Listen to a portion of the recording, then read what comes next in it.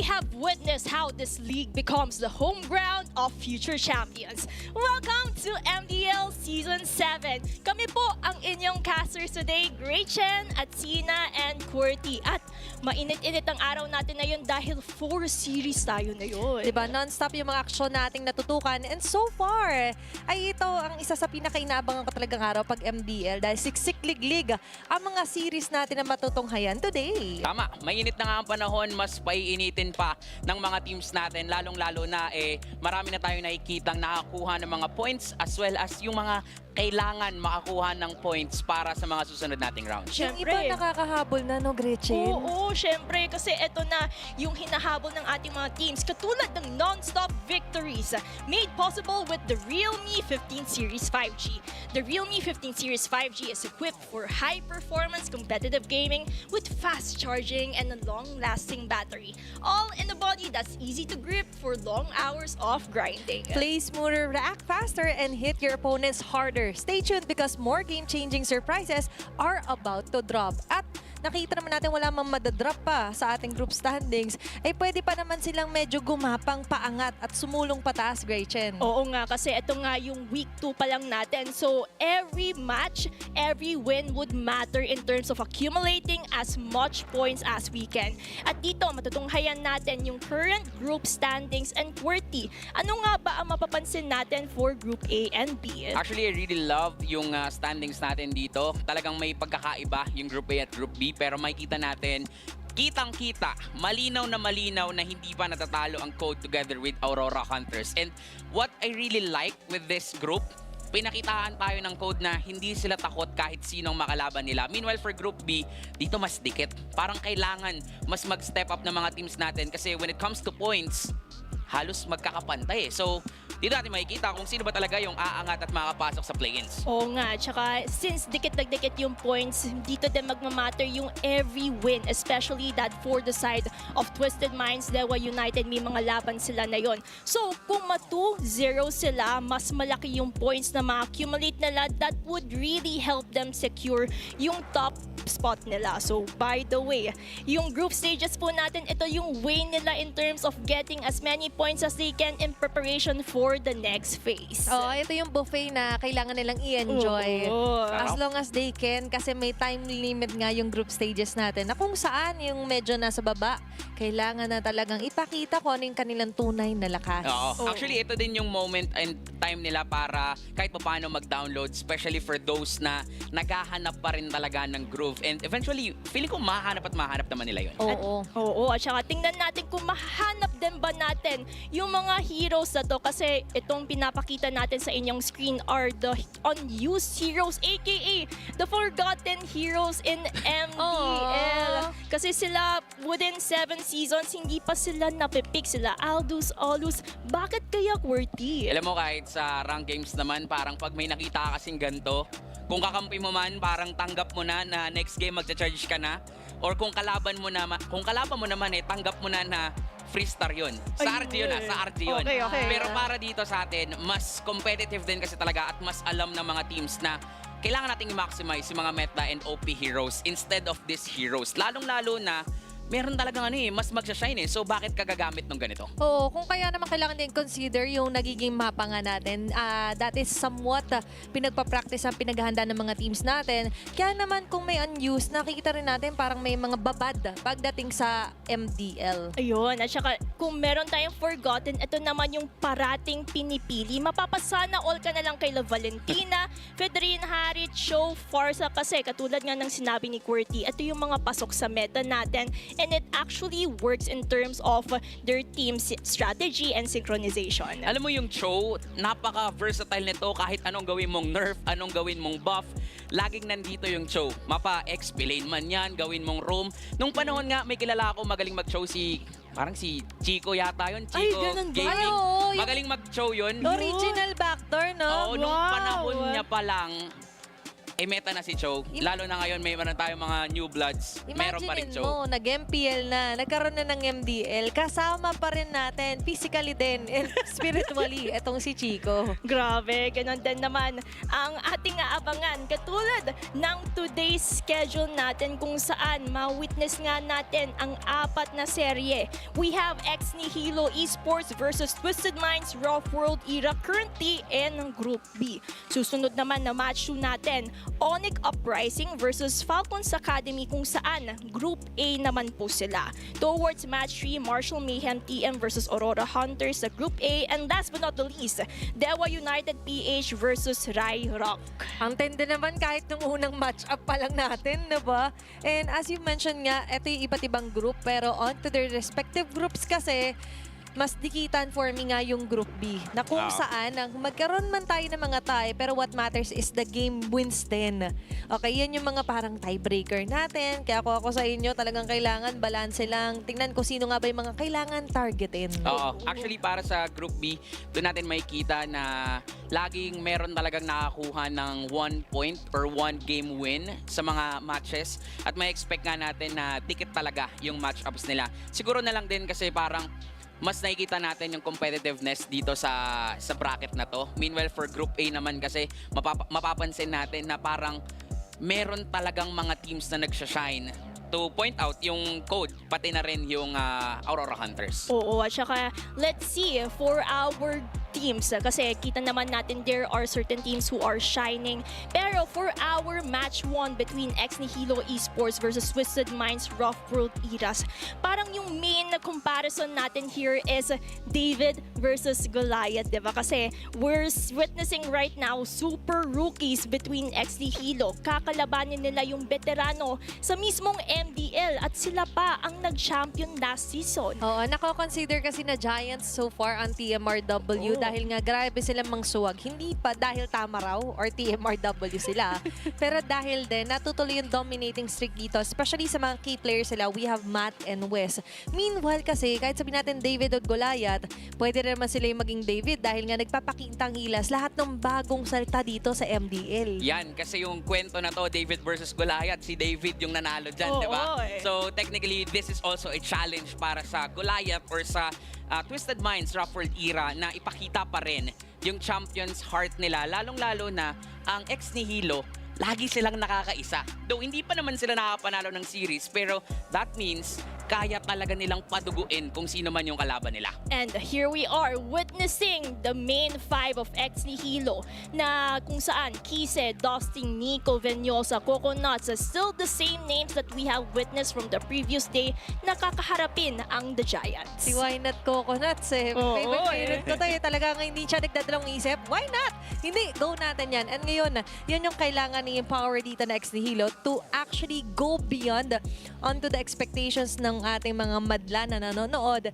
Plus, you've mentioned nga that this is actually their chance to shine kung kaya ba nilang higatan at maisahan. Hindi lang basta makaisa, maisahan ang TMRW. At yan naman yung challenge because yung kakaharapin nila would be Twisted Minds Rough World Era kung saan familiar names who have shined from last season, Nibor, Matt, Vin, Reggie, and Wes. The defending champs ng MDL, sila-sila pa rin naman. 'Di ba? Ang pinagkaiba lamang ay ibang color yung dala nila ngayon, pero sila pa rin nandun pa rin yung similar flavor na kahit sinong kaharapin nila, lalamunin nila ng buhay. Though nakita man tayo ng actually na naisahan sila nung nakaraan, pero pinakita agad nila yung championship mindset, yung champion mindset na hindi pwedeng ganito lang. Kailangan mag-champion ulit tayo, kailangan ipakita natin yung lakas ng pagiging kampiyon. Tama.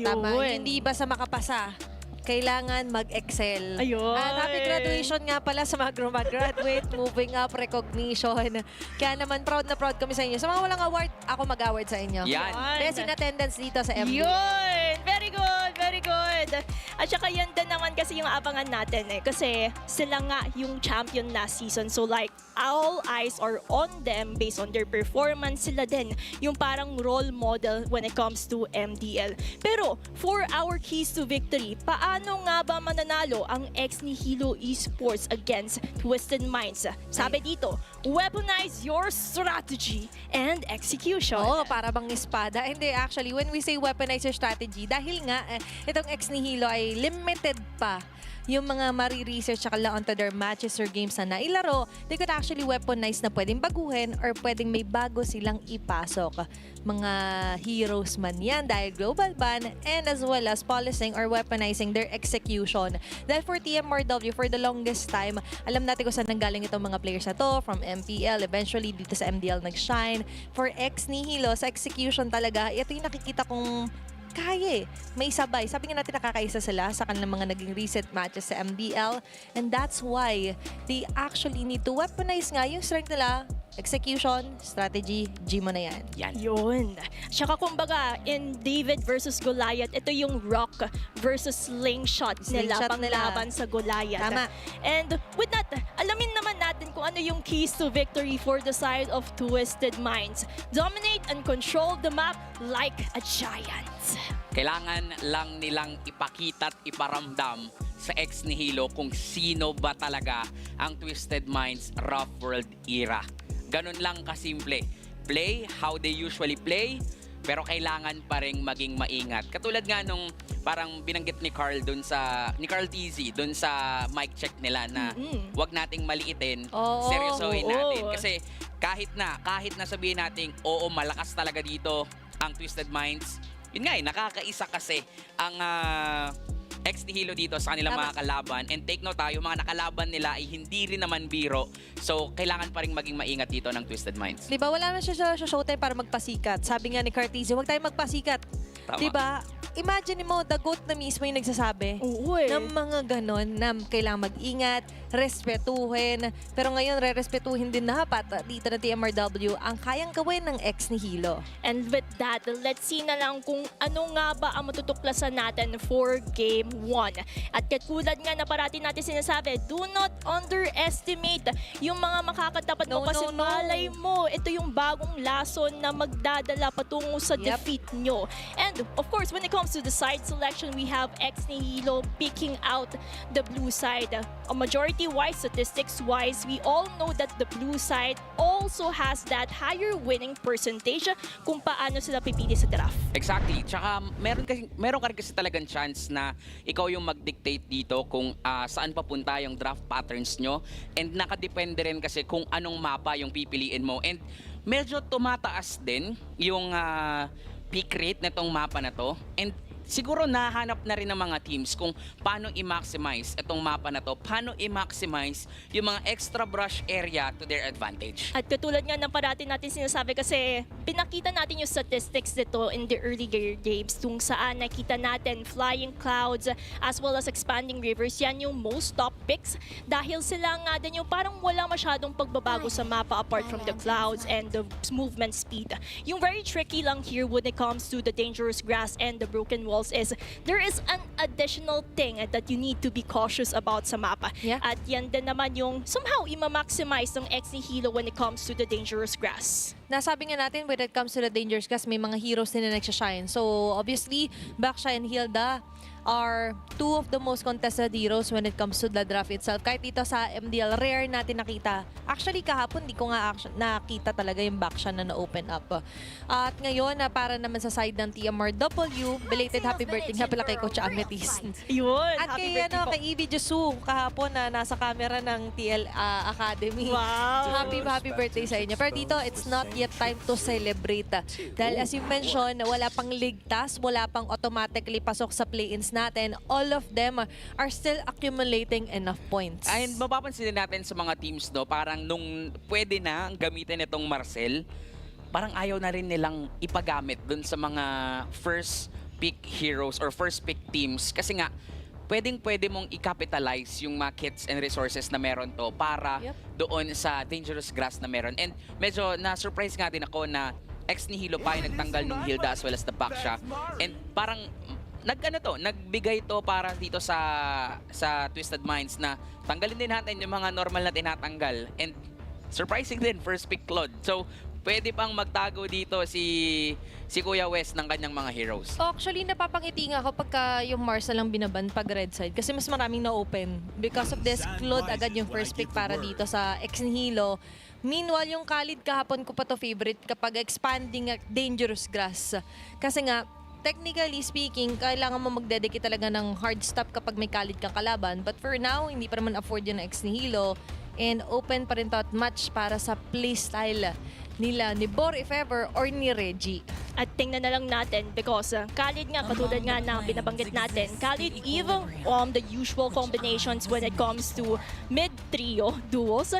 Kaya let's see na lang kung paano ba ito i-implement ng Twisted Minds. Since we have seen the trajectory of Eve, Khalid, ano pa kaya, Qwerty, yung possible picks ng Ex Nihilo pangontra dito? Valentina is a natural counter din para sa Eve. Kasi kayang-kaya niyang kopyahin to, and not just that, since meron ding Khalid nga, mas maraming options yung Valentina. And isa rin yun talaga sa mga nagiging high contention and pick rate natin dito sa MDL. Plus, yung Guinevere na tila ba parang nasa meta ngayon. Oo But nga, no? iba yung ipapakita nila at ipaprioritize sila dito, which is the Suyu plus the Cho. So makikita tayo dito ng pick-off-centric lineup na gustong gawin ng Ex Nihilo. Kaya hindi nawawala sa top 5 all-time stats ng MDL tong si Cho eh. Kasi in each and every meta, sa lahat ng mapa actually, swak pa rin siya. Kahit kahapon nakikita pa rin natin na pa-prioritize to. But speaking of the Guinevere, I like that na ngayon na sabi nila parang, sige, kung kukuha sila ng Guinevere, mas safe tayo, tadahan sa Pasuyo, di pa sila mamamblema sa damage. Pero medyo wow nga na ganito kaaga nila nang kukunin din yung Uranus. Alam mo na agad yung XP at Rome. Oo nga eh. Parang it seems like, actually, Uranus, flex hero pa rin yan kasi meron na akong nakitang Uranus jungle. Yung nagiging direction yan. So parang nagkakaroon tayo ng mind games in the drafting pa lang na mapapaisip si Coach Super Kev, ano ba to? Uranus jungle? Uranus EXP? Pwede, no? Pero kasi may part din, actually nako-consider yung jungle sa Uranus, but considering na dangerous grass, parang mas delikado yung buhay niya. You would want a jungler na masasabay. And parang sa MDL wala pa ako nakikita ulit na nagja-jungle Uranus. Wala pa. Kumbaga marami pa rin kasi talagang option ngayon. Better option for the jungle, like open pa yung Fredrin, nandyan nga yung Guinevere na knowing Sermat, sobrang laki ng development niya. Plus, Grabe, no? open pa yung Oo, funny dito ni Sermat. So, ramdam na ramdam din talaga natin yung gutom ni Sermat sa improvements. Yes. At nakikita natin yon every season na naglalaro si Sermat, lagi siyang nag-i-improve. Kaya naman, tinan mo, naging ban dito nila Coach Super Kev yung Guinevere. Parang nababasa na nila, ay, mukhang nakakaramdam tayo ng Guinevere jungler kay Sir Matt. Ban na lang natin para better to be safe than sorry. Ito yung dinanap ko kanina, Gretchen, yung Sora. Kasi nabanggit niya yung Valentina. Nasa dulo na ng aking utak. Para hindi naman dito. Maiba naman. Na para bang may Sora, kung kukunin ng Valentina, ng Ex Nihilo, may chance din na kahit kumuha ng Sora before the Uranus pick, ay magiging advantage pa rin para kaila Coach Super Kev. Oo, parang yun din naman yung kailangan nilang i-mitigate para at least yung risk ay medyo bumaba when it comes to their higher winning condition, I would say. But for the last ban of Ex Nihilo, will they consider a funny ban, Qwerty? Parang pwede nga, knowing Sermat sa mga ginagamit niyang hero, and at the same time sa kulang dito sa kanila, kailangan kasi nila dito for early game prowess din. Do open pa yung Fredrin, pero mas okay din na kumuha sila dito ng carry, which is parang safe option, knowing yung carry ngayon is a good pick din talaga sa current meta. Pero knowing West, napakadami at lawak din ang hero pool nito. Nandyan yung Harit niya, may Moskov pa siya, and Harit would be a good pick para dito sa Twisted Minds. Bumibeatrix pa to dati. Baka lang naman. Baka lang naman. Nami-miss ko na yan eh. Pero ang surprising di kahit sa MPL, may mga Leslie na lumalabas. So, yung variety, hindi natin matatanggal talaga kay West. Pero, ito yung more traditional approach. Pag may Suyo, Joy. Parang 2 seasons ago to na nakikita natin na must na nalalock in. Pero quite surprising nga yung joy pick dito para kay Sir Matt _ Sobrang ganda rin kasi talaga, no, manggagaling dun sa jungle nyo is magic damage din, which is yun yung, sabihin na natin, natural counter din sa Suyu, yung magic damage. Yep. So, medyo magiging delikado to para sa Suyu, para kay Dustin. So, kailangan nila dito ng additional pang soak up ng damage. For the e-explainers, ang dami pang open sa ngayon. Kailangan din nila ng pang dive. So, pwede rin to actually para mapigilan din yung aggression ni Sir Matt, na knowing na ang isang Phobius counter talaga sa mga dashing heroes. At tamang-tama din yung pili ng Hilo. Parang somehow they predicted that Twisted Minds would go for a dash heroes. Wow. But in terms of the last pick of Hilo, Luyi naman daw. So we can definitely see a balance. But look at that last pick. A Hanabin MDL. Welcome back!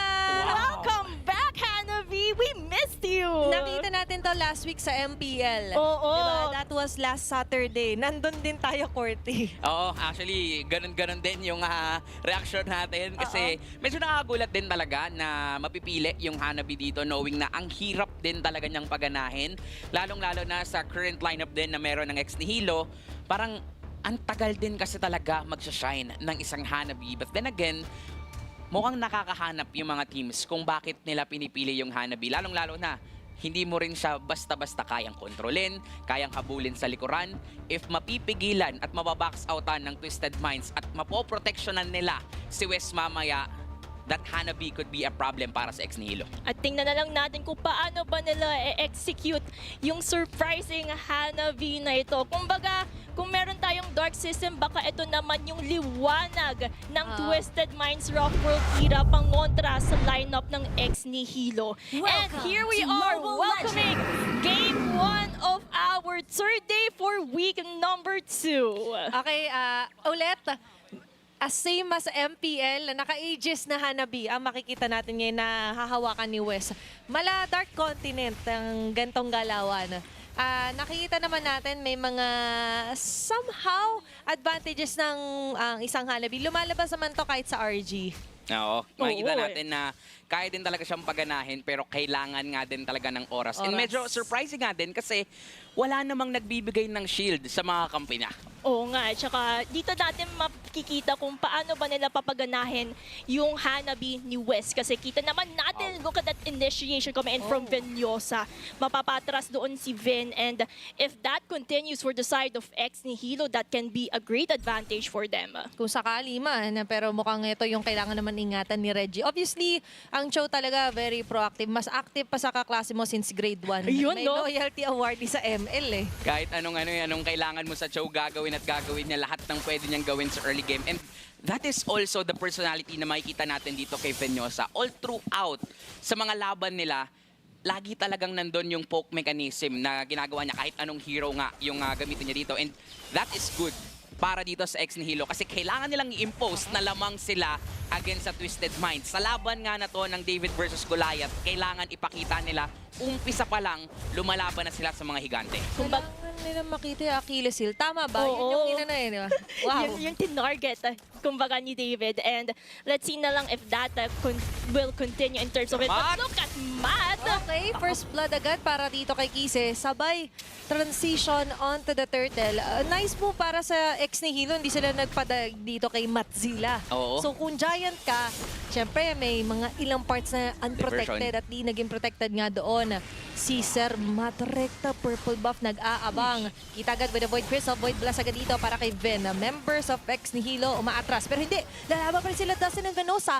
Still on the purple buff ni Sir Matt. Naku po, it seems like gusto ng Hilo makuha agad yung early game snowball potential. And this is good para dito sa Hilo. They're maximizing the early game potential na meron tong lineup nila.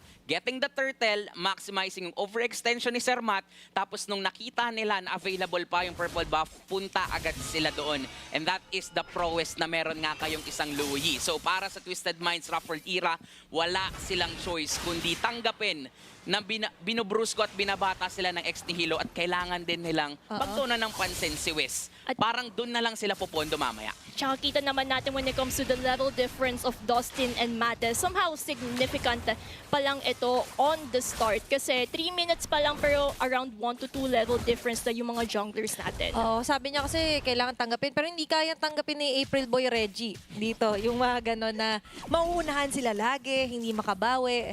Kasi this is not the TMRW that we all know. Pero sa ngayon, ito yung kikilalanin nila. Nagpapakilala na corner pa dito. It's going to be a double kill early here for kay Vin. Plus, that's two crucial players agad na eliminate. Gold at mid laner ng ex ni Hilo. Baba naman tayo. Naku, si Kung Wes. saan si West naman ang magiging gante. That's going to be a kill naman para sa jungler ng ex ni Hilo. Ang ganda ng somehow pressure na binibigay ng ex Hilo from the mid lane and the gold lane. Tama, pero kailangan pa rin nilang maging maingat doon sa mga area kung saan sila lalaban, knowing na ang kalaban nila ay Giants, ang kalaban nila ay defending champs. Alam na alam nitong mga to kung paano sila magka-counter-punish. Though, maganda rin yung trade na ginawa ng ex ni Hilo by getting a kill doon sa baba. Kahit papano, may equalize lang yung momentum dito sa early game. Oo, siya napapakinabangan nila na hindi ganun kakunat, hindi agad masakit ang isang Hanabi, pero ngayon, kakasakita na ba? Turtle ang kalapaglalabanan. Nakabang lead si Chris and Reggie going in with a raging sandstorms. Dustin will still get the turtle. Habol naman, nandun yung knockout galing kay Venosa. At pinakalikod naman ay may sariling dalaw si Nibor. Uuwi, aatras si Mata. But still, para bang nagkagulo tayo doon? Sino bang mas lumamang? Lamang doon talaga ang ex ni Hilo kasi nakuha nila yung turtle. Unfortunately, maganda yung box out din ni Nibor. 'Di ba? Wala man itong crowd control, itong hero na to. Masabi natin na alam na yung trabaho niya, which is to damage the members of ex ni Hilo. At dahil dito sa ginawa ni Sir Matt, I stand corrected. Baliktad na yung nangyari. Lamang na doon ang Twisted Minds. Napikon kanina. Sabi, umaagaw ka ng purple pop. Gumugusto ka. Oh, parang revenge lang. Hanggat may makukuha silang trade-off, yun yung kailangan nila for the side of Twisted Minds para at least mag-equalize kung ano man yung ginagawa na yon ng ex si Hilo. At syempre, may trivia fact tayo para sa ating mga viewers. Hanabi was last picked by Salom in contrast sa Lazy in MDL Philippines Season 4. So that was last September for 2024. Tagal Full na. of force, ika nga nila. Magdadalawang taon na yan sa September, pero ngayon wala pa September. Si Nico! Ay sigsimula na agad nila ang bagong taon. Tumalon na agad doon si Mata. Nico will fall down together with Dustin. 2 na naman, on to none ang magiging trade natin doon. Tapos may Tori pang makukuha dito ang Twisted Minds Rough World. Dito natin makikita how they're maximizing their magic damage. Pero wait! Okay, pinaulan na ng mga bala. West will not run away dahil naipit siya sa sitwasyon. Gante naman para dito kay Vin. That's a 1-for-1. Gold para sa Roma. Palitan, diversion play para kay Nico and Dustin. Saan sila pupunta? Ay! Mabuta para dito si Mata. Gold, Soul Sever and Blade Search pero hindi enough to capitalize a kill.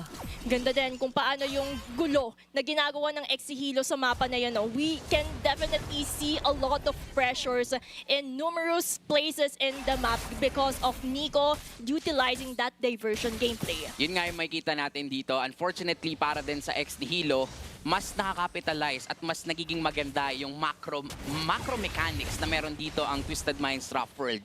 Alam nila kung kailan sila magtitrade, alam nila kung saan sila papalag, at alam nila kung saan sila mas lalamang. Kaya oo, sabihin na natin na tila ba parang ex ni Hilo yung kumokontrol ng tempo because of that Louie. Yep. Pero meron talagang kalamangan dito ang Twisted Minds. Pero lalamang nga ba sila? Kasi sa ngayon si Matt pa rin makakasecure ng last turtle of the game. Sumusunod si Matt. Nandun na nga lang din yung dash araw kay Nico. Pero lilipat sila dito kay Venosa. Nandun yung vacuum. But it's going to be a turret takedown sa taas. Bandang gitna naman. That's 3 members down. Gagawin pa nga 4. And Vin with a mega kill will be securing that. Coconuts is the only man left. That is too much of an advantage na nakuha ng TMRW. Gusto yatang dumepensa. Pero still, hindi pa sapat yung kits na meron siya. Tinatayuan lang. And a successful third takedown pa rin para sa TMRW. Isolated plays yung makikita natin dito at alam ng Twisted Minds again kung paano nila lalamangan dito ang ex ni Hilo, pointing out that they are really maximizing each and everyone's potential. Nakita natin kanya-kanya sila, may kanya-kanyang trabaho at nagagawa nila yung trabahong yon. Unfortunately, para sa ex ni Hilo, yung pick-off centric na lineup na meron sila, parang ang hirap po make off ngayon kasi once na mag-set up kayo, parang 5 giants mula sa Ruffled era yung sasalubong sa inyo. Kumbaga yung mga Giants na to, aapakan-apakan ka lang sa sobrang laki ng kalamangan, Oo. sobrang laki ng damage, offenses, defenses, Yep. mapapaatras ang mga David sa larong ito. Kasi David and Goliath, pag Giant, mas malaki yung Achilles heel. Oo, diba? So, hindi lang slingshot ang kailangan dito ng ex nihilo, kundi kailangan nila ng hakso dito. Oo. Kailangan nila ng pantibaga dito sa pinuputap na depensa ng TMRW ng mga higante nila Matzila. At tingnan na lang natin because meron na namang diversion with that Okay, confirmed nagmamadali! gameplay. Ay! Kumamit pa nga yung wave ng Uy! Dragon, never makakatakas pa! Nakakapikon yun kung ikaw ang ex nihilo, pero hindi yata tatantanan. That's going to be a kill onto Nibor. But still, that's too much of a resource just to take down a single player na TMRW. Kumbaga, hinanap na lang talaga nila kung sino yung nahihiwalay at naliligaw dito mula sa Twisted Minds Ruffled. And that is actually still good para naman sa ex ni Hilo. Ang kaso nga lang, meron kasing parating na Lord. And that is a go signal para sa Twisted Minds Ruffled na sila naman yung pwedeng lumaban. Okay, umabot yung resistance dito ni Reggie on to Dustin. Na pumapilit na bakatakas, pero abutan pa rin dito ni Matt. Or away with the rhythm of joy. Venosa with a kick.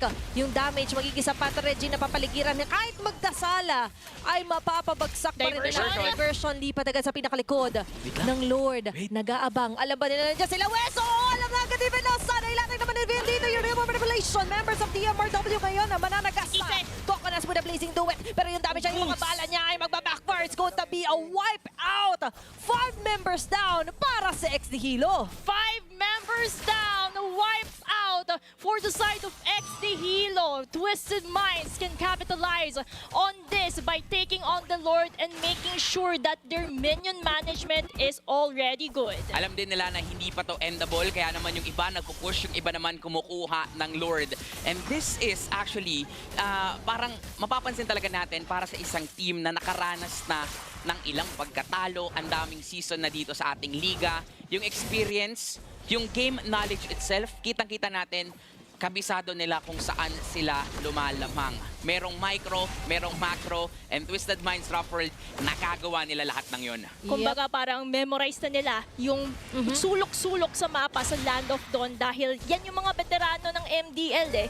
Alam na alam nila kung paano din tapatan, paano i-turn the tables around para nasa kanila din yung momentum. Yep, they know when to and where to stride. Kasi ang mga higante, malalaki ang mga apak. And a big leap dito sa may bandang taas. Basag ang base turret para sa ex ni Hilo. Nailatag na naman na Realm of Revelation para kay Vin. Kinancel dahil na doon sa pinakalikod si Mata. Na-force agad ang Blade Surge. Walang takas dito sila. Dustin. That's going to be 4 members down. Kisa is the only man left. At yung base hindi na nga mapaprotektahan as TMRW slowly secures the game number 1 win. Wow! What a game! Fast game, and we can see how the veterans truly played the game. They know when to initiate team fight, and they also know how to turn the tables around para na sa kanila yung momentum. Hanabi mula sa Dark Continent, no problem para sa mga Giants. They definitely know how to actually utilize at kung paano nila patatabain yung hero na yun, di ba? Yep, To the point na kahit tayo sa RG, parang ang hirap paganahin ng Hanabi, ang daling counterin ng Hanabi, at makikita naman natin ito mamaya sa highlights sa kung paano ex ni Hilo nakakalamang sa early game, pero nung may moment na alam na ng Twisted Minds na kaya na nilang pumalag, parang hindi na nakahinga yung kanilang kalaban. From the Dark Continent to the mainland of Dawn. Wow! Ay napagana at na-import na ulit dito si Hanabi para sa Season 7 ng MDL. Kumbaga, nabigyan natin liwanag na Hanabi, kahit ganun man na yung conceptions natin about that hero can still work against the hero pool of XD Hilo overall. Kaya, grabe, ganun pala maglaro ng Hanabi talaga. Kailangan mo pala ng mga po-protekta sa'yo. Oo. Kahit pala mahirapan ka sa early game, okay lang. Basta kailangan nung team mong manalo sa mid-game. Kailangan mabigyan kanila ng space. At sobrang ganda nung ginawa dito actually ng Twisted Minds na alam nga nila kung kailan sila papalag. Alam nila kung paano sila lalamang. Kaya nga, sa hinaba-haba nitong game na to, na 11 minutes lang pala ang tinagal, for the first 5 minutes, lamang talaga ang ex ni Hilo. Nakakapitalize nila yung damage output na meron yung Louis sa early game. And at the same time, yung mismong pag-counter ng ex ni Hilo dun sa joy ni Sir Matt. Kaya may kita din natin sa highlights na nahirapan talaga si Sir Matt sa early game. But definitely because of their lineup na more on the magic damage, kahit nga yung isang Uranus, kayang-kayang mag-deal ng magic damage. Kaya kahit papano, nasagot nila yung Suyu, yung prowess na meron dito ang Suyu. That is why for Twisted Minds, nakita natin na, especially for Vin, ang ganda ng positioning niya dito sa larong to. Kumbaga, nung 5 minutes pa lang or 6 minutes, kita natin yung level difference between Dustin and Matt.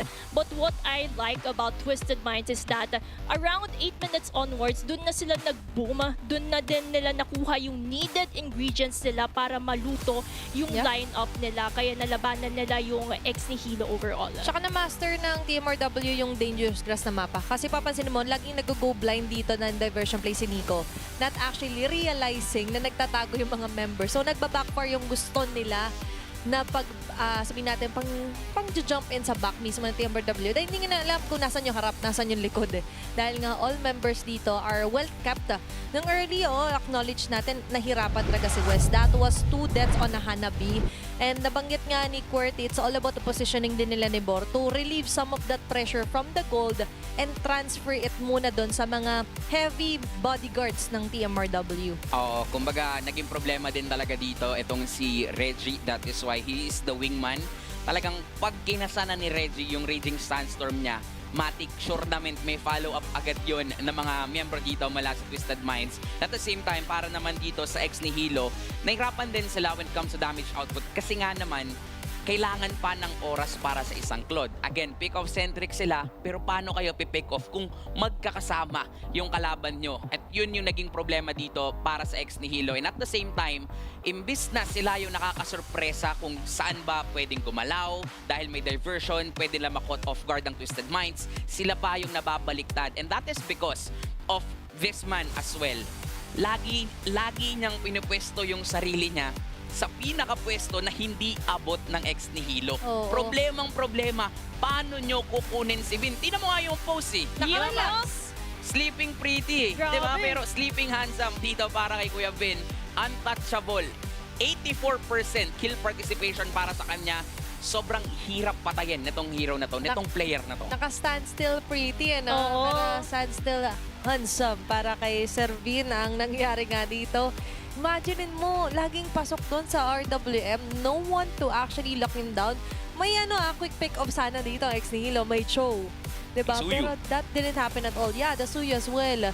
Kasi nga, gumana, relax ba naman dito si Sir Vin Oo. sa TMRW? Parang tutulog ka lang, at saka nandoon na yung damage output na kailangan mo sa isang EVE to make it happen. Oo, quick nap no? Kasi 11 minutes yung laban. Real quick lang talaga para dito kay Sir MVP natin. Ang bilis lang actually din para sa kanya na mag-snowball talaga dito sa game na to. Yan, Laging nakapag-provide ng support sa kanyang mga kampe. Yung ikot actually ng Twisted Minds Rapport era ay nakasentro kung saan din pupunta si Reggie. Pero at the same time, laging na alam ni Vin kung saan ba yung safe distance between Reggie as well as himself. Paano nila maximize yung real-world manipulation. Basta nakaset up nga itong si Reggie, matik may follow-up damage coming in from Vin. And at the same time, mapapansin din natin dito sa highlights, yung isa sa magandang ginawa ng Twisted Minds was actually to wait for the opportunity na magpakita bigla yung mga miyembro dito ng ex ni Hilo. And again, parang nababaliktad yung tempo ng laro dahil yung dapat na maghahanap at manggugulat, sila yung ginugulat. At doon natin makikita yung veterancy and experience na meron ang Raffle era. Kumbaga yung mga Giants yung nanggugulat din talaga sa Davids ng larong ito. At kita naman natin yung counter initiations and protective measures that ex ni Hilo is, Twisted Minds is doing para ngontrahin ang ex ni Hilo. Tsaka nakita nyo sa heatmap yung galaw ni Vin. Hindi porket pag sinabi mid lane sa mid ka lang. Oo. Malikot, kailangan malikot. And na-mention nga ni QWERTY that you have to maintain a safe distance between your roamer and your XP. Kasi nga, doon ka hahanap ng timing. Timing and positioning is everything for a mid laner. At lahat ng yun ay na-check off sa hit list dito ni Vin. Pero sobrang commendable ng ex ni Hilo on how they actually get the first turtle at the same time paano nila guluhin yung jungling patterns dito ni Sir Matt.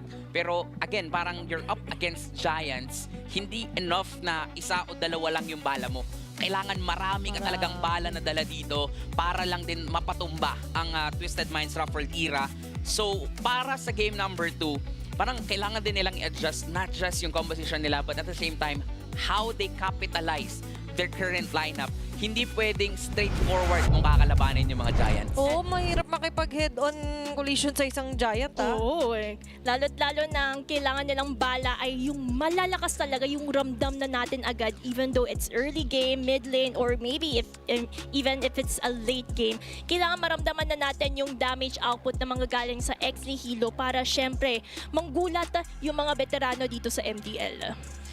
And tingnan na lang natin when it comes to what we're going to highlight here. Kasi kita naman natin for Twisted Minds Rough World, isa sa mga key heroes or rather players is Wes. Kasi yung damage output niya, even though nag-Hanabi siya, parang nakakatakot pala yung Hanabi kahit ganun nang kaiksi yung laro. Kala ko yung Hanabi feature eh. Hindi. Okay, yung gumamit Yung pala gumamit, yun. Sakto, yung mga numbers ni Wes. Tama. Kabatch din natin. Matagal na sa liga Kabatch mula din. pa season 1. Kilalang kilala na siya. Actually, mas nakilala nga siya doon sa Harit na ngayon hindi pa rin naman talaga nawawala sa current meta. Actually, si Wes ay naglaro na rin sa MPL way back MPL season 13. And now that he is on Ruffled era, nakuha din nila yung kampyonato last season.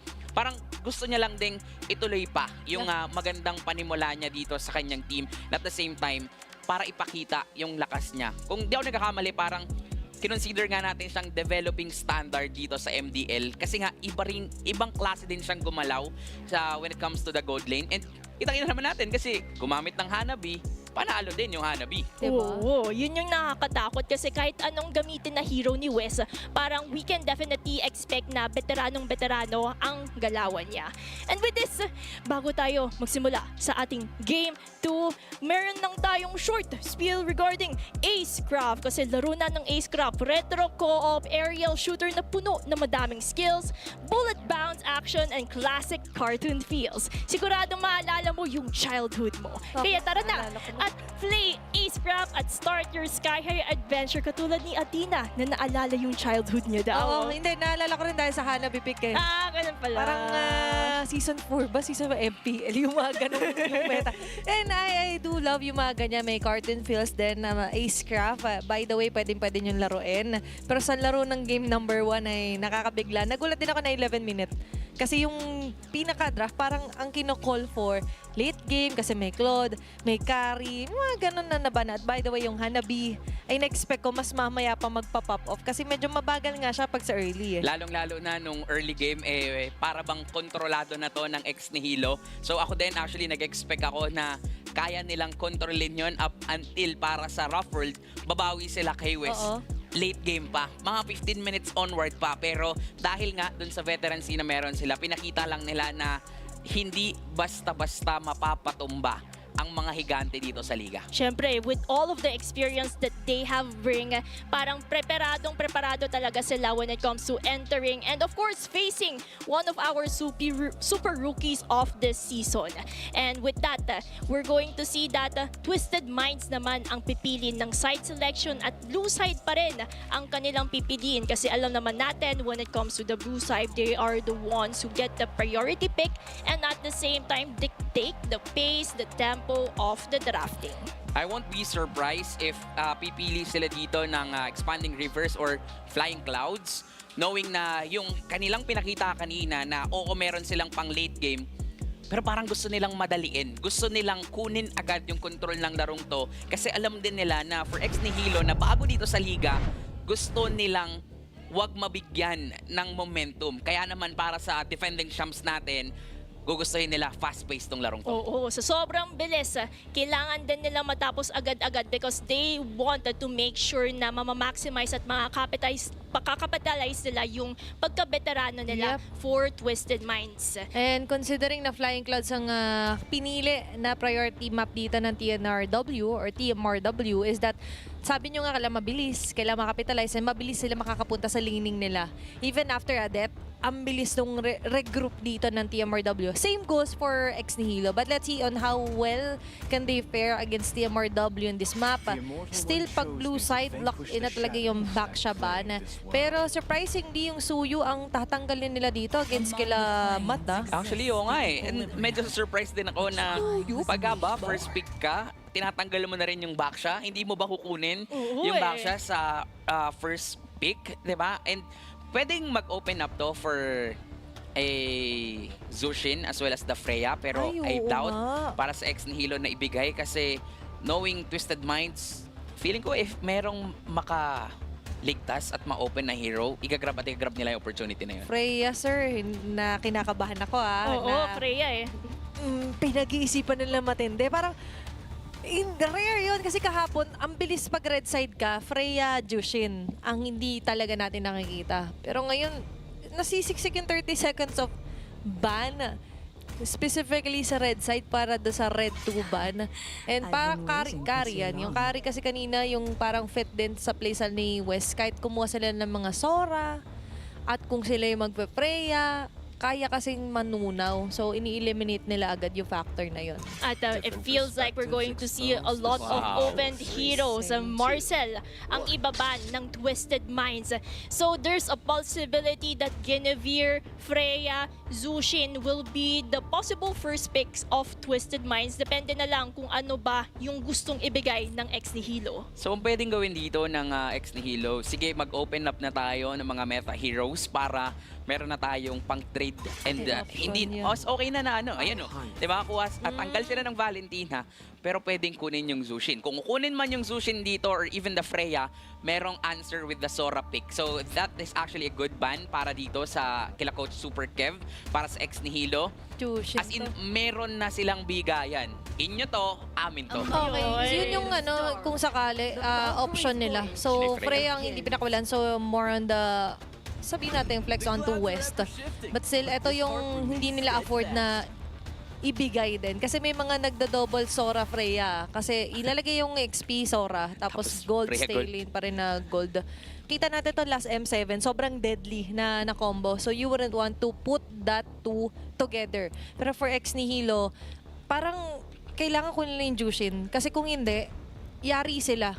Ang ganda ng dampot, tapos datalo na naman na Valkyrie Descent. Deadly yon kung sakali. And for Coach Super Kev, I believe nakikita niya naman siguro yon. Yun nga yung problema dito para sa X Nihilo. Parang naipit din sila dun sa ginawa nilang bans kasi worth it bang kumuha ng Zushin? Kasi ang kailangan nyo dito, mapigilan yung Freya. Pero kaya bang tumagal ng Zushin na yan? Wala silang choice kundi kunin yan kasi mas okay nang kunin natin yan kaysa ibigay natin kay Vin. Pero sa kabila, mabilis na sumagot ng Gatot Kacha plus the Zetshan, which is, masabi natin na ang hirap din mag-Sora kapag may Zetshan because of that Fury of the Phoenix, yung vision plus the stun, mas magbibigay ito ng oras and chance para dun sa Freya na for sure ay mapupunta naman kay West na makapag-snowball sa early game pa lang. At saka yung combination of a Zetyan Gatot, nakita ko na to somewhere. It's like a double stun. Una, mag-Fury of the Phoenix muna si Zetyan. And once that is all set, kapag kumpul-kumpul na yung mga members ng X Nihilo, tatalon ng Gatot Kacha para makapag-set. At Freya, finish off na lang ang gagawin niya. Ang magaling sa timing si Vin, di ba? Actually, tama ka. Nakita ko rin yun na, I'm not sure sa MPL yata yun, nakaabang na agad yung AOG. Mas mabilis kasi yung cast ng Fear of the Phoenix versus the AOG. So, mauna lang ng konti and that's it. Pero, a funny here para sa jungle ng X Nihilo, I feel like this is somewhat pilit na rin. Na sabi nga ni QWERTY na mas mabuti nang gamitin natin kaysa ibigay. Tapos sabay ban ng Guinevere. Ito gusto ko na tinanggal nila yung Guinevere. For this lineup para sa X Nihilo, ang gugustuhin kasi talaga nila actually sustain lineup. Pero I'm not actually quite sure bakit din sila nag-funny dito. Siguro nga gusto lang din nilang kunin yung early game. Kasi ang kailangan pa nila, sustain heroes. Ang dami pang open, which is yun yung pwedeng targetin. The Hylos, the Fred rin na hindi na rin mapala pwedeng ikunin dito ng X Nihilo kasi meron na silang Fanny. Pero kailangan kasi nila dito ng kunat eh. Kailangan nilang tumagal sa team fights para ma-maximize yung Zushin na yan. Pero gusto din nila na makakuha ng pick-off with that Fanny. Siguro may part din kasi na panula yung laban nung TMRW sa TNC nung isang araw, bale. Kasi nung pinartneran ng Z yan, kahit sino yung roam, Hilda pa nga yata yung roam doon para sa Twisted Minds. Sobrang deadly nung Fanny kahit na nadadalawan ng early. Kasi kayang bumawi to stop other members from attacking the purple buff. Eh, yun yung bread and butter ng Fanny. So, tinanggal agad nila yung ganong opportunity kay Sir Matt. Pero kasi, katulad sila mo, parang nagba-backfire, napipilitan tuloy. Sa kakapagdamot mo, minsan ganyan, sa kakadamot natin, na pupunta tuloy sa atin yung part na parang kailangan natin ngayon mag-housekeep ng mga heroes na parang kumukontra sa gusto mo sanang lineup because of the first two picks. Yung Sora at Jushin, parang medyo iba yung facing sa Fanny, to be honest. So lesson learned, kahit pa paano minsan, hindi... Masama na... Hindi, masama talaga magdamot. Kasi mapapasama ka rin talaga. So pwede nang magbigay ka. Ang kaso lang, wala nang choice dito ang ex ni Hilo kundi magbigay talaga ng mga meta heroes. Possible ban would be Hilda and as well as the Hylos. Parang kailangan mo talaga ng pangharap dito para sa ex ni Hilo. There goes the Hylos. Normal naman yun na combo with a Zushin. And ang problema din dito sa totoo lang, since nag-Freya na sila or nag-Phobius na sila kanina, wala na silang direct counter din dun sa Freya. So wala na rin silang choice kundi tanggalin na lang yung Phobius na yon and then kuha sila dito ng isang kahit papano makakapigil dun sa tapang na meron yung isang Freya. Kaso badang to eh. 'Di ba kahit may with the windbreaker, maglalagay ka ng wall, kayang tumalon. Ayun nga. Kayang tumalon paalis nung I expect the gold Freya and the tank Rome na ganot kacha tapos sumabay pa ng Moscow. So ang hirap ngayon humuli. Kung ikaw badang, mapapakinabangan pa actually yung mga ilalagay mo dito kung sakali ng mga walls. Then Liko Fredrin para kay Sir Matt. Grabe din naman kasi yung mind games na nangyayari dito sa Game 2. Parang everything is falling into place for the side of Twisted Minds. And it seems like for Exihilo parang na-checkmate sila rather sa mga nangyayari sa drafting. Parang it seems like for Badang, Fanny, mahihirapan sila pangontra dito. Is it just me? Parang I feel like they're too reactive sa mga nagamit na nag-success na hero ng TMRW. Hindi natin nakita yung weaponizing their strategy. Oo, yung diba? own identity nila parang nawala kasi parang may pressure na rin, paniguradong Siguro, nararamdaman to. But at the same time, para din sa Twisted Minds, meron din silang twist na ginawa. Yung Freya na in-expect natin mapupunta kay Wes, Ayan yung flex. mukhang mapupunta sa kanilang sa kanilang XP laner na si Robin. Eh, Diba? palaban pa naman to si Robin. Kay Nibor, 'di ba? Oo, yun nga eh, parang early game pa lang, ma-expect tayo dito na gusto talagang kunin ng Twisted Minds Rafford yung control kasi binigay mo yung isang hero na palaban sa palaban na player, makaka-snowball sa early game. So parang kailangan tong i-watch out ng ex ni Hilo. At parang yan din yung gustong mangyari for Twisted Minds kasi yan yung sila eh. Yan yung kilala natin bilang Twisted Minds, Rough World era. Their aggression in terms of the early game, the way they dominate the map and at the same time get as much objectives as they can. That's Twisted Minds overall. For the side of ex ni Hilo, if they want to make things work out, they have to really rely on Venyosa, utilizing a Badang to have that crowd control potential. And let's see if it really fits for Game 2 because this is a best of 3 series. So, kailangan makaisa dito ng Exi Hilo if they want to force a Game 3. Yeah, pag kailangan lang i-take hold yung mapa kung sakali.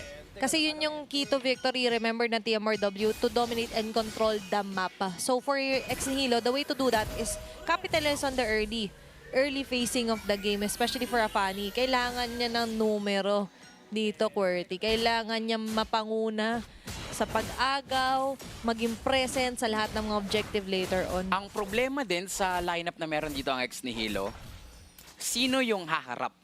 Ayun. Venyosa, oo, kaya niyang tumagal, pero feeling ko hindi nila totally ma-maximize itong si Neko with this Zushin. Sa early game, pwede. Oo, kaya pa nila sa ngayon. Pero with that, tingnan mo, yung folks, naaabot yung Zushin. Kasi nga, walang pipigil, walang harang, and that is the challenge para sa Ex Nihilo. Paano nyo pagaganahin itong lineup na to? Kaya hanggat maaari, nasa last option na lumate game to kung ikaw ang ex nihilo. You have to take advantage na early game pala. Nakaka-survive pa kayo even with the Jushin easily reach dito ng TMRW. Pero tingnan na lang natin kasi the main question is, will Twisted Minds really go for that late game knowing that the Reds coming in from Ex Nihilo? Alam din Looking nila at the pokes, kita naman natin sa mid lane, there's that clearing wave potential. Alam natin mabilis mag-clear. But ito na, sumugod si Dustin. Okay, kakasabi pa lang natin na kailangan mauna talaga dito si I Dustin. love There's going to be a blood! At may ipit pa. Vin with first blood. Venosa with an answer. It's going to be a jungle for a jungle para dito. Medyo hindi ko mabit yung kable dito nitong si Dustin. Nice attempt mula sa kanila. Yes sir, na-pick off man nila yung baba. Pero wait lang, meron ding laban dito sa may bot lane. Close call here para kay Lakise. Successful take down naman para kay Nibor. At before the turtle take pa ito. Although mababa pa yung the timer sa abot. Pero sa ngayon, aabutan din nila Venosa na sila Reggie ay nakaporma, nakapwesto na may Neko na nagtatago. Na makikita agad na Reggie force yung Crimson Beacon. Yung kable ay medyo hindi ko makakabit. Kaya naman yung kakabit ngayon ng Red 3 para kay Sir Mac. Kill and a turtle for him. Napakaganda ng pwestuhan and at the same time, layering of skills for that team. Medyo na-delay yung kable ni Dustin. Parang kailangan munang mag-warm up din. Actually, di natin nakikita yung mala Spider-Man dito. That is why madalian lang din para kay Sir Matt na kunin yung turtle na to. And also, because this is a Fredrin, ayaw mo rin naman talaga lumaban sa totoo lang sa mga objectives. Kasi napakahirap labanan ng isang Fredrin pero napakahirap din hulihin ng isang Zetchan. Tsaka kanina pag dumidikit ka sa kanya, tot lang ang sagot niya eh. Hindi lang siya, actually pati si Reggie. So yung laban dito ni Dustin ay mas tuminde pa. Mga version 2.0 ng game number 2 natin. Dahil nga lahat ng mga posible niyang dikitan ay merong mga sabihin natin, pang psycho sa kanya. Pero ngayon, on to TMRW naman still, safe game sa top lane. Ang di talaga safe dito at mainit sa mata ay si Neko. At kakasabi pa ka lang, Crimson Beacon going in. Then, delikado. Gandang dampot here para sa EXN.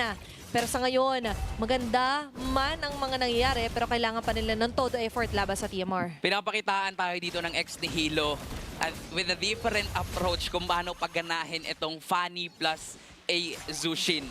Di ba parang, bakit tayo tatagal kung pwede namang patayin at pitasin agad natin yung mismong damage dealers dito ng Twisted Minds. And definitely for Vin, kailangan niyang maging maingat dito sa positioning. Okay, pero kailangan din mag-iwat West at afford niya naman to do so. Yes, so di wala man tatamaan, pero more on the safer side na lang niya, kaya niya rin ginawa. Kumbaga, pinareact lang ni Dustin si West at least gamit yung flicker which is a win for the side of Ex Nihilo dahil walang flicker si West, kayang-kaya niya mag-pick off agad-agad in the next one. And when it comes to it, the second turtle, lalabas na yung mga members ng Ex Nihilo, Twisted Minds, umarangkada na sa mapa at sinisimulan na nga ni Sir Matt. Okay, same yung naging positioning dito ni Matt at ni Reggie. Still waiting tayo dito kay Dustin kung aabot. Yes, Pero sakaling aabutan dito is going to be easy. Nibor na nagawa mo. Yuri! Sa Phoenix, tatama dito. May tatlong members ng Ex Nihilo. Dustin with a kill onto Mata. Samantala naman ay mag-out muna dito ang TMRW. Turtle ay para sa TMR. Sabay kulasan na nung nakakuha na ng objective, layo na dito in Ex Nihilo.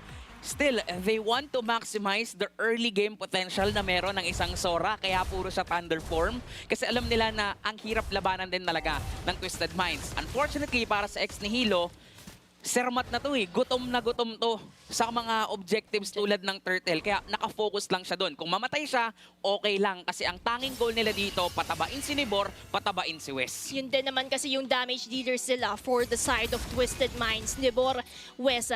As long as sila ang mag-succeed sa game na ito, okay na okay yan sa side ng Twisted Minds because dito sila magre-rely ng damage output. Yeah. So yung mga tumatangke like si Matt, Reggie, basta magawa lang nila yung trabaho nila bilang frontliners, they can actually succeed in the next upcoming initiations. Oo, hindi lang naman si Mata nabubusog sa ginagawa niya. Nabubusog din sa laning. As we mentioned, sila West. Hindi nadadalawan, libre nakakapag-clear ng buong wave and as well as unti-unti nakakapag-pushback. Pero surprisingly, kung push ng Torre, lumamangat na una doon Ex Nihilo. Pero ngayon, nangunguna rin sila pababa. ang magiging atake. Pero nice save though and nice vision dito para kay Sir Matt. Ang magiging problema din talaga dito, no, para sa ex ni Hilo, again, kung sabayang team fight. When it comes to sustainability, wala sila nun. Oo, may badang, may Sora, pero sa mga nakikita natin kung paano nila minamaximize yung Sora, naka-thunder eh. Gusto nila pick off talaga. Same with how they actually maximizes their composition nung game number 1. Ganun pa rin. Gusto nila ng kill. Ang problema, sa Twisted Minds Rough World, hindi pa to nagiging 5 versus 5 kasi nga hindi pa sumasama yung gold laner dito ng Rough World. Tsaka mabilis nila magkulasan. Ang bilis nila mag-out after objective. At ngayon, maulit nga ba yan? Reggie, tanking up or soaking up most of the damage sa dito ng X ni Hilo. Turtle ay pilit na isinasayaw. Inilalabas dito nila Nico. It's going to be a reset here. Focus muna ang clearing of the wave sa mid lane. Pwedeng bumaba anytime dito si West kung tatama ang SOD. Pero ngayon, ang SOP ay protektahan at i-maximize yung kanilang vision na position dito sa turtle. Pumasok natin rin ni Barbara by carry descent. Sakto pa! Yung Fear of the Phoenix na makukuha pa sa panahon ng Divine dito yung turtle. Hahabol sila dito. Kise is down. 2 members in the turtle. Things are looking good para dito sa TMRW. Sabay liko kay Coconuts. Napakasakit naman ng mga sibata. Kung hindi na makukuha yung hero, lipat naman tayo sa pagde-deny ng purple buff.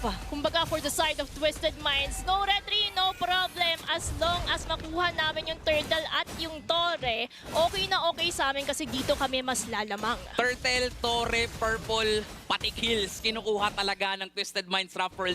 Dito nila pinapakita kung gaano sila kahigante. And para sa ex ni Hilo, nakikita natin dito na they're really trying na labanan at contest pa yung mga objectives na ganun. Ang problema, hindi nila napapansin si Vin. Yung timing ng Fury of the Phoenix sobrang on point.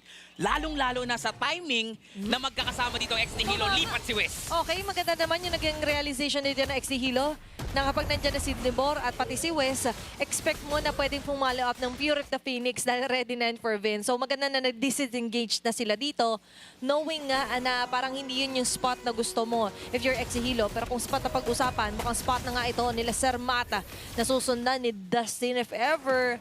Pero hindi. Disiplina muna and ingat para sa ex ni Hilo. Kailangan talaga nila mag-ingat because they know the threat of Nebor and West. So, ex ni Hilo, kinakalm lang nila yung sarili nila because they know mas magre-rely sila kay Coconuts in the later game. So, yung goal na yon ng ex ni Hilo is patagalin ito. Sakto na naman yung Fear of the Phoenix. Sabay down dito si Venosa. Wala yung frontliner para sa ex ni Hilo. Nag-i-struggle na sila kung sino nga ba yung kailangan na humarapa. At ngayon, tatama pa pati yung SOD. Double kill para kay West. Matay sasali na rin dito sa nagkakaroon ng clashes, but still, para si X Hilo, wala silang makukuhang kapalit. May sa di magtatagda si Libor, targeting Coconuts, backing away with the Rondo. Sabay third na naman, ang bilis ng transition and conversion para sa TMRW. Si Dustin, para lang makatakas sa situation na yun, napagamit pa siya ng retribution. Twisted Mind knows that. That's why they're going in for that fast Lord. Kaya dito din mas lalamang yung Twisted Mind sa rotation. We're talking about gusto ng ex ni Hilo i-maximize yung Zushin. Pero paano niya i-maximize kung lumalaban agad ang Twisted Mind? Okay, dito pala nila ma-maximize kasi papalik na rin sila. It's all or nothing para sa ex ni Hilo. Pero ngayon, all in para si Nebor at si Matt going in. Uy pa rin! Medyo maipit pa. Siya yung naglagay ng pader. Siya pa yung naipit. Corner dito mga members. AOG pa! Nakaabang para AOG. Walang tatamaan. Pero tinatamaan ng mga bala dito. Nag-go na si Reggie. Members of TMRW, lumalamang na naman. Grabe yung kalamangan na yun ng Twisted Minds. Lord take as well as map control. Ito yung sinasabi nga natin sa keys to victory kung saan by dominating the early game and controlling it, they can have that winning condition to push back ex ni Hilo. Dito natin makikita how veteran Twisted Minds Rough World era is. Alam nila again when to fight, how to counter yung execution na ginagawa dito ng ex ni Hilo. May SOD pang tatamaan. Oh my gosh! What a play mula dito kay Wes. Ipaparamdam niya lang kung bakit mula Season 1 ay nagpapakitang gilas na siya dito sa ating liga. Grabe, lahat ng anggulo sa mapa, kahit nasa south siya, kaya niya pa rin kumitil. Crucial pa naman dahil dedepensa ang ex ni Hilo. Lord is still alive. 1/4 HP left. Pero too much na yung na-create na chaos dito ng TMRW. All the outer and inner turrets ay nabasag na nila. Sa sobrang basag, Yun na naman. Hilo, medyo nagkakaroon tayo ng quarantine zone sa kanilang inhibitor turrets. Because Hindi sila makakuha ng resources. And look at that! Every time na lumalapit sila, Twisted Minds damage output, it's truly something else. Dumadating na tayo sa punto na hindi na kayang lumapit ng ex ni Hilo. Pag nagkaroon sila ng pagkakamali sa initiation or attempt nila, mababaliktad yun agad ng Twisted Minds Ruffle. That is because of the kids na meron, tong composition na meron nga ang Twisted Minds. Para sa ex ni Hilo, gusto nilang maganda yung kable, gusto nilang maganda yung setup, Seryoso pero paano ako? mo gagawin yan kung tinutunaw ka agad ng mga heroes dito mula sa Twisted Minds? okay, buti medyo dumaplis ang SO dito kung sakali. That was a sure kill onto Venosa. TMRW, ang dami lang gusto, pero lahat ng gusto nila, isa-isa nilang na-check yung wishlist nila.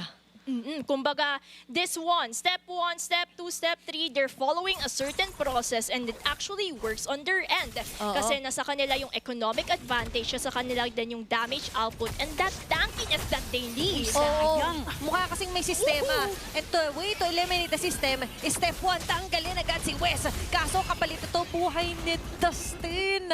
Nako po, wala ang jungler ng XT Hilo. 15 seconds ay mabubuhay yung Lord. So that means Twisted Minds can actually go and position themselves agad-agad. Pero that is still okay para sa ex ni Hilo. At least napigilan nila si Wes. Napasayang nga ako kanina kasi yun yung kailangan talaga nilang bigyan ng pansin. Mapigilan yung farming ni Wes. Ang problema, hindi lang kasi si Wes yung problema. Diba? Nandun pa si Nibor na kung saan ay nagpo-flow sa itaas at ngayon, maganda to minamadali ng ex Oh ni no, Hilo. okay, head on na magiging collision dito para sa XT Hilo. Mapapabakaway si Reggie sa patba yung pagdarasali. SOD! Dahil nandito na yung mga members ng TMRW for the follow-up. Matt, Magandang with a place of flat, hindi masyado tatama kay Coconuts. Buhay pa naman yung mga baala na sasaluhin lahat dito. Oh, buhay pa! Pero buhay pa siya! Plot twist! Ito na pala yung ka-chance para mabuhay pa itong mga members dito ng EXN. Ni Bor with a killing spree, umabot na siya. Vin onto Venosa, targeting him. Nowhere to go but to go down. May kasama pang recall and TP dito sila Sir Matt. Lahat ginawa niya na para makatakas. Pero mukhang they're dead set onto not letting him go home dahil sa taas. Sa taas! Ipapala yung plano ni Wes. Targeting the base third here for EXN. Kung hindi mo ibibigay, lipat naman tayo sa bandang gitna. Tinangki na talaga ni Sir Matt lahat ng pwedeng tangkihin. Sasaluhin lahat. Lahat ng pwedeng ibato dito ng ex ni Hilo. Ayun na. Tatanggapin lang ni Sir Matt with open arms. Okay, ni Bor versus everybody. Siya yung sinusundan doon ng 4 na miyembro ng AX ni Hilo.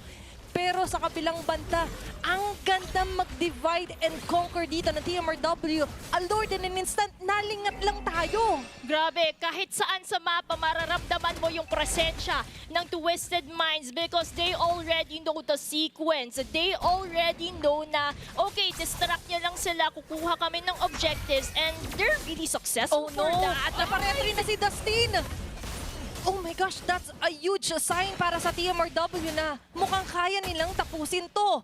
Literal na tinitwist ng Twisted Minds yung utak ng ex ni Hilo. Hindi na alam na ex ni Hilo saan ba sila magpo-focus ngayon. Sila na mismo yung aangat dito sa pinakabase ng XC Hilo. Try to defend for their lives, pero kulang na yung damage dealers dito sa kanila. Babawasan pa ni Deborah. At pati yung pase kukunin dito ng Twisted Minds drop for Lira.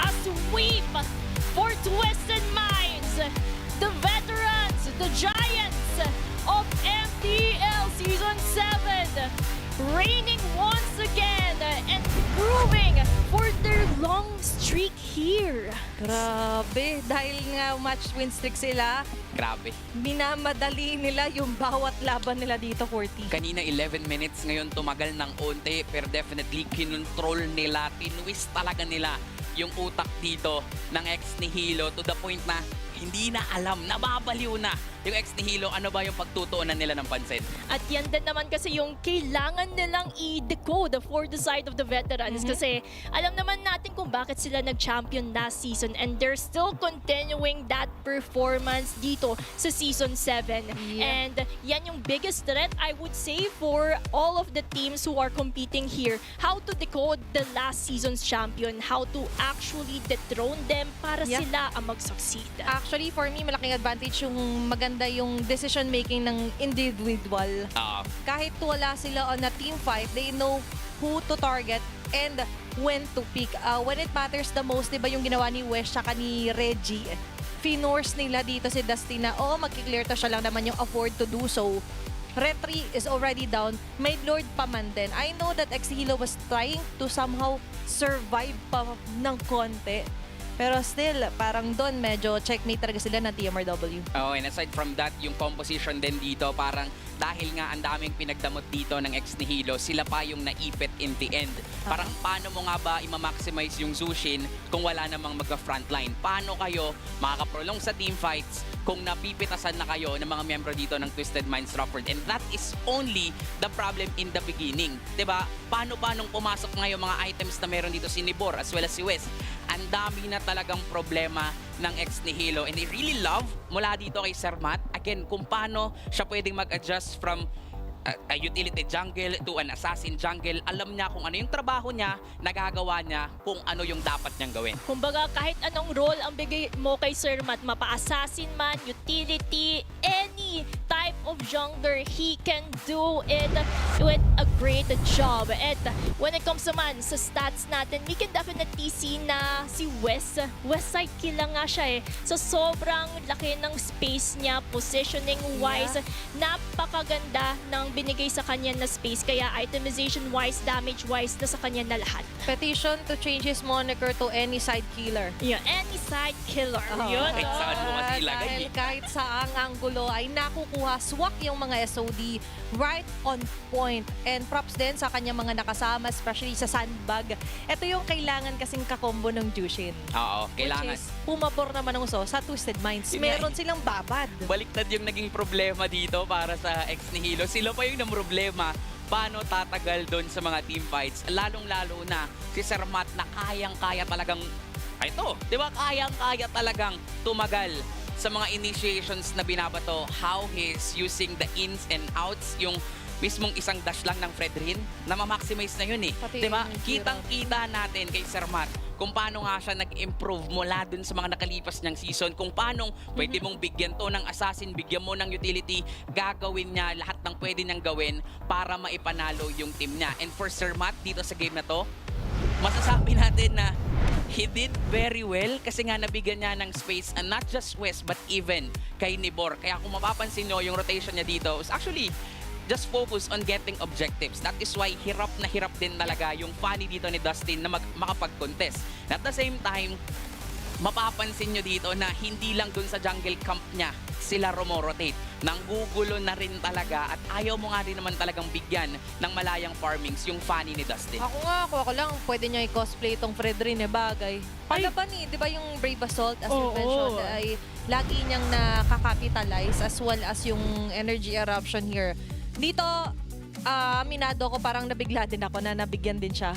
Pero kasi that was somehow parang gusto sana mag-set ng tempo ng Exhilo even at the cost of them overstepping their boundaries. Pero nakita naman natin yung pagbawi nila towards the first turtle onwards. Kasi even though lumalapit si Dustin, ang gamit nilang contingency plan, we have Sir Matt stunned, Reggie stunned, kaya hirap din mag-cable-cable si Dustin and the objective taking. At look at the SOD of Wesa, really on point. It's the taunt that counts para dito sa TMRW. Tama? Tama. Tama.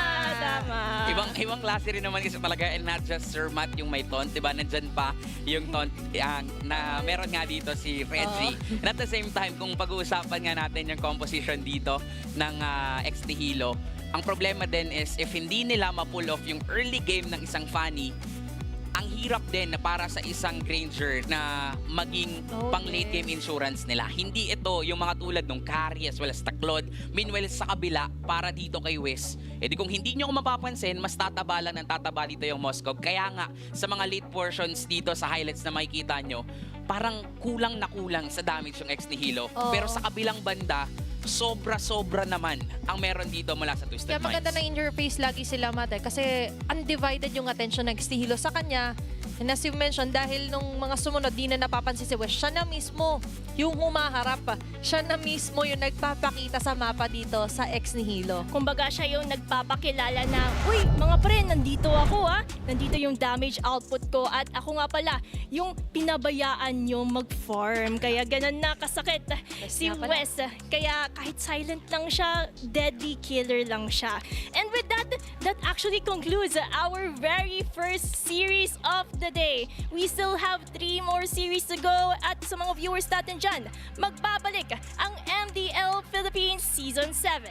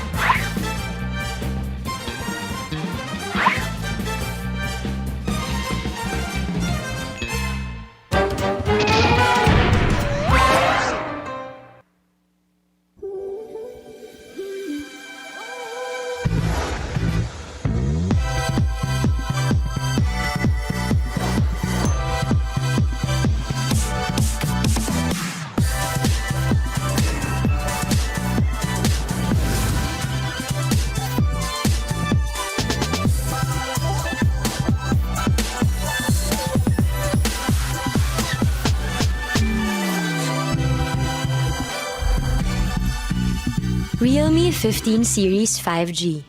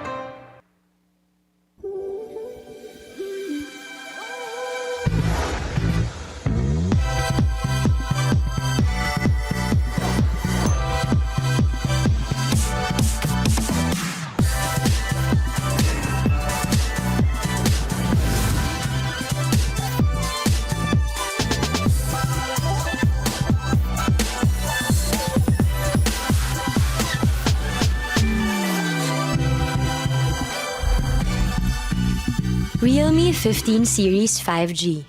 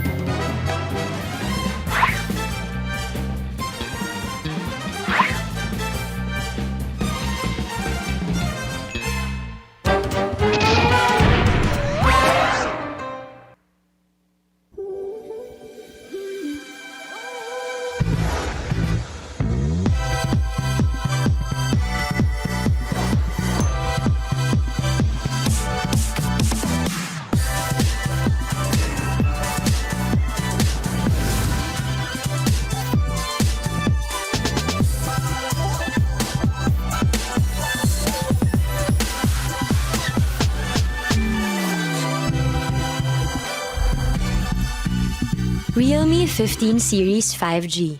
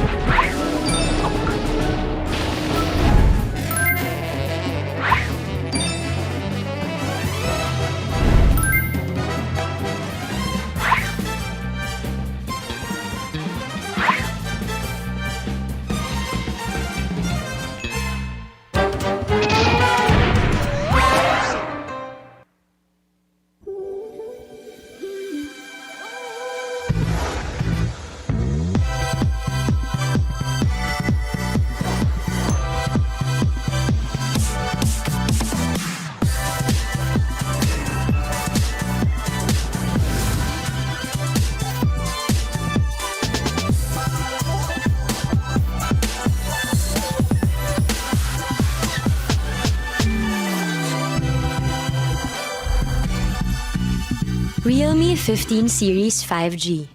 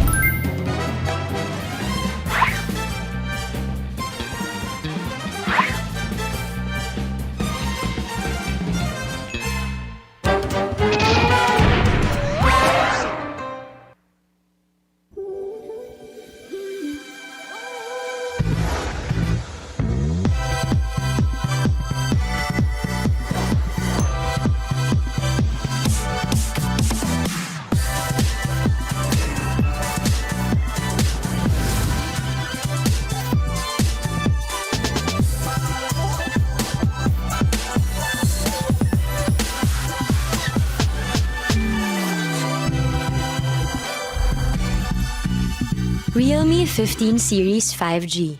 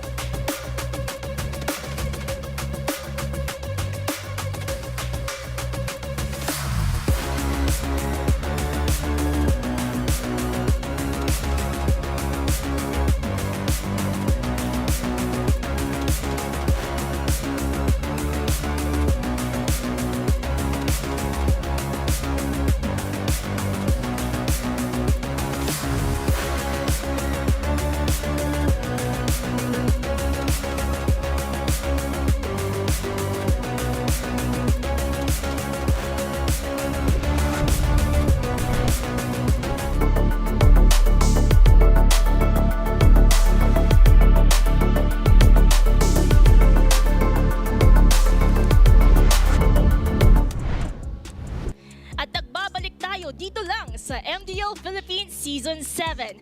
For our short recap lang kung saan nakita natin, Twisted Minds Rough World Era was able to do a sweep against ex-Nihilo Esports.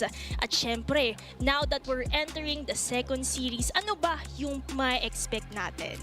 Ang expect ko talaga dito, Gretchen, ay makasama namin muli kayo. By the way, ako nga pala si Athena, tagad may si Gretchen at si Qwerty. At tuloy-tuloy pa rin ang aksyon natin dito sa MDL. Yup. Apat na Yun. serye, 1 down, 3 to go. Yun. Mahaba-haba ang araw natin, kaya naman sulit na sulit yung bawat matches. And for sure, marami tayong matututunan sa mga teams natin, lalong-lalo na sa laban na to.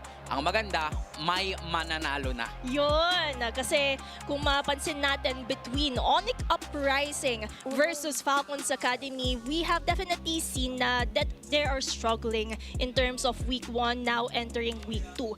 So, yung masasaksihan natin is sino ba sa kanila ang magkakaunang puntos para sa group stage. Alam mo, tama ka dun na finally may isang mananalo na serye. Nananalo sila technically in terms of game, especially for ONCU Uprising, pero kung match up ang pag-uusapan, mas malaking bagay kasi pag na-close off mo on a 2-0, ang bawat matchup. 3 points kasi yun. Oo. And actually, para sa Falcons Academy, masasabi natin that they're really trying to find their groove. Actually, nakita tayo ng glimpse of hope nung kalaban nila ang Team Fuego, pero hindi rin nila natapos, na-close out yung game. That is why na-sweep din sila, nawala din agad yung momentum. Para naman sa ONCU Uprising, this is consist of veterans, pero they're really struggling. Siguro na rin kasi, since ang dami nga nilang experience, parang hindi pa totally nagja-jive kung ano ba talaga yung gusto nilang gawin sa mga bawat laban. And let's see kung mag-drive in ba ang ONCU Uprising dahil ito pa rin ang kanilang lineup. Nats God, Lalush, Aizawa, Manila Boy, Yuk TZ. Still the familiar names that we have witnessed, pero sino nga ba ang mas makaka-garner ng kailangan nilang puntos? At isa yan sa struggling nga ng ONCU Uprising. Nakita naman natin na para sa kanila, sabi nga ni Qwerty, consists of veteran and as well as grand finalist from Season 5 ang ONCU Uprising. So, one thing to note for me is that yung adjustment nila when it comes to shot calls and communication, I feel like may konting adjustment talaga na naramdaman dahil bago technically season nila to ng 5 sila na magkakasama. And with that, tingnan natin kung paano ba tatapatan ng ONCU Uprising ang isa sa makakatapat nila na yung araw, which are Falcons Academy, composed of course, Arwiz, Hecate, Unadre, Hayes, and Salam. Actually, itong team na to ay nag-struggle din last season, and now they're in the similar position, similar place, and that is why kailangan talaga nilang gawan to ng paraan. Ito na ba yung panimula sa paglipad ng Falcons tungo dun sa victory na inaasam-asam nila? Ang problema, sobrang laking challenge din because again, they're up against the veteran team. Baka din ngayon, nagiinit na yung ONCU. Kaya para sa Falcons, kailangan lang nila mag-focus doon sa kung ano yung strength nila. Baka naman ngayon mag-iinit din si Salam kasi lumabas yung Hanabi na siya ang huling gumamit noong Yun. September 4, 2024. Yun, tingnan Diba? natin. Parang sabi niya, lumabalik yung mga hero na sanay ako na nagpa-debut dito sa MDL. And with that, ay pwedeng dito na yung new version ng Team Falcons Academy. Or kaya yung isa sa mga unused heroes sa pinakita natin nung intro, baka Oo nga. siya Sana. yung mag-debut, diba? Layla Ayun. Mia dito. Please. Kung sakali lang. Pwede. Actually, Aldous. dito sa MDL, everything is possible. Yes, because of the presence of the Global Global Ban. Ban. Ayan. And with this, syempre, paano nga ba mananalo ang ONCU Uprising pangontra sa Falcons Academy? Ito ang isa sa mga key to victory natin. Realign and be united with your goals. Kasi marami nagsasabi na parang powerhouse, you have strong players. Pero what about yung objective nyo? What about your goals? Kasi individually, you're very powerful. Oo, malakas ka individually. Pero it's a 5-on-5 setup pagdating sa mapa. Minsan, may mga clashes, specifically kahapon, na tila ba lamang na sila. But just because of one to 2 overstays or overextension ay tila ba hindi nagiging united yung form or front ng ONCU pricing. At very important yan lalo dito sa MDL wherein yung early to mid part ng game ay kailangan talaga very sync yung buong upfront dito ng pricing. Kumbaga, kailangan lang nila i-strengthen yung team nila. They have to strengthen their chemistry, their synchronization para at least maramdaman din natin in terms kung paano sila tumapat sa upcoming na laban against Falcons Academy. And of course, for the side of Falcons Academy, yung key to victory natin for them would be keep, toss, and transform. Actually, nagawa na nila yung keep eh. Na-keep na nila yung current roster nila. Kailangan na lang munang i-set aside lahat ng mga naging mali sa mga nakalipas na laban, sa mga nakalipas na season. Kumbaga parang ikaw sa ex mo, kalimutan mo na yon.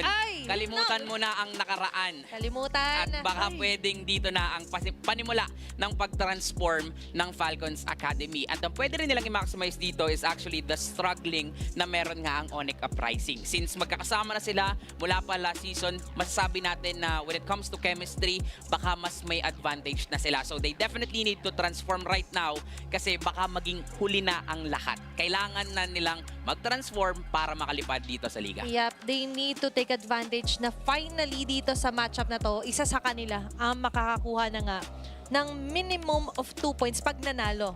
Kasi kung umabot ng Game 3, that's 2-1 doon naman sa losing side. But still, a sweep is still a huge thing dito sa liga natin. Kaya yun yung somehow goal of both of the teams to make as much points as they can by doing a sweep, a 2-0. Kasi group stages, even though puntos-puntos wala pang may eliminate, malaking tulong kung ano man yung mag-garner mo towards the next phase.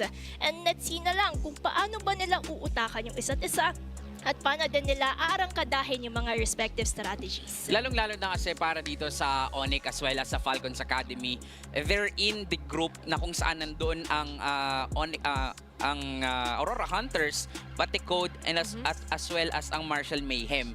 And itong tatlong to, panimula pa lang ng liga natin, sadyang mainit na talaga. Di ba parang napakaraming points yung kailangan mong kunin, kailangan mong abutin para makapasok ka dun sa top 3. And medyo mahirap na yon knowing na limited na lang yung matches na nagre-remain and kailangan nilang laruin dito sa ating group stage. So parang kailangan na din nilang mahanap nga yung momentum para kung hindi naman sa sinasabi nating pupunta na sila dun sa last chance qualifiers, pero kailangan ready na sila sa bawat laban na tutunguhan nila. At kung sakaling gusto lang iwasan yung LCQ, ay kailangan nilang mag-rise up sa ranks. Currently on that bottom 3 ng Group A is Team Fuego, ONCU Pricing at ang Team Falcons Academy. Pero dahil nga nandito sila sa punto na kailangan nilang humabol, they need the 3 points as fast as possible kasi time is ticking dito sa liga natin, Gretchen. Kumbaga, time is gold din para sa ating mga kuponan and they really have to treasure it as much as they can.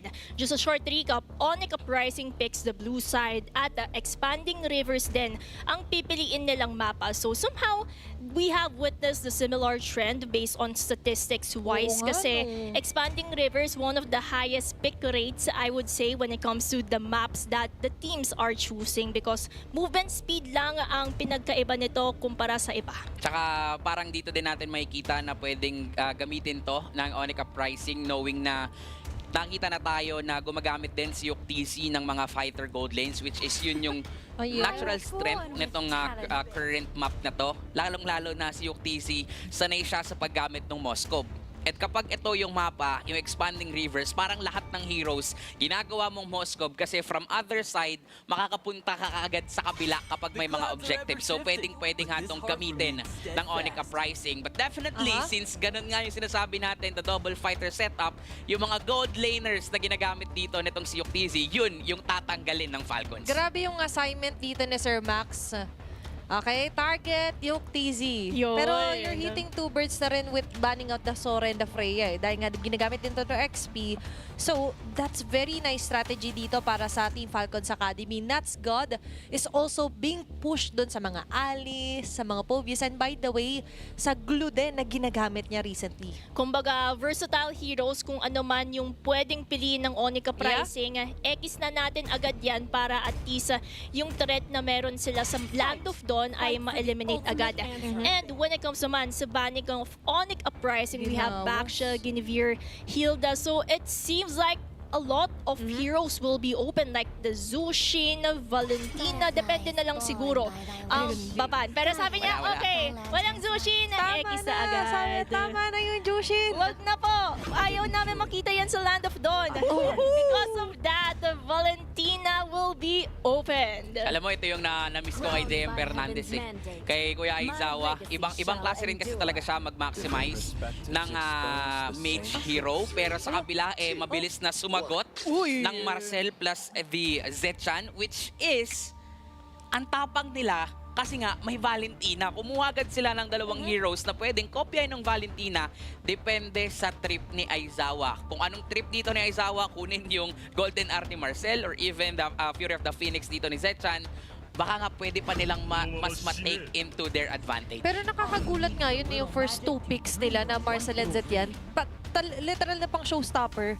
Kasi Fury and Phoenix, tapos paano kung may Golden Hour pa sa vicinity? Walang galawa na ang pwedeng maging taktika dito ng Team Falcons Academy. Nila for ONCU Uprising, they're going for the same two na nakita natin na gumana naman by the way. Pero yun nga, as you mentioned, kailangan nila mag-realign sa targeting nila, Gretchen. At feeling ko din, yung Valentina first priority pick ng ONCU Uprising, it seems like they're willing to let go of a Marcel or a Zetian because they already have countermeasures to prevent kung ano mang dangerous traps na meron ng Falcons Academy. I like it. Countermeasures. Yung... Pero ano ang counter-attack naman? Yes. Diba? Yung mga counter-attack dyan is of course get Shredder as fast as possible. Kari is one of the contested heroes dyan. Kari Claude.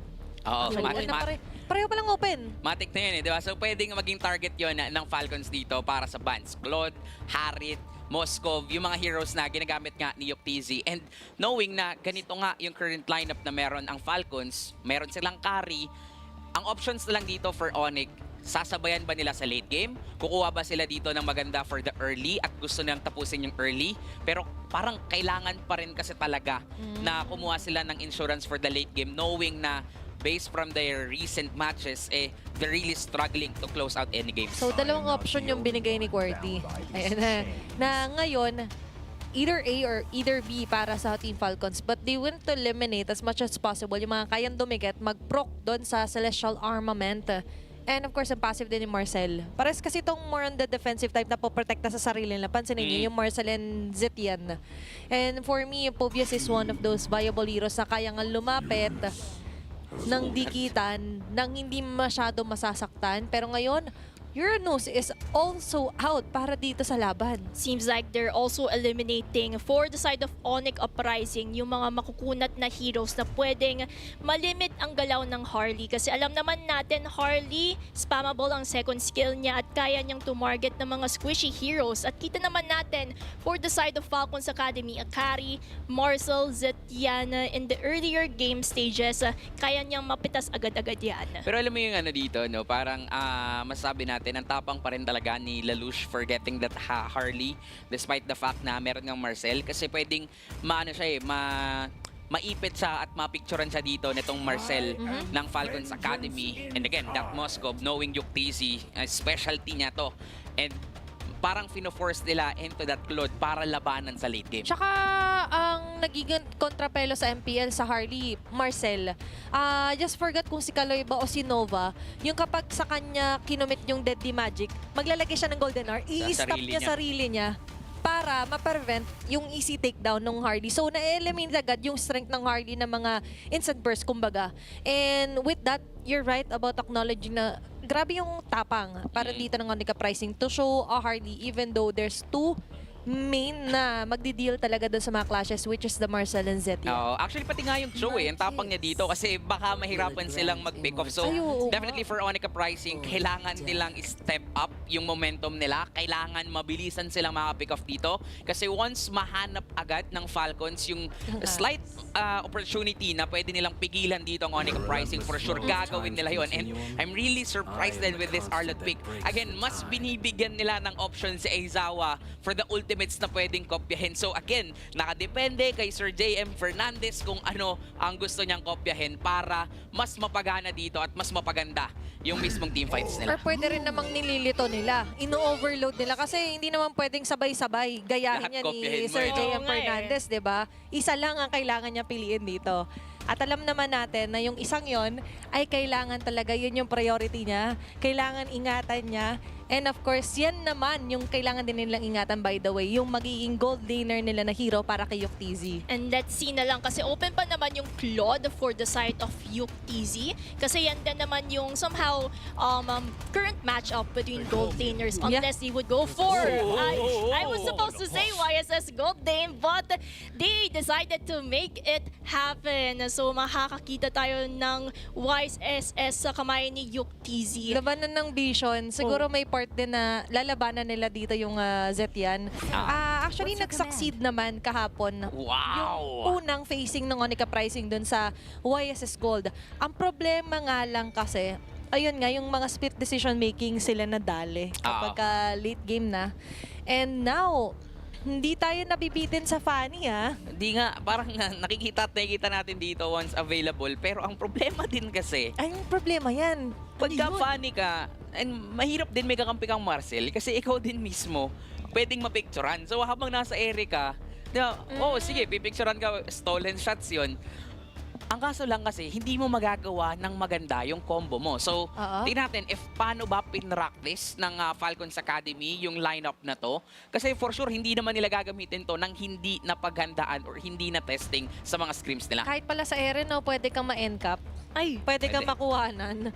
At yun yung kailangan mo iwasan kung ikaw si Hecate. Pero sa ngayon, para sa Onica Pricing, let's see if finally ba maperform na nila yung pinaka-strongest yet nga na pag-rise up nila dito. at tingnan na lang natin kung yung struggles nila from week 1 ay malalagpasan nila entering our week 2. Let's see, on contrast dito sa Falcons Academy versus Onyx Uprising, kung sino ang mas mananaig, sino ang makakalabkas sa mga obstacles sa papagdaanan nila just to get the wins that they need. At ito yung panimula na pwede nilang gawin yun. Ang kailangan lang nilang pagtuunan ng pansin, sino yung makakagawa nun. At kung papansinin din natin dito, Manila Boy, pinaparamdam talaga dito kay Hecate na sila yung lalamang sa early game. Okay, that's a huge delay kahit papano. At kahit na na-exhaust yung flicker, but aggressive side of Manila Boy nakikita natin, dumadayo na si Manila Boy. Yun, kumbaga nandito siya sa Visayas area. Pupunta talaga siya para lang dalawin si Hecate kasi alam naman natin kapag na-limit yung galaw ng Fanny in the early game, malagpasan din nila yung snowball potential na meron nito. Ang kaso lang, hindi sila nag-succeed dun sa ginawa niya. So yung Attempt flicker, wala agad for the first 2 minutes ng larong ito. And doon pwedeng tumapang yung Fanny dito ni Hecate. At the same time, mas makikita din natin dito na magiging malaya siya sa pag-ikot kasi nga wala yung threat ng flicker dito ni Manila Boy. Pero again, that is still a good intention coming in from Manila Boy. Sadyang pwede yung gawin ng Falcons Academy into their advantage. Tama. Pero dahil nga dito kay Hayes, nakikita natin na parang hindi din pwedeng ulit-ulitin ni Manila Boy yung ginagawa niya. May intent pero yung implementation ay limited. Dahil nga mamaya pwede nang iwan yung frame moment after nung tactical shot dito. Ay, Para tulad yan. kay, Hayes, kakasabi pa lang natin. Di ba, kaya niya kasing pigilan in an instant, sa tracking shot rather, na pwedeng gawin ni Hayes. And with that, for Onica Pricing, sabi mo nga, magandang intensyon. Pero ngayon ang aksyon, it's going to be the first turtle, sinisimulan. It's going to be slam here for Nuts God. Ready naman si Hecate lumikod kung sakali ang atake. Pero ngayon, sakto! Ganado! Napahinto mga members dito ng Pricing. Turtle take para sa Team Falcons Academy. Lalush na delikado pa. Susunod na mga couple with a cutthroat. First blood para kay Hecate. Mukhang gugusto pa ng isa. Ibinalik dito si Orwiz. There's going to be a trade nga ba? Umabot na si Yuktz with a mountain shocker pop off. 1-for-1. Pero yung turtle, Falcons Academy nakakuha. Literal na nag-drive-thru lang doon si Hecate. Parang Spider-Man na nag-order sa isang fast food chain sabay kuha ng order ng iba. Pinaghirapan ng Onica Pricing pero madalian lang para sa Falcons Academy to secure that one. And also, that is because of the vision coming in from highest. Hindi kasi siya takot dito na magpakita sa mga miyembro ng Onica Pricing. That is because of the fact na alam niya na hindi rin siya kayang patayin sa early game na to. Tsaka may escape mechanisms din naman si Hayes. Apart from the flicker, second skill lang ni Hayes, kayang-kaya niyang tumakas sa mga tricky situation na yun. Parang yung role dito ni Hayes is maging paparad si Zhang, magtatago in a certain distance, and just look at the damage coming in from Hecate. Salang, medyo magkakaroon ng arangkada and getting on that kill coming in from Yuktz. Hindi umabot yung Golden R. Kamuntikan na pero naunang pumutok yung damage coming in from Lalush. Nice attempt mula kay Hayes but definitely a good pick off coming in from Onica Pricing. Alam nila na yung mismong carry dito ni Salam, siya yung magiging problema sa late game. So paano magiging problema yan kung bibigyan sa early game pa lang? The earlier the better here para sa Onica Pricing. We do appreciate naman yung intent. Ayan, kay intent naman tayo ni Hayes sa Golden R. But tricky nga yung pag-commit din kasi nito. If you're willing to commit it just for survivability or pang-initiate. Pero ngayon initiation, okay, there's going to be reverse agad dito para kay Zawa. Arwiz is down. Here the Phoenix kinasa. But not really enough to stop Onica Pricing on their tracks. And let's see na lang kasi paparating na tayo sa second turtle of this game. Positioning-wise, Onica Pricing currently has that advantage. Hecate, nagbo-blue buff pa lang. Pero it seems like Falcons Academy will not go for it as Lelouch would get on this turtle. Maganda rin kasing ginagawa ni Manila Boy, dumalaw agad kay Hecate. Pero mukhang may laban dito sa gitna. Nakikita natin papasok. Uy, no! That's good! Ay, nahuli ng frame shot pero okay lang. Yung Golden Arm. Bumalik!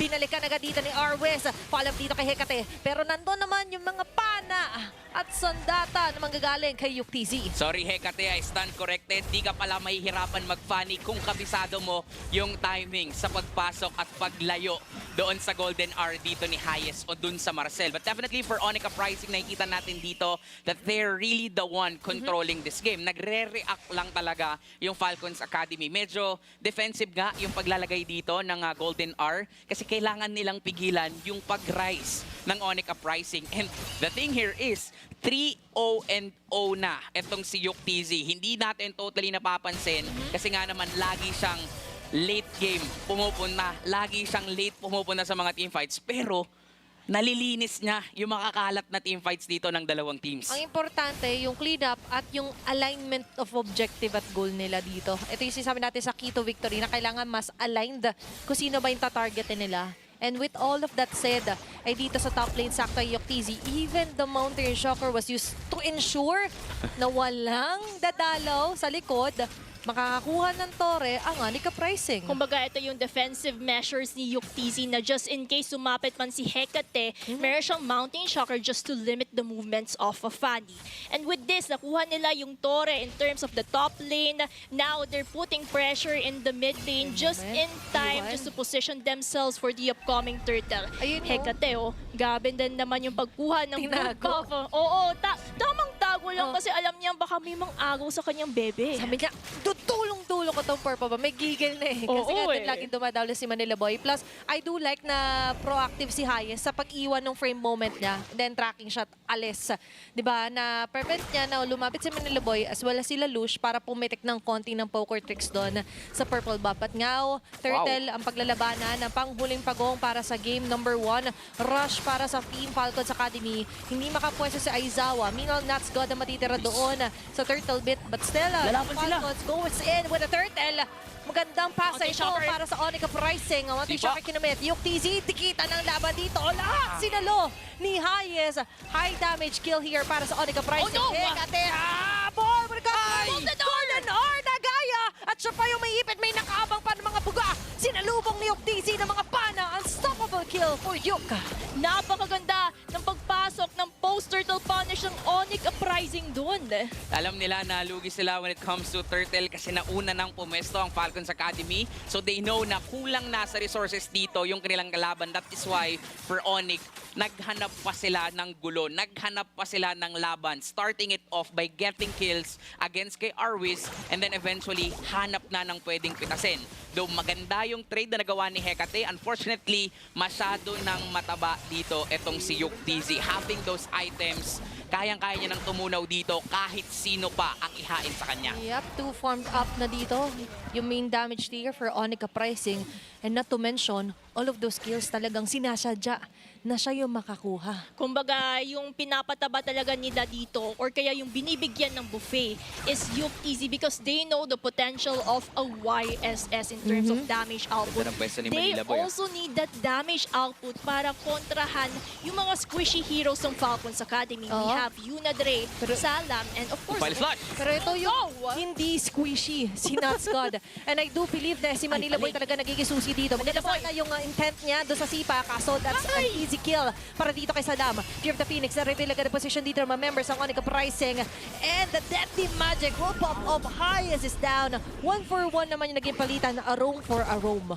Dalawang roamers ang nawala sa laban na yon, pero it seems like the momentum is going for the side of ONCU Pricing. Yup, yung burst mechanics kasi talaga na meron dito ang ONCU Pricing is definitely on point, especially for Lelouch. Parang kapag kahit sinong mabigyan at kahit sinong mabigyan ng Deadly Magic, eh kayang-kayang tunawin. Pero the thing here is, for Falcons Academy, nagsasama-sama na sila. Alam nila yung strength nila, pwede rin silang pumick off, pero mukhang sila ang unang bibigyan. Strength in numbers, kaya naman sama-sama rin dito ng ONCU Pricing.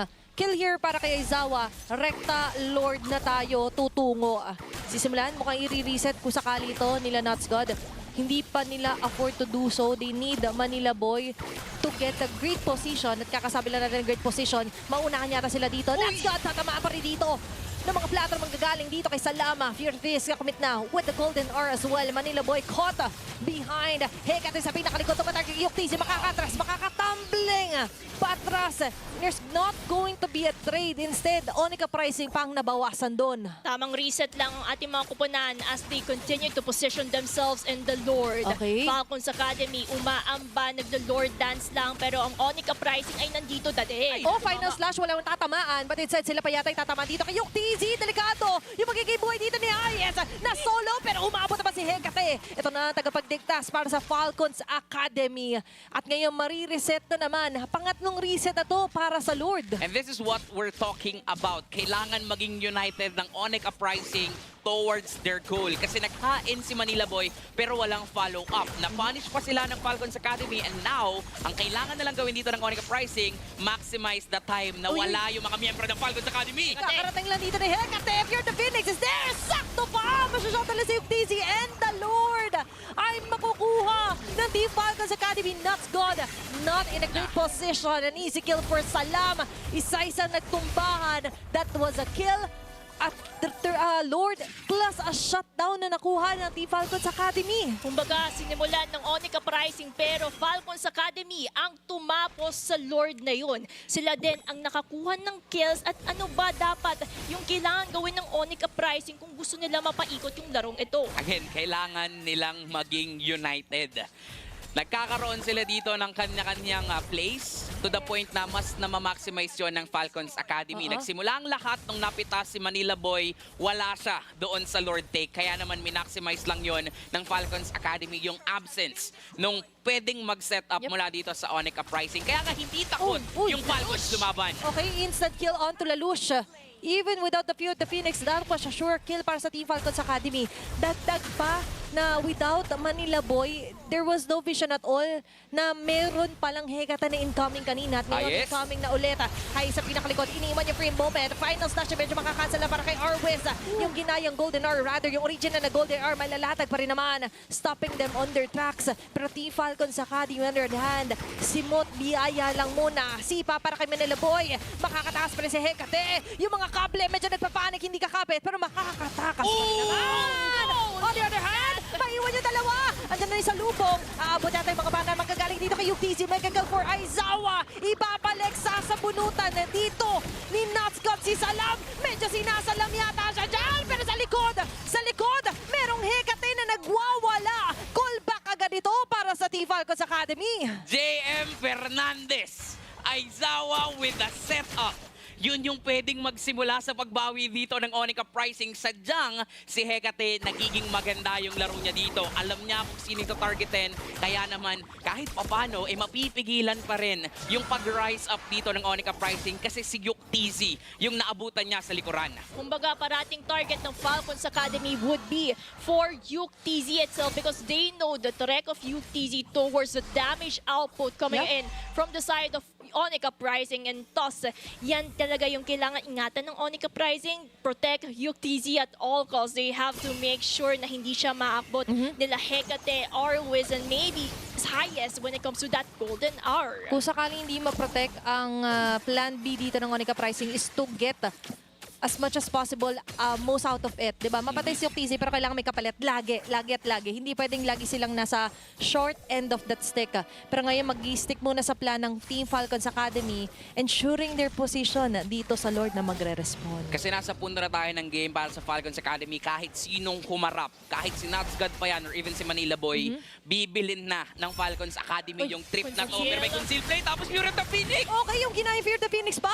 Ang magkakaroon ng magandang equivalent. Pero yung Lord pala ay hindi aabutan.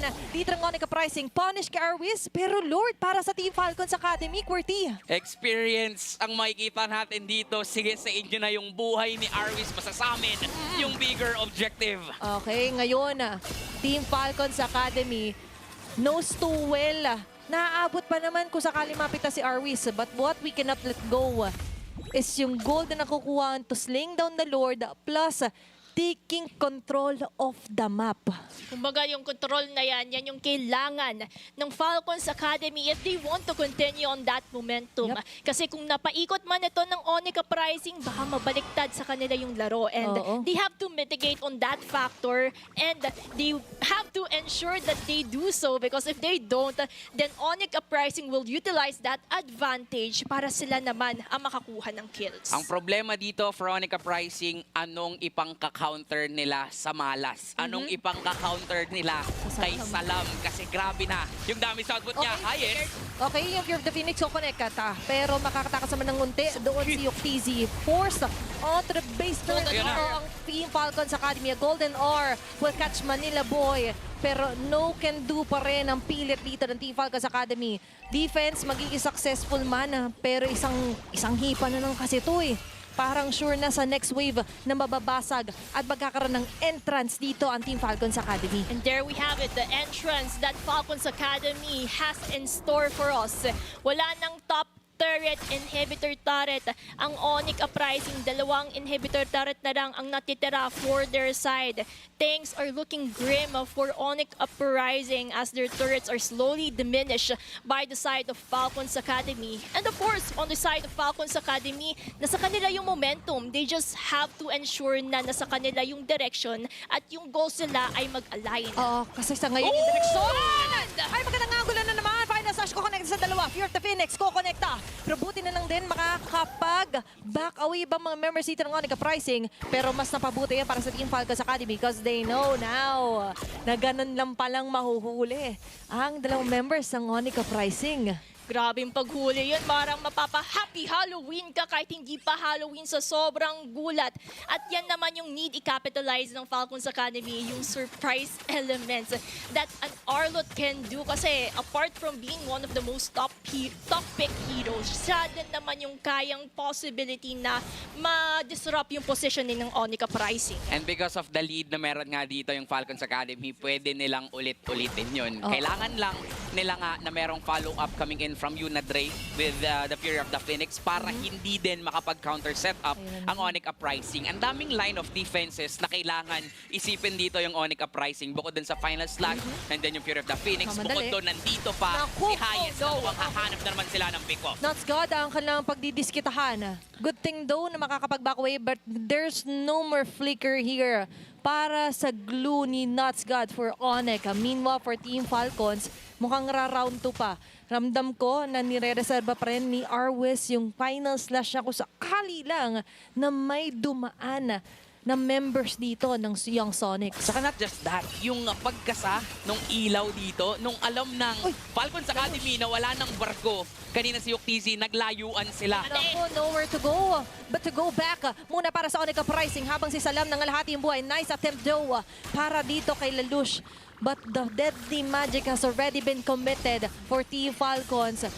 Sana, kaya naman nilang i-reset to. Pero mukhang walang balak na i-reset ng ONCU yung position nila dito. Yung Lord, oo. Pero round number 2, kailangan nila panghawakan dito yung kanina ngang nakaya pala nilang abutin si Salam, pero si Nascot pa lang maaabot. Instant takedown na ba ito? Kumapit, grab, ginamit. And the Fury of the Phoenix is there! Lalucious will go down! That's 2 members down for ONCU Uprising. Instead of up, they go down. ONCU Uprising na disrupt yung position nila, and that's why Falcons Academy, they took advantage of that. With that, it's an easy Lord. Grabe din yung ginagawa nilang movements. Alam kong alam nyo na to, para mag-grow ka sa player, kailangan mo lang mag-Winter Crown. Grabe yung attempt dito ng Falcons Academy to pick off Nats God.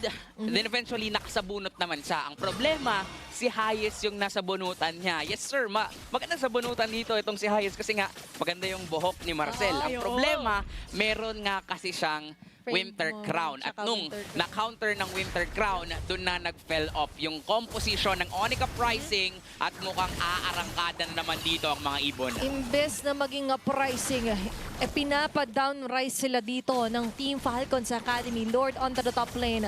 Sabay-sabay Final slash. yung problema. Final slash is there. Natscott! And Natscott will be caught sa Golden R. Framed in the moment. Pero sa ngayon yung moment Uy, sakit! ay nandun pa rin sa Team Falcons Academy. May kasakitan na ang pitas na yon. Highest will fall down. Mukhang hindi Nila, boy. pilit ang Team Falcons Academy. Ito na yata yung window, pero tumabingi. Yung Sipa dito pa ka namin. Ay, Nila, boy! At yung Fear the Phoenix ay ko-connecta. Heket sa likod. Nananabotahe dito yung Team Falcons sa ina-attempt ng ONCU Uprising. Grabe din naman yung galawan ni Hecate doon in terms of penetrating the backline of ONCU Uprising. Kamuntikan na nga doon si Aizawa, kaya na-flicker in shot towards the respective base, pero hindi pa tapos yung laban. Okay, final last committed na naman kay Nuts God. Disiplina para dito kay Yuktisi. Pinakawalan na yung Mountain Shocker just to try and stop Team Falcons on their tracks. Nakikita natin dito na ang hirap pasukin sa depensa na meron ang Falcons Academy. Ang daming attempts coming in from Manila Boy, Lalush, and even from Nuts God. Even si Aizawa, nag-attempt siya dito na kumuha ng kailangan niyang ultimate para lang makaset up. Unfortunately for ONCU Uprising, naka-ready din si Hecate. Naka-ready din yung Fury of the Phoenix si Unadre. Dagdag pa natin yung fact na naka-ready din itong si Hayes. Ang daming po problemahin ng ONCU Uprising para lang maabot itong si Salam. Kaya yung 2 kills na meron dito or 2 deaths na meron, yung carry ni Salam, those deaths came from the early game pa. Ngayon, hindi na siya mapatay kasi hindi na rin siya maabot ng ONCU Uprising. Kumbaga, ang dami pumoprotekta sa Falcons Academy for a certain carry because they know kapag napita si Salam, doon mag-crumble down yung defenses ng mga Falcons. Pero sinisimulan na nga itong Lord natin na pumoposition ang ONCU Uprising. Tamang ambahan ng kung susugod pa sila or aatras pa sila as Hecate will really go on for that Lord! Ayun na nga yung commitment para sa Team Falcons Academy. Sakto na naman yung Fear of the Phoenix. Wala yung retry holder for ONCU Uprising. They want to get a trade pero hindi ito willing ibigay nila Arwiz. Another successful Lord take para kay Hecate. Napakagandang initiation. Alam nila kung sino ang tatargetin doon. Alam din nila na kaya ding i-burst down kahit sinong lumapit sa ONCU Uprising. That is why for ONCU, merong mga hesitation. May pagdadalawang isip kung lalaban ba talaga sila. Kasi nga, saradong-sarado yung backlines dito ng Falcons Academy. Dagdag pa natin na sobrang dali para sa Falcons Academy pigilan yung tapang ng ONCU because of one single ultimate and that is coming in from Unadre. Papasok na naman si Arwiz. Okay, yung Sipa, ako connecta man. Kaso ko connecta din yung mga Yuri, captain na yun na gagaling naman. dito kay Hecate. Yung Tizi, mga katakas man. Pero may Lord na pinoproblema dito ng ONCU Uprising. R. Tuloy-tuloy pa rin sa pagkabate dito ang Team Falcons Academy. Golden R, makukumit. Dalawa ang may stop. Oy, may kinupya. Ito yung ginayang Golden R. Highest pa ang tutumba. Lalo siyang pinakalikod. Makukumit commit yung Deadly Magic. But still, Immortality lang ang mapapop up niya doon. At double kill for Aizawa. Successful man ang defense, pero duguan ang naging depensa dito ng Onyx Uprising. Overflowing of minions for the side of Onyx Uprising dahil wala na nga din silang inhibitor turrets dito. Nakita natin na for Falcons, tinry nilang tapusin yung laban pero napakaganda rin ng timing. Yung mismong kinopya dito ni Aizawa is the Golden Hour. Kahit papaano mapipigilan yung pagtapos ng Falcons Academy on their base. And at the same time, yung damage output na meron nga yung Valentina, masakit na rin naman talaga. Take note, hindi pa din namamatay dito si Aizawa at nakakahanap na ng momentum ang Onyx. That's a change of scenery ngayon for Onyx Uprising. Unti-unti silang umaabante. Na-commit na agad yung Fear the Phoenix here. But still, pipilit, magsasucceed naman sila dito sa push at butas ng base ng Team Falcons Academy. And ito na nga yung somehow hinihintay na moment ng Onyx Uprising in this 23-minute long game. Wow, 23 After minutes. long, countless, endless battles that happened in the Land of Dawn, finally they were able to get the rhythm that they need para kontrahan ang Falcons Academy. 20 seconds na lang, nandito na yung upgraded Lord na sinasabi natin and it can dictate kung ano nga ba ang magiging flow ng laban. Kanina pinag-uusapan natin kung paanong hindi maabot dito si Salam. Pero ang problema din for Falcons Academy, kung hindi rin naman abot ni Salam yung kanyang mga kalaban. Diba? That is why, as of now, hindi pa rin nadadagdagan yung kill score dito ni Salam. Kasi nga, hindi rin naman nagpapadalos-dalos yung Onyx Uprising sa pag-initiate. Nakikita natin dito, humaharap of course si Hayes as well as si Arwis, pero naiipit na rin sila sa mga teamfights. Fear of the Phoenix, kinomit, mukhang iba-burst down nila yung Lord. Okay, pinitin lang nila ilayo dito si Lelouch. But a great escape dito para sa Team Falcons Academy. Naramdaman nila na para bang may nawawala sa mapa. Manila Boy will get the position dito sa Pixel Brush, malapit sa Lord. Mukhang fake Lord to kung sakali. Hindi pa afford ngayon ng Onyx Uprising na commit to ng full on, lalo at hindi nila sure kung saan magagaling si Hecate. Ang daming factors kung saan sila papasok. Pwede sa Pilot slash! Okay, Manila Boy ang mahuhuli doon. Makakapag-backaway pa rin naman with a Jit Kundu. Ay, But yung mga members of Team Falcons ay tila ba lumalayo-layo muna ng konti. Para tayong naglalaro ng tag of war dito, di mo alam kung kanino ba pumapanig yung Lord Dance na to. Oh. Pilot slash hindi kumonekta. Okay? Are you in or are you out? Kasi sa ngayon, na yung mga members sa Team Falcons Academy. Pinakaharap naman ng atake. Mountain Shocker to reveal the position dito ng mga members ng Academy. Ito yung kapit with the grab. Arwis ang mapagdidiskatan dito ni Nuts God. Yung final slash walang kukonektahan, but kumukonect doon sa pinakalikod naman sila Lelouch. Yung mga target with the crown is activated. May immortality pa naman kung sakali.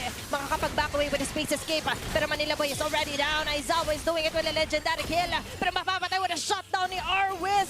That's a heavy damage na na-blow out dito ng Team Falcons laban sa Onyx Uprising. 2 members down for Onyx Uprising, and Falcons Academy can utilize that advantage to get on this Lord. Nagmamadali na sila. Mukhang hindi na sila mag-i-stop. Tuloy-tuloy lang. That's going to be another Lord. Pang-limang Lord na yata ito na makukuha nila. Final shots ko commit dito ni Arwis. Amoy That's too pa! much to handle. Tatlong miyembro ng Onyx Uprising makakasalubong niya. Matagal pa naman bago mabuhay yung ilang miyembro dito ng Falcons, pero ganun din for Onyx Uprising. Ilang segundo pa bago mag-spawn. Nandiyan na pala, makakasama na ng Falcons Academy ngayon yung Lord. But definitely, para sa Onyx Uprising, they have time, they have clear wave potential. Pero ang problema kasi, kulang din yung Falcons Academy. 50 seconds pa nga para kay Arwis. So, magiging mahirap to para sa kanila na tapusin yung laro. Pero kung sakali, pwede nila makatuwang dito yung wave na pumapabor sa kanila. Top wave approaching Onyx Uprising. Medyo heavy na yung sitwasyon para sa Onyx Uprising. This is an involved Lord na nakuha ng Team Falcons Academy. And as much as possible, hindi mo gusto na makaapak to. Lelouch sa likod! Lelouch! Base turret, pinakalikod. Na-commit na nga, nandito yung Winter Crown and the Fear of the Phoenix here para ka Team Falcons Academy. Umabot naman, sakto por punto sila Nuts God na makakatawang lang para dumepensa. Highest, iiwan dito yung frame moment. Golden Hour, walang tatamaan. Yung Lord lang ang napahinto together with Nuts God. Members of the Uprising ngayon ay unti-unti na ngang dinadaan. Tunawin agad dito yung Lord na dala-dala na Team Falcons Falcons Academy. Hecate going in. Maglalakad pa atras. Hindi pa rin matatapos yung laban na to. We're still continuing. Yung Deadly Magic, Kokome dito to highest, pero hindi enough to tore him down. Onica Uprising still alive after those numerous fights. Napakaangas ng laban at ramdam natin yung intensity. Okay, may request lang ako kung ano ba yung longest game this season. Parang around 30 minutes. 35 yata yun kung naaalala ko. Pero running time pa tayo, 27-minute game time. At mukhang magiging mahaba-haba pa itong larong to. Actually, kanina, sinabi natin, delikado yon para sa Falcons Oo. Academy. Kulang sila sa miyembro. Wala yung pang frontline nila, wala yung pang setup nila. Pero ngayon na mukhang kompleto, mukhang lalaban sila. Okay, sakto na. Huli pati si Aizawa dito. What a great catch here para kay Hecate. Grabe yung timing ng Fear of the Phoenix lagi dito ni Yuna Dre. At least na-eliminate din si Aizawa in the process because they know the threat of a Valentina. Ang daming pwedeng kopyahan for the side of Falcons Academy. Isang minuto siyang wala dito, Qwerty. May Lord pa naman silang itadansana. Ito yung mga moment na kapag namatay ka, pwede ka nang mag-scroll sa mga social media accounts mo. Ang dami mo nang magagawa sa isang minuto na yan. At sa isang minuto na yan, pwede na ngang kunin yung Lord. Pero ang kailangan din gawin dito ng Onica Pricing, mukhang itry kunin yan. Hindi nila maaabutan. Nice attempt for Manila Boy. Hindi nila afford lumayo ng sobra at mag-commit na mabawasan pa sila lalo doon sa Lord Technique ni Falcons. Especially with the wave in favor. Oh no! Ng Team Falcons para sa pinakalikod. Ito na! I-release na nila Manila Boy na humuli at si Salampa mahuli nila. Golden Hours there. Hecate nag-aday sa pinakagilid with the cutthroat. Sakto yung Fear of the Phoenix. Isa-isa na naman nagbabagsakan dito ng mga members ng Onica Pricing. Lalush ay aabangan na makakatras with the space escape. Hecate and highest chasing down Manila Boy. Aabutan ng tracking shot. At ngayon, ay magkakaroon pa rin yata tayo ng madugong depensa para sa Onica Pricing. Natsgat, pinipili ilayo si Arwis. May Lord ngayon na kailangan tunawin din ang Onica Pricing. Sabay-sabay yung problema. Pero ano nga ba yung sistema? Kasi ngayon yung sistema ay ilaban bago pa makaapak yung Lord na sa pinakabase ng Onica Pricing. Because they know, kapag lumapit yung Lord sa kanilang base, medyo dehado ang positioning ng Onica Uprising. At ngayon na nga, ito yung iniintay nila. Kung kakayanin ba nila without yung TZ kasi yung damage, the damage is just too much to handle. Hecate targeting Lalush na mababa atras. Members of the Falcons Academy ngayon nag-aantay ng pinakapagkakataon na makatakas. Pero highest pa ay mapipitas doon ni Lalush. Grabe na yung depensa. Grabe na yung mga nangyari. Ang hahaba ng mga detimers pero mas mahaba yung pagtunaw dito sa Lord ng Onica Pricing. And with that numerous pickups, with that extended divides, pati yung laban, may extend rin. Extend lang ng extend hanggang kaya nila. Ganon kadikit ang laban na ito at grabing dumepensa ang Onica Pricing. Dahil yon wala si Yuktz, wala si Salam.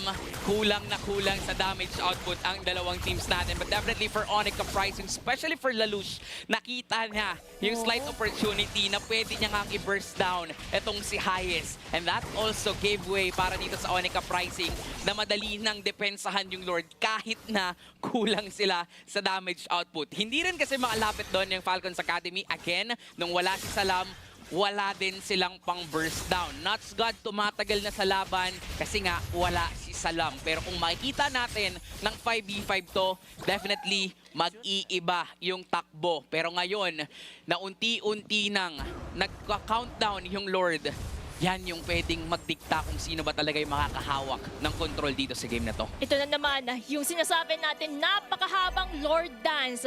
Mahaba na naman sila in terms of pagsayaw sa Lord na ito dahil this would be crucial because it can determine whether who will get the victory for Game 1. Oh. Game 1 pa lang ito in 31 minutes. Kahit sino manalo dito, parang heartbreaking kung ikaw yung nasa far end. Uy, ng na-final stage, slash! diba? Pero ngayon, final slash na i-commit na agad. Manila Boy yung pagtutulong-tulungan. Jet Kundo Alati agad. out muna. Pero nangaray yung HP niya dito. Ito na naman ang positioning ng Team Falcons. Hindi nila bibitawan yung Lord. I-reset pala. Highest. But Golden R catching no one from behind. Pero from behind naman ay nasa nakokomit with the Phoenix. Pero hindi nila ma-burst down agad yung mga members dito ng Team Falcons Academy. But instead, si Natsgod hihinto. Pati si Hecate na nadamay na rin. Natsgod, dito sa pinakatulo naman nag-aabak kung sakaling may malalalim pero kailangan umuwi ng Onica pricing. May mga wave kasing nakakalagpas at papunta sa base nila. Kumbaga yan naman yung advantage ng Falcons Academy. Alam nila walang inhibitor turrets ang Onyx Uprising. They can actually capitalize on that fact because nasa kanila yung minion advantage. Saka wala si Manila Boy. Mas mahirap ang pwedeng gawing agaw dito ng Onyx Uprising dahil bawas yung pwedeng umupensa. Lalush, giving a great job doon sa pag-predict ng mga pasukan. Pero highest, with the deadly magic connecting onto him, muntik na rin siya. Pero hindi pala muntik. Tanggal na dito si Yuktisi. Aizawa with the flicker out. Mukhang dito na yata hahabulin at pipilitin na T5 sa Academy tapusin ng serye na ito. Dahil simula na nga ang kanilang pagmarcha patungo sa base. Natska nagdedelikado. 3 miyembro ng Onyx Uprising ang matitira para dumepensa. Madaming minions coming in from the bottom lane. Meron ka pang Golden R coming in from highest. Okay. It seems like the defenses of Onyx Uprising is slowly crumbling down. Okay, nandyan na ngayon sa bunot. Pero kaya yata ng Team Falcons Academy na tapusin ito. Kompleto pa rin silang 5 dito na nag-aabang. Yung mga plato na nanggagaling kay Salam. Ang isa sabi nakasusi dito para tapusin. At yan naging yung mundo ng Onyx Uprising. Dito yata natin makikita na masusubukan yung pasensya at disiplina nila. Grabe namang pasensya yan. 33 mga minions, ha? minutes pero may minions sa mid, top, bottom, everywhere in the house. Okay, paano ba nilang ililiko to? Kasi ngayon para sa Team Falcons Academy, hindi nila ililiko yung laban. Golden R, committed. You're the Phoenix as well. Pero naglalak tower na dito mga members ng Academy as they take the first game win laban sa Onyx Uprising. The Falcons soaring high. Their early struggles paved way for them to make sure na magiging successful ang pagbuhat ng victory nila. What a long game! What a game in all. Grabe, ang kauna-unahang game win ng Falcons Academy for this season, ganun pa katagal bago nila makatim yung victory na to, and definitely maganda yung pwede nating ma-expect sa kanila. Alam nila paano nila atakihin yung laban. Hindi man naging madali, sobrang hirap man ng pinagdaanan at sobrang tagal man nitong game na to. Pero this could be a boost para sa mga Falcons. Kumbaga, ang laking boost sa moral ito sa ating mga players. It would really mean a lot on how they would continue this momentum. And with that, Team Falcons Academy takes flight into game number 1. Ito na yung keep, toss, and transform. Transforming onto a better version of themselves. Being patient even onto the last second or so. Plus, gusto ko lang din na i-comment dito si Hecate. Kasi ang hirap na pag ganyan yun ng sitwasyon na lahat kaya ka ng hatiin pagka pumasok ka. And all throughout the 33-minute game time, 5-1-7 yung KD niya. Isang beses lang namatay dito si Hecate. Definitely para sa Onyx Uprising, they have the early control dito sa game na to. Na-maximize nila yung strength ng lineup nila for Aizawa na hindi talaga siya namamatay for the first 20 to 25 minutes ng larong to. Sobrang dalang to the point na 2 deaths nga lang yung nabot niya dito. Plus yung mga pagkopya niya ng ultimate nakadepende sa kung ano yung kailangan ng team niya. Sadyang nung umabot sa late game, again, ang problema para sa Onyx Uprising, ang daming depensa, ang daming gwardya yung kailangan mong lagpasan para lang maabot si Salam, para lang maabot si Yunadre. Take note yung mga timings din kung kailan kinakasa ni Yunadre yung kanyang mga skills, and even si Highest, sadyang nag-favor talaga to at nagbe-benefit talaga yung Falcons Academy. Onyx Uprising, nakita natin yung pagkakawatak-watak nila ng latter portions ng laro kasi nga ang hirap ang hirap mag-pierce through doon sa depensa na meron yung Falcons. Nawala yung united front, kumbaga. Nung una, maganda na yung nagiging synergy nila. Pero nung huli, I do acknowledge na para bang gulo-gulo sila. Si Natsgad, kahit sino na lang yung makita sa bunot. Not really capitalizing na may Salam, may Hecate, plus the unreachable din. Sobrang hard to reach na Yunadre with his Zetian. And I do like na ang Falcons Academy, alam nila kapag ka nag-Fear the Phoenix tong si Yunadre, hindi naman i-commit yung mga dashes kasi mas gusto ng Onyx i-commit yung dash pag may hinhuli sila instead of using it defensively. Pero all in all, grabe yung mga laban na yun. Grabe din naman kasi dahil yung MVP of Game 1 would be, of course, Hecate. his Fanny shining in this long game. Kasi definitely we can expect Fanny nag-shine lang siya towards the early game. But he proves in this game na napakalaking advantage. 5-1-7 along with that kill participation. Malaking tulong yan for the side of Falcons. Same nga sila ng post ni Fanny na para bang tinutulungan niya pang hawakan yung sword. Kulang na lang ibigay na ni Fanny yung espada dito kay Hecate because he did very well dito sa game na to. We're talking about kung paano mahirap kapag isang Fanny na may kakampi ka na isang Marcel. But definitely, again, hindi naman siya nahirapan dito because he knows the timing when to go in and when to go out. And also, nakita natin dito na hindi takot etong si Hecate na lumaban doon sa mga objectives despite the fact na dapat lamang yung Onica pricing. Nilalaban at nilalaban talaga nila. And not just when it comes to the macro and as well as the micro, yung macro pala, yun yung gusto kong pag-usapan dito for Hecate. Lagi niyang ginagawa lahat ng pwede niyang gawin. Laging may trade para makalamang or kung hindi, lilipat siya onto the other side of the map. Pero dito, kung mapapansin natin, sa first 5-10 minutes ng laro, yung heat map niya was actually designed na talagang umikot all throughout sa jungle camps. Not just on their side, but even onto the side of Onyx Uprising. Dito natin makikita na talagang they're really trying to impose yung advantage and to get control sa laban na ito. Kumbaga, ramdam natin yung presensya ni Hecate in all of Land of Dawn kasi kita naman natin sa heat map na kahit saan nandoon siya. So that's the global presence that a Fanny can do. And in terms of these highlights, you can definitely see na malaki yung poking mechanisms of Falcon Academy. That's why they also capitalize on this factor para at least sila ang lumamang when it comes to the objectives. Pero Onyx Uprising, also has that answer point. Sadyang yung sakit nga lang talaga na dinadala by protecting Salam in those initiations truly made a difference for the Academy. And so far, nakita naman natin na although there was an attempt here para sa Onica pricing, still, parang most of the time, ang pinaka-summary natin or keyword natin is them not really utilizing yung smart targeting na mid lane tsaka na ni TZ. Kasi there are times I do appreciate yung effort dito nila Lush na kailangan niya rin tanggalin si Hayes, but there are more better targets than Hayes itself kasi yung main hitters dito for Team Falcons ay lagi nga nakakakawala. Plus, Yuna Dre I think was one of the main key factors here for Team Falcon to ensuring their counter attacks. Kasi nga isang Pure the Phoenix lang, kung hindi may stop, laging may napapatay yung Fear the Phoenix niya. Kaya kung papansinin nyo, halos 100% yung KP niya. Parang dalawa lang yung na-miss out niya na kills.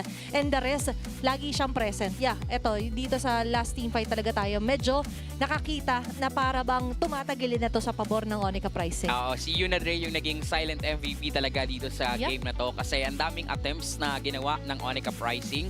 Pero because of, again, Yuna Dre as well as the other defenses na meron yung Falcons, parang dun nga napigilan talaga yung pag-rise up dito at dun yun yung naging cause kung bakit nawala yung pagka-united, nawala yung gustong gawing attempt, nawala yung formation dito ng Onica pricing kasi nga ang dami mong kailangan isipin if ikaw ang Onica pricing. Pero based dun sa nakalipas na game, sobrang laking bagay na to para dito sa Falcons Academy. Yung kauna-unahan nilang win para dito sa ating liga ngayong season, malaking bagay kasi 30 minutes plus yung game nila. So, malaking boost yun para sa kanilang momentum. At masasabi natin, worth it yung pagod nila when it comes to it. Kasi ang laking points na mag-garner nila in terms of the group stage. But if we're also going to highlight someone from Onyx Uprising, syempre, highlight natin yung YSS earlier on, which is the TZ. Kasi kita naman natin kung bakit ganun kapalong-palo yung YSS niya. Kasi ever since Season 1 all the way to Season 6, present na siya sa MDL. Ayun lang. Actually, yun yung gusto ko rin i-point out na para bang hindi lang game yung naging mahaba yung journey. Pati yung journey ni TZ since Season 1. There was a specific season na hindi natin siya nakita. That was Season 4 and then eventually nung 5. Kasi nakita rin natin siya ng short stint with TLPH sa MPL. He was slot in as the 6th man. Then eventually ngayon naging parte pa rin siya ng Academy PH. Now with Onyx Uprising. May mga times talaga na maganda yung position positioning yung TZ, but still yung frontliners nila ay tila ba lagi natutunaw. So it was very viable to be attack dito ng Team Falcons Academy. Tsaka kung papansinin natin, no, for the longest time, yung unique heroes niya ditong ginamit was actually 18. So, mataas to para sa role na meron siya for a gold laner. Ang problema lang talaga kanina was actually yung isang Yison Shin is designed to scale up sa early game pa lang. Pero again, umabot tayo sa punto na napakasakit na ni Salam. Umabot tayo sa punto na napakakunat na ni Arwis. Napakakunat na rin actually dito ng mga miyembro ng Falcons Academy. And because of that, parang nawala yung damage output na meron yung Yison Shin sa early game. Oo, nowhere to relax kapag ganun long time running yung game. 33 minutes, walang relax-relax dyan. Oo nga, pero buti na lang nandito ang Mobile Legends Adventure na isang relaxing idle RPG game. Mangolekta na mahigit 100 na heroes, mag-level at makakuha ng idol rewards. Gumawa ng iyong strategy sa auto battles, tuklasin ang endless game modes, maaari ka ring lumaban sa global PvP. Ayan yung very relaxing version naman. Oo. Kung dito, grabe yung intensity ng mga naging laban. Yan, sa mobile game natin, sa adventure ng Mobile Legends ay saktong-sakto sa mga gusto ng chill lang, kalmado naman. At syempre, dito lang walang kumalma para sa game number 1. At game number 1 pa lang ito sa ating mga viewers. But let's look at the draft recap kung ano nga ba yung mga pinik nila na heroes at ano din yung binan. At sa mga bagong pasok pa lang, this is a global ban. So kung makikita nyo yung mga naka-colored na heroes, yan yung mga bawal na nilang gamitin kasi ginamit na nila for game 1. So we're going to see a new set of heroes, new set of strategies for game 2. Or pwede magpalit.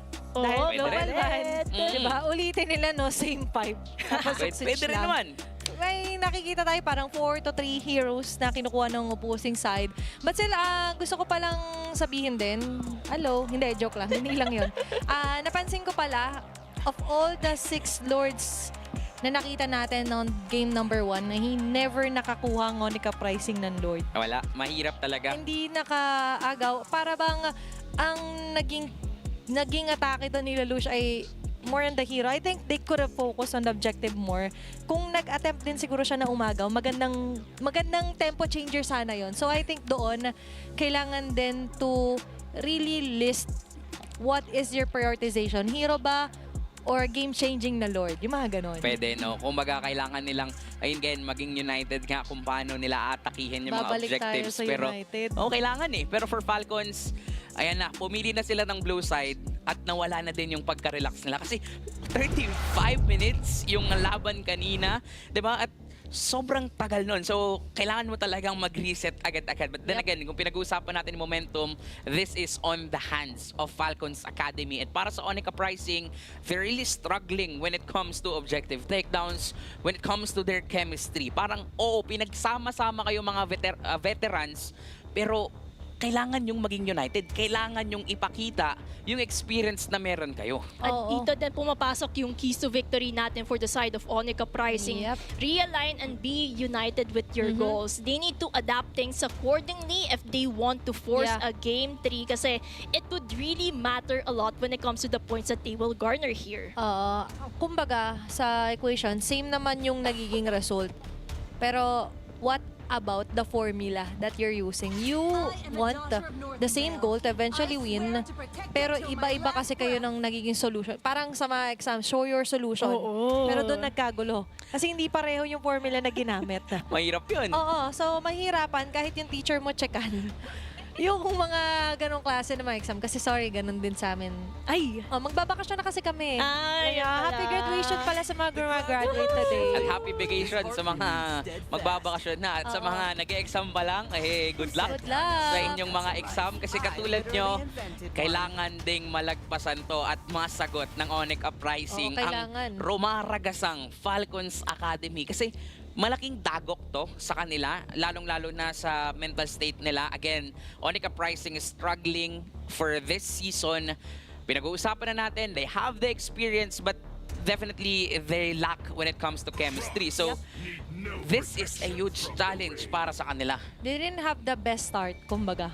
Pero, you could have the ending that you want kung sakaling pumabor sa'yo yung draft din. Pero sa draft parang control to ng Team Falcons honestly. Kasi pinilit nila na yung back siya ay sa red side mapunta at matanggal nila Coach Sai. So, doon pa lang for me malaking factor na. And then, para dito naman sa mid lane nila, automatically Eve para kay Unadre. Automatic pick for the side of Falcons Academy para at least nandun na yung area control that an Eve can do, poking mechanism, utilizing the skill 1 and having that survivability capacity sa kanyang pag-gain ng shield in terms of spanning the first skill. So malaking tulong yan for the side of Falcons Academy. In contrast naman dito sa Onyx Uprising, Porty, ano ba yung mga pipiliin nila kaya? Medyo hindi ko in-expect actually yung Hilda pick dito on their hands. Pero magandang pick up to since they're planning to use the Suyu para mapigilan yung paggamit dito ng Falcons Academy on that Hilda at sila yung makapag-maximize doon. This also limits the fact na pwedeng gumamit ng assassin heroes dito ang Falcons. But definitely, with the current meta, ang pwede nilang gamitin dito is actually the Fredrin. Sabayan nila ng malagkit na Eve. And at the same time, pwede na rin silang kumuha ng gold lane nila dito for Salam. Claude is an option right now, pero ang dami rin kasi pang pwedeng ipang sagot doon ng Onyx Uprising. Actually, pwede nga agaw sa side. Yun nga, agaw XP rin kung sakali. Ayan, agaw XP. Uranus here is actually a very great advancement para sa draft dito ni Coach Max. And then YSS, the beauty of the YSS still is the flex capability kung sakali. Dahil nga kanina nakita natin or na-notice na vision is everything for game number 1 and dahil wala ni Zet yan, automatically global ban po, ay ito naman yung ikakapitalize nga ng Team Falcons. Meanwhile, yung Zet yan ay open for the side ng Onyx Uprising kung gusto man nila. Kasi enough naman yung firepower, you already have the Harit. And so, if you snowball early, laging may if dito. Parang conditional yung magiging sagot in terms of it. But for the side of Onyx Uprising, parang gusto nila better to be safe than sorry. They have banned out the Harley para at least kung ano man yung na-witness natin in the first game ay hindi na natin matutuklasan for game 2. So they're going for that safe direction. For the side of Falcons Academy, Zetian ang kanilang tinanggal para at least wala ng vision gameplay ang pwedeng gawin ng Onyx Uprising. Gwyn right now is a good option, pero okay, mas nag-safe route dito ang Onyx Uprising for banning out that drop. Kasi pwede mo nga pa rin namang i-flex yung YSS dito mula sa Falcons Academy. But then again, nagamit na rin kasi nila to towards their gold lane. So mas kayang maglaro ng Falcons Academy for their drop. Meanwhile kasi for Onyx Uprising, straightforward na yung draft nila. Na-reveal na dito kung which is which, kanino mapupunta to, Harit para kay Yuktizzy. So now, ang pwedeng kunin dito ni Sir JM Fernandez, ni Sir Aizawa, eh yung mga papatay din na heroes, pero at the same time, kailangan din kayang mag-survive na hero. Pwede mamaya na siya Mamaya na nga siya. Kasi marami pa siyang options actually. May Kimi, Lunox, and even the Forza na nakikita ko na pwede ko sakali. Pero they need to see muna kung ano na may magiging gold before they decide. Kasi baka masyadong reachable yung unkillable. And you wouldn't want that if you're Onyx Uprising. Para at least meron silang safe distance when it comes to those types of threats para at least sigurado na sila. But for the side of Falcons Academy, Moscow is the best option for them. So we're going to see a YSS jungler at yung glue na nakita natin sa earlier game ay mapupunta sa side ng Falcons Academy. Rogue glue, yung makita natin, then there goes the Farsa.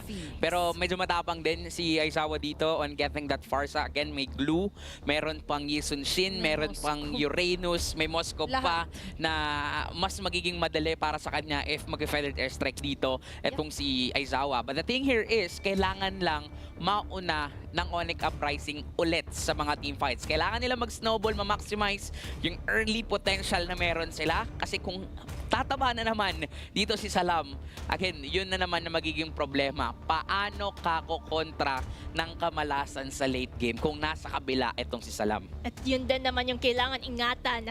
For their side, for Falcons Academy, they have to make sure that they protect the damage dealer at all costs. And at the same time, for the other side, the Onyx Uprising, they have to make sure that Yuktizzy will flourish. Yung positioning ni Aizawa would also be a key to success here kung pa nila Popok by utilizing a feathered airstrike. Kaya tingnan na lang natin sa pagpasok ng Game 2, yung mga struggles ng mga teams na to, kung sino ang mas makapaglagpas sa mga challenges na ito as we're about to enter a possible 2-0 or a 2-1. Match point para sa Team Falcons Academy. Meanwhile, ay nakikita naman natin, you've mentioned struggle. How will they turn that struggle into something good if you're on a pricing?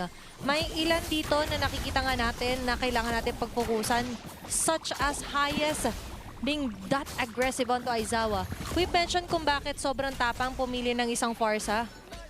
Dahil nga, 4 yung pwedeng umabot sa kanya, bypassing each and every wall na itinatalaga nila dito. And going back ng QWERTY, dahil nga doon sa naging draft naman, for Team Falcons, ano bang awit nila dito? Actually, ang awit nila dito, again, early game control. Yun yung Farsa ni Aizawa, kailangan nilang magamit yung fast rotation na pwedeng to together with, of course, the mobility na meron si Manila Boy using this Hilda. At the same time, yung level 3 prowess pa lang ni Lalush, kailangan na talaga nilang makakuha agad ng pick-off. Ang problema, sinong pipick offin mo dito sa early game? Hindi naman pwedeng si Arwis. Uranus yan, ang kunat yan.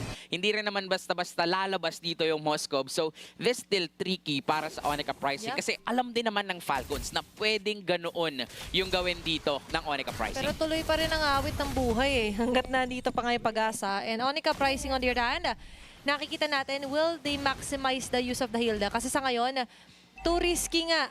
'Di ba? Hindi naman mag-atubilin, mag-exhaust ng mga pana rin dito si Hecate just to try and ensure na walang mang-deny, walang manggugulo. Pero sa gold team natin, parang mas mamaya pa natin malalasap kung meron mga first blood dyan. Kasi first turtle ang paglalabanan. It's going to be Arwis initiating dito na ipigilan sila Nuts God sa pagpasok. Manila Boy, wala pang ultimate. Yung magandang ba, pigil pa. Pero sinabayan yung feather shot dito ng RWM cancelled out. Hindi natin na ma-maximize dito yung AoE for Onika Pricing. It's going to be first blood here for Hecate. Pero pagong naman nakuha doon nila Lush. Kumbaga palitan na nga, nakuha man ng Onika Pricing yung turtle, nakuha din naman ng isang kill ang Falcons Academy. Nakita natin dito, no, trade lang yung ginawa dito ng dalawang teams natin. Again, yung prowess na meron ng Onika Pricing to get the early control na gawa nila doon sa objective. Ang problema, Falcons Academy, alam din nila how to trade on that turtle. That is why, masabi nga natin na pwedeng sila pa yung lumamang dito. Oop! Uy! Inabutan pa rin.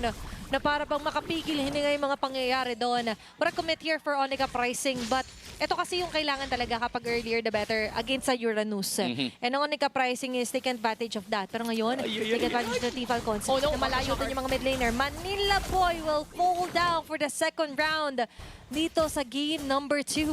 Grabe din naman. Parating casualty si Manila Boy, pero meron naman tayo yung manipulation at makakatakas din naman si Lalush there. Okay na nakahagaw ng purple buff dito si Lalush. They're off to a great start, but can they be consistent about this? Nuts God, pumasok agad. May naka-reserve na bravest fighter kung sakali, but Team Falcons Academy were caught off guard dun sa steal na yon. Yup, napakagandang pag-maximize again ng Onika Pricing sa kits na meron yung kanilang composition for the early game. Sa dami ng nangyayari dito, nagiging tug of war battle na naman. Ayan Palitan na naman sila ng side kung sino yung nagko-control ng game na to. That is why for the gold lead, sobrang liit lang nito. Kasi nga, nakakahanap naman yung magkabilang side na team ng paraan para makakuha ng trade. Kumbaga, nakakahanap sila ng equalizer in terms of having that limiting yung snowball potential ng isa't isa. But here we are, entering the second turtle. Positioning would be the key to success here. Arwis, medyo umaamba na sa entrance ng turtle as well as si Salam nandyan na din sa likod-likuran. At tingnan na lang natin kung sino ang mas lalamang. Okay, Manila Boy being proactive na gustong i-displace dito si Hecate sa posisyon nila. Reset lang muna na real quick sa turtle siya. Balik dito ang Team Falcons Academy. Fall on 5 yung pwede mangyari dito. Zaman Force. Hecate ay nilagpasan. Lumabas sila doon. Pinapainit yung TC dance floor and a safe turtle take para kay Lalush. Grabe din naman kasi yung ginagawa ng Onika Uprising SOD to connect, but it will not be enough to pick off Lalush there in the process. At the same time, maximizing yung kalakasan na meron ng isang Hilda. Ayan yung magiging problema din ni Hecate for the early part ng larong to. Lalong-lalo na wala sila nung crowd control para pigilan ng isang Hilda. Yes, meron silang pang sustain, having that glue, having this Uranus. But then again, dito natin makikita, mataas talaga yung chance ng Onyx kunin ng early game. Pero ngayon, mata rin at mataas yung capability talaga nila ng mga easy pick-off. Dahil nga may burst, you also have the hold. You've mentioned ito yung medyo kulang for Team Falcons Academy. May literal hold sila sa sabunot dito ni Hayes. But the problem with that is, it's too targeted on a single person versus onto what Onica Pricing can do na kaya lang i-maximize yung damba na meron dito sa Manila Boy. And talking about Manila Boy, nabigyan man ng 2 beses kanina at now he's showing signs of improvements, letting Yuktz get most out of their gold lane na makakabasag pa ng Torre. Mirror move sa taas. Prevention na makalagpas si Lalush. Inabangan. Strap missile ko connecta. Spread as well. Lalush falls down. Counter! Kay Nuts God na papasok. Manila Boy. With last hit on to Hecate. Nahuhuli sila dito sa RWM. Pilit na lumalabas si Nuts God. Makakasurvive pa ba? Kakapit. Inilalapit na pilit dito. Si Salam and si Hayes naman ay makakasurvive. 2 for 1 ang naging palitan sa top lane. Napakagandang initiation. Alam nila na makakapitas ang Onica Pricing there, kaya sinalo din naman ng kabilang team. And thus, we're going to see somehow they were able to limit na naman yung snowball potential ng Onica Pricing sa larong ito. Nagsimula lahat nung ginawa dito ng Falcons Academy. Binuhos lahat ng pwedeng ibuhos para lang ma-pick off sila Lush. Ready man yung Onyx Pricing dito to make a counterplay. Yes, nakuha nila si Hecate pero ang tumataba pa rin etong si Salam. Isang Spear of Destruction na outplay niya dito yung Onyx Pricing. Yeah, and they can afford na isama na si Salam any moment, so basta tumama yung SOD. Pero ba yun ang tatamaan? It's going to be the last turtle of the game na masisecure nila Lush safely. Things are quite calm sa mapa dahil nag-aantay pa ang Team Falcons nung power spike dito ni Salam. Yan na, pwedeng lumipat. Oops, hindi Pwede. lumipat. Okay. Ay, lumipat pero wala man nang manayari. Yep. And if we're going to also highlight something, Onyx Uprising was able to get these 3 turtles. So that means malaki yung advantage point nila in the early game. Bumabawi. And tingnan na lang natin kung paano babawi ba ang Falcons Academy. Na ma-maximize dito ng Falcons Academy yung global presence na meron, yung kanilang Moscow. And kung usapang paano sila babawi, actually pang late game pa talaga. Knowing na they have the double marksman setup, kailangan nila ng oras. Meanwhile, for Onyx Pricing, oras din ang kanilang kalaban. Oo, kaya ngayon pa lang sinisimulan na nila Ay! na i-check off yung mga nagpasakit ng ulan ng Game 1. Highest, now at his lowest. Kasi hindi siya basta ngayon makapag-stop ng mga members ng Onyx Pricing if they commit to do so. Turret might be destroyed din sa top lane at sabay pa nga nilang pinupush off yung ibang mga wave. But thankfully daw para sa Team Falcons Academy, sa may bandang baba, nagkakaroon naman ng moment si Arwis na makaka-farm at makakapag-push din ng wave. Kumbaga sa Onyx Uprising, parang nakapag-realign na sila with their respective goals. They already know what to do, kaya naging iba yung laro nila sa early game, naging iba yung tempo because they were able to redirect one another that this is your job, this is what you have to do, and thus, it paved way kung paano nila nasa-secure yung mga early game objectives. Mas maganda na yung delegation of tasks nila as of now, and they're really united as of now. Again, ang kalaban nila dito, oras. Kailangan nilang madaliin to at hindi hayaan tumaba ang Falcons Academy. At hindi rin nila hinahayaan dito Kasi any moment soon may makita si Yuktz, talagang binibigyan niya. And that's the second time na mapipitas dito si Hayes. Direkta sila sa baba. Capitalizing na baka akala mo, Salam, lumalagpas sa mata namin na free farm ka sa baba. Hindi. Pero after that, transition din tayo dahil yung unang lord ng laban ay sisimula na dito nila Lush. Cornered out dito yung mga members ng Team Falcons Academy. And this is going to be a free lord na nga dahil hindi makakalapit yung mga members ng Team Falcons Academy. Hindi na nga sila makakalapit, and the direction that Falcons Academy is going to take is to make sure na ipupush na lang nila yung bottom lane, pero it seems like Aizawa using that wings by wings to punish with a feathered airstrike to punish lang at to stop kung paano man yung ginagalaw ng Falcons Academy when it comes to it. Nakita natin dito no, na may sagot naman yung Onyx Pricing when it comes to the global immediate presence because again, Basag. they have a high mobility composition. Kahit sino sa kanila, actually kayang mag-react against Salam. So si Salam, wala din siyang choice kundi pumatsi-patsi lang, chumepi-chepi lang ng mga onting resources kasi yun lang yung magagawa nila as of now kasi lamang talaga ang ONCU pricing. Mas may structure na yun yung mga ginagawang clashes ng ONCU pricing. Capitalizing yung AOE na meron dito sa Aizawa plus UTZ focus fire doon sa pag-clear off ng mga wave. Now the Lord will be marching on to the bottom side. Sabay nakaw din yung ONCU pricing, not letting any moment na magkaroon ng dead air man yan, magkaroon ng moment na idle lang sila. Kasi sa ngayon, very active sa mapa yung ONCU pricing. Na wait lang, napa-flicker doon si Yuna Dre. Nako po, medyo delikado dahil yung ONCU pricing patuloy That's na God! pumasok si That's God. Picking off, highest in the process. Meron pang turret kapalit sa bottom lane. Okay, disiplina para sa ONCU pricing. They're still waiting na lumagpas. Kahit isang catapult minion, protection has been popped off doon sa bottom lane base turret ng Team Falcons. I love the unity. Kumbaga ngayon, mas synchronize na yung galawan nila. Yung unity ng ONCU pricing yung gusto ko yung ginagawa nilang pagkakaisa dito sa game na to. Kasi kita-kita natin yung disiplina nila on how they actually use or discipline themselves na lumayo agad at huwag ipilit yung mga bagay na pwede namang hindi ipilit. Disiplina ang pinapairal nila dito para ma-prolong yung lead na meron sila. Meanwhile for Falcons Academy, again, oras ang kanilang kakampi. Kailangan nilang magtiis, kailangan nilang tumagal dito sa laban para mag-snowball. Not just Salam, even Yuna Dre and Hecate. Kumbaga kung pinilit mo, ikaw lang yung masasaktan sa dulo. So kailangan na iwasan yung mga ganun na moments and just take your battles kung ano lang yung kaya mo. So knowing your limits would also be the key kung paano nila lutasan yung problemang ito. Pero pwede mo rin naman yung push yung limit mo. Pwede rin. With everyday workout, with everyday practice. At yun yung ginagawa ng ONCU pricing. Pushing their limit to the highest talaga. At si Yan. highest nga dito yung isa sa talaga nabibigyan lagi. And kakabanggit ko lang din, they're not letting highest retain his position. Even if it means delegating si Manila Boy lang sa kanya. Kasi sobrang laki nga ni highest dito na bagay. Kung kaya naman even the firepower here for UTZ is committed on to stopping him aggressively. Again, wala din kasing crowd control na meron dito yung Falcons Academy. So wala silang choice kundi tanggapin lang yung ibinabato sa kanila ng ONCU pricing. Ang tanging magagawa talaga nila dito, mag-TS up until the end. At nakikita naman natin for ONCU pricing na hindi nila gustong gawin yun. Gusto nilang madaliin to, pero slowly but surely tinatapos nila yung game. Delikado si Arwiz. Okay, nandun yung tunaw. Susunod pa ni Nuts God. May makakapag-flicker out naman doon si Arwiz. Consecration already activated. Lord, half an HP left. Mountain Shocker na commit na agad. SOD will connect. Sasama na sila sa Salam. Uy, Yung TZ, medyo nangangalati yung buhay. Lord! Display sila yung position dito ng Lord! ONCU pricing. And the Lord will still hold on the hands of Lalush.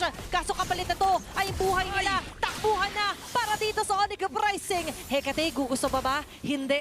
That's going to be a kill for a Lord na kanilang itetrade. Pero hindi pa pala tapos. Arwiz, sumasagasa. Sasalubungin dito sila Nuts God. Hindi yata pala nagpasin dito nila Aizawa na makakakuha ng kill. Boom! And Manila Boy na meron ding makukuhang kill, boy. Nako po, 3 members na lang ang natitira for the side of Falcons Academy. Meron pang Lord na bumamarcha sa mid lane. Kaya bang tapusin ito ng ONCU pricing? Okay, kung ano ay kinahaba ng mga clashes kanina, ganoon namang ikinaikli ng mga pagsingit dito ng mga members ng ONCU pricing. After the Federal Airstrike, atras agad dito si Aizawa. And that's going to be a vision plus a defense para dito sa Team Falcons Academy. Nice defense pa rin para dito sa Falcons pero hindi naging maganda yung post-Lord punish nila doon, lalong-lalo na for ONCU pricing. Kasi alam ng ONCU pricing na kaya nilang mag-counterplay. Wow, and we also have a milestone achieved here because Aizawa has reached 500 total career kills here sa MDL Philippines. He Iba is ka talaga. currently ranked 2nd in all-time career kills, and let's see kung meron mapipitas naman dito. Okay, he's aiming for the top 1. Kasi sa ngayon, gusto pa yata lang kumuha ng kill. Pero mapipilitan silang umatras. Hecate, kung ako lang naman, medyo may nararamdaman kami kakaiba. At buti lang din, hindi siya doon pumasok, 40. Oo nga kasi kung hindi, for sure, napaghampas na siya dito ni Manila Boy. But then again, sobrang tindi nung ginagawa dito netong si Aizawa, again, isa pa lang yung kill niya as of now, pero because of that one kill, naka-achieve siya Ang ng 500. milestone dito. Wow. Diba? Ibang klase ka rin talaga, JM Fernandez. Sana abot ang isang kill mo. Kaya nga, pwede ka para sa 500 kills in total dito sa MDL. And again, ang pinaka nakakayabot sa kanya. Oh no, always. Wait lang! Eto pala yung nakakainis. Ayan nga, Oo, eh. diba? Yun Doon pala pala. siya mainis. Pero ngayon, SOD, kasama yung tama. SOD. It's showtime na ba para kay Salam? Sumabay pa kay RWM. Nakakalagpas naman doon. Sa Pinasubunutan. parisukat. Nakulungan ng Onika Pricing sa bunot ay kilomit na rin. Pero nowhere to go but to go down para dito kay Airways. Sa pinakalikod naman Neta Tiger dito si Hayes. Na makukuha ni Lush with a double kill. Manila Boy single-handedly zoning up 3 members of Team Falcons Academy nangangaray. Tumatakbo. Meanwhile, habang busy ang lahat, Onika Pricing on the other hand ay makakakuha pa rin ng great vantage point sa clash na yon. Gusto ko lang ituloy yung nakakayamot kalaban si Aizawa. Kasi nga naman, hindi siya namamatay tulad niyan. Nakaka-flicker niya lang. Tapos sakto ngayon, may Manila Boy. sasalubong na Manila Boy. Si Oh, Hecate pa! Ang mahuhuli nila. Hindi siya tatantanan dito ni Manila Boy. Zaman Force para kay TZ. Nananakit na mga balakang pati likod dito ng Team Falcons. Minamasahe sila ng sapilitan dito. So lahat dito ay minamasahe at naabutan. Dito si Manila Boy nila Yuna Dre. Ito yung magiging trade nila doon kay Hecate. Pwedeng lumaban ngayon yung Falcons sa Lordo. Kulang at wala si Hecate. Wala yung retribution holder nila, pero wala din naman si Manila Boy. Oo. Kaya kahit papano, pwedeng tumapang ngayon ang Falcons. Tatapang sila, makakapag-spread out evenly dito sa mapa. Yung mid lane turret naman ay posible na ma-pushed agad dito ng Team Falcons Academy. And with that said, sakto rin naman Boy na si Hecate. on the spot ay mabubuhay na si Hecate. Lord ay mabubuhay na. This is going to be the third Lord para sa laban na ito. Arwes, makikita sila Aizawa. Hindi yata yan yung kamag-anak na gusto mo salubungin. Tunaw agad siya. At yung Lord, si Natscott pa ang makakakuha. Doon sa pinakalikod, meron magagrab-grab. Pero magagrab din nila Lucio opportunity para maka-double kill. Bumabawi ng gusto dito ang uprising. Lord and kills, ilista na nila. Tamang pagbawi lang ang ginagawa nila as they were able to get on that momentum. Lord is marching in once again in the middle lane habang yung minion flows ng Onika Pricing from the top and bottom ay umarangkada din for their side. Nasa pangalan na rin eh. May God sa pangalan, kaya yung Lord nakuha niya na rin. Oho, ngayon, kaya rin pala Nats, kailangan niya kasi maging makunat. Aizawa, sinimula na ganang laban with the Predator Strike, pero yung Lord pumipiretso lang, bumabase, pumipace lang ang Onika Pricing, and that's going to be a game win and a secured win para sa Onika Pricing. Onika Pricing forcing a game 3. Yung earlier struggles na nakita natin from game 1 on their side, ang mukhang natuto talaga sila towards facing and adapting things accordingly. Kaya we're going to witness the very first 3 games natin for today. Tama. At ito yung nakita natin mula sa Onika Pricing. Ito yung dapat mas makita pa natin sa mga susunod na laban nila. Kung paano sila united dito sa game na to, kung paano sila kadisiplinado, kung paano sila kasynchronize. Feeling ko nga kung ilalaban sila sa dance competition, pwede silang manalo ngayon kasi ibang klase yung choreography na meron sila. And with that, nakita naman natin na going back to their true form yung mga veteran players natin. Plus, finally, nakita na nila na, oo, magaling tayo individually. But how about as a team, as they move forward dito sa game number 2? And thus, Onika Pricing was able to dominate game number 2 and they were able to force game 3 in the process. Nakita naman natin yung earlier struggles for both Falcons Academy and Onika Pricing. It is evident naman na somehow they need to adjust things accordingly to make things work out. And let's see na lang kung sino ang mas mag-adjust towards facing this game 3. Kung anong kinahaba ng game 1, Ang bilis. kinalahati. Chinap off ni Manila Boy. Hindi, joke lang. Oo naman din. Chinap ni Manila Boy onto half yung game number 2 natin. Ibang klase din kasi talaga yung makikita natin ditong performance ng Onika Pricing. Again, pinag-usapan natin yung sabihin natin pros and cons ng composition nila. Kung paanong kailangan ma-maximize ng ONCU pricing yung early game potential nila, Okay, early which game. they did.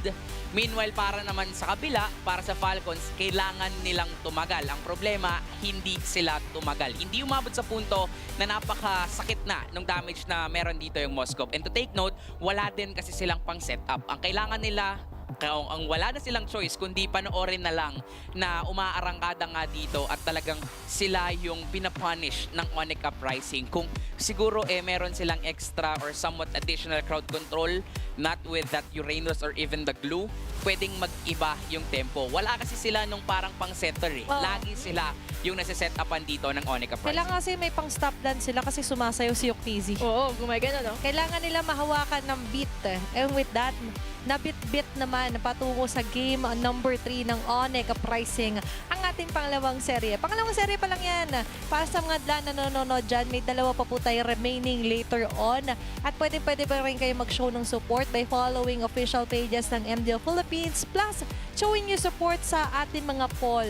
Kaya may lalabas dyan kung nanonood ka man sa Blue app, sa Black app, Sa red up. sa Red app. Lahat na Ayan. ng apps. Lahat ng applications ay pwede kayo mag-participate sa kung sino ba sa tingin nyo mananalo para sa serye na ito. At syempre, kung kakilala nyo naman or may sinusuportahan kayo na specific Oo. players, na teams, mag-comment down below lang din kayo. And here we are.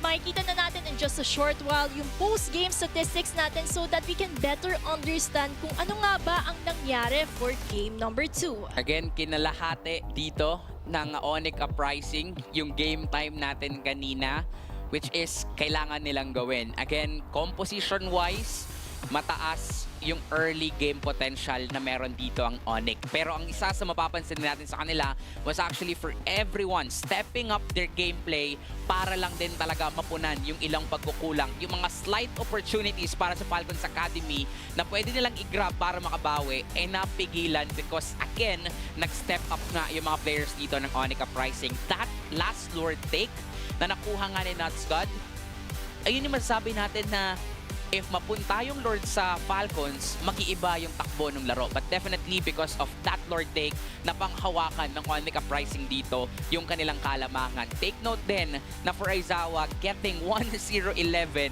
isang kill lang.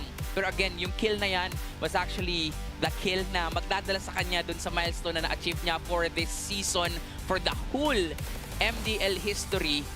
Hindi lang naman kasi yung kills yung nagmamatter. Kung paano niya sinuportahan dito yung mga kampi niya. Siya yung wingman dito. Kung paano pinigilan niya si Salam na makapag-push. Yung global presence ng Moskov ay napigilan because of Aizawa. Maganda rin na sa sides ng Team Falcons ay dinalawan agad nila na Manilboy. So with that, na-open yung objectives onto Lalush. And this time, he wasn't restrained at all. Ito pala yung magiging kalakasan when Lalush is activated.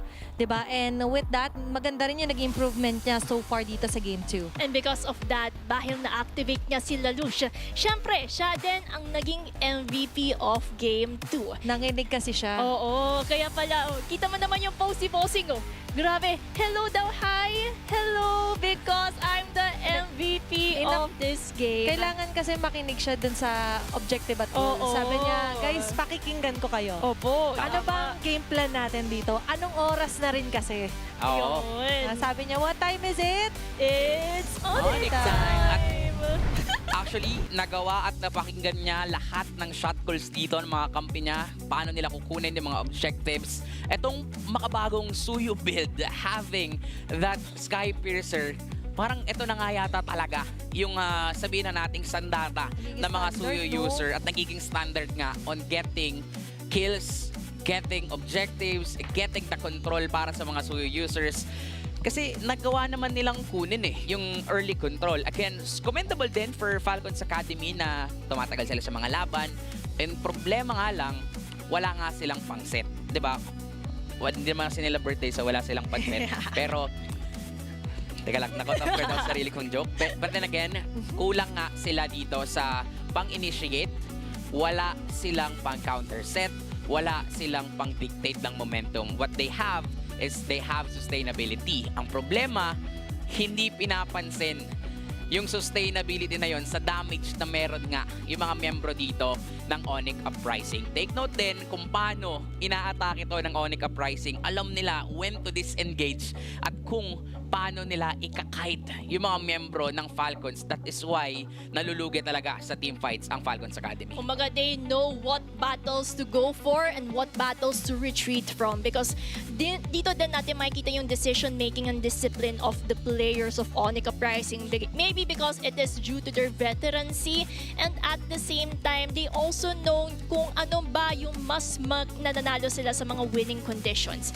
And we can definitely see that Aizawa has a really good placement sa Farson niya, really maximizing yung feathered airstrike kung ano yung pwede niya makontrol and thus they were able to get on game 2 in a dominant way. Okay, yan din yung nagre-reflect talaga on choosing your battles wisely. It doesn't matter kapag merong clash na nangyayari, pinipilit ka, that you react. You choose when to react and where to react ka. Yan naging susi din dito para sa ONIC Uprising. At yan din naman kasi yung kailangan nila in order for them to go on sa Game 3.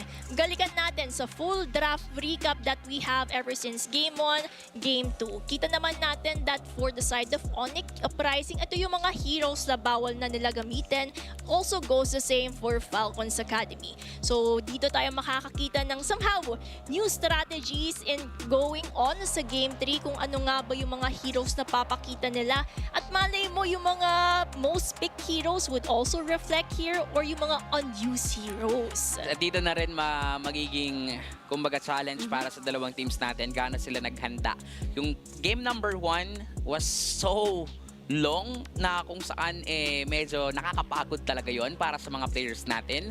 Pero pinakita ng ONIC Uprising na for game number 2, madali silang mag-reset. Pero now, for Game 3, depende rin to sa mapa. Kasi para sa kapapasok lamang po sa stream natin, meron din tayong yung map pick system na meron kayong chance makapili ng mapa, pero that is only for game number 1 and game number 2. At yung tiebreaker natin, para malaman kung sinong manalo, that is randomized. So, hindi na natin makikita Dalawa yung... lang.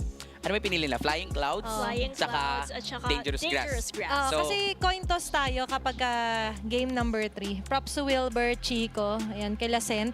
Yan. Pati kay Sir Lance Benedict Yulo. Yun! Ayan yung mga very, very, very, very mabait, nagbabantay to ensure our tournament is running smoothly. Yan!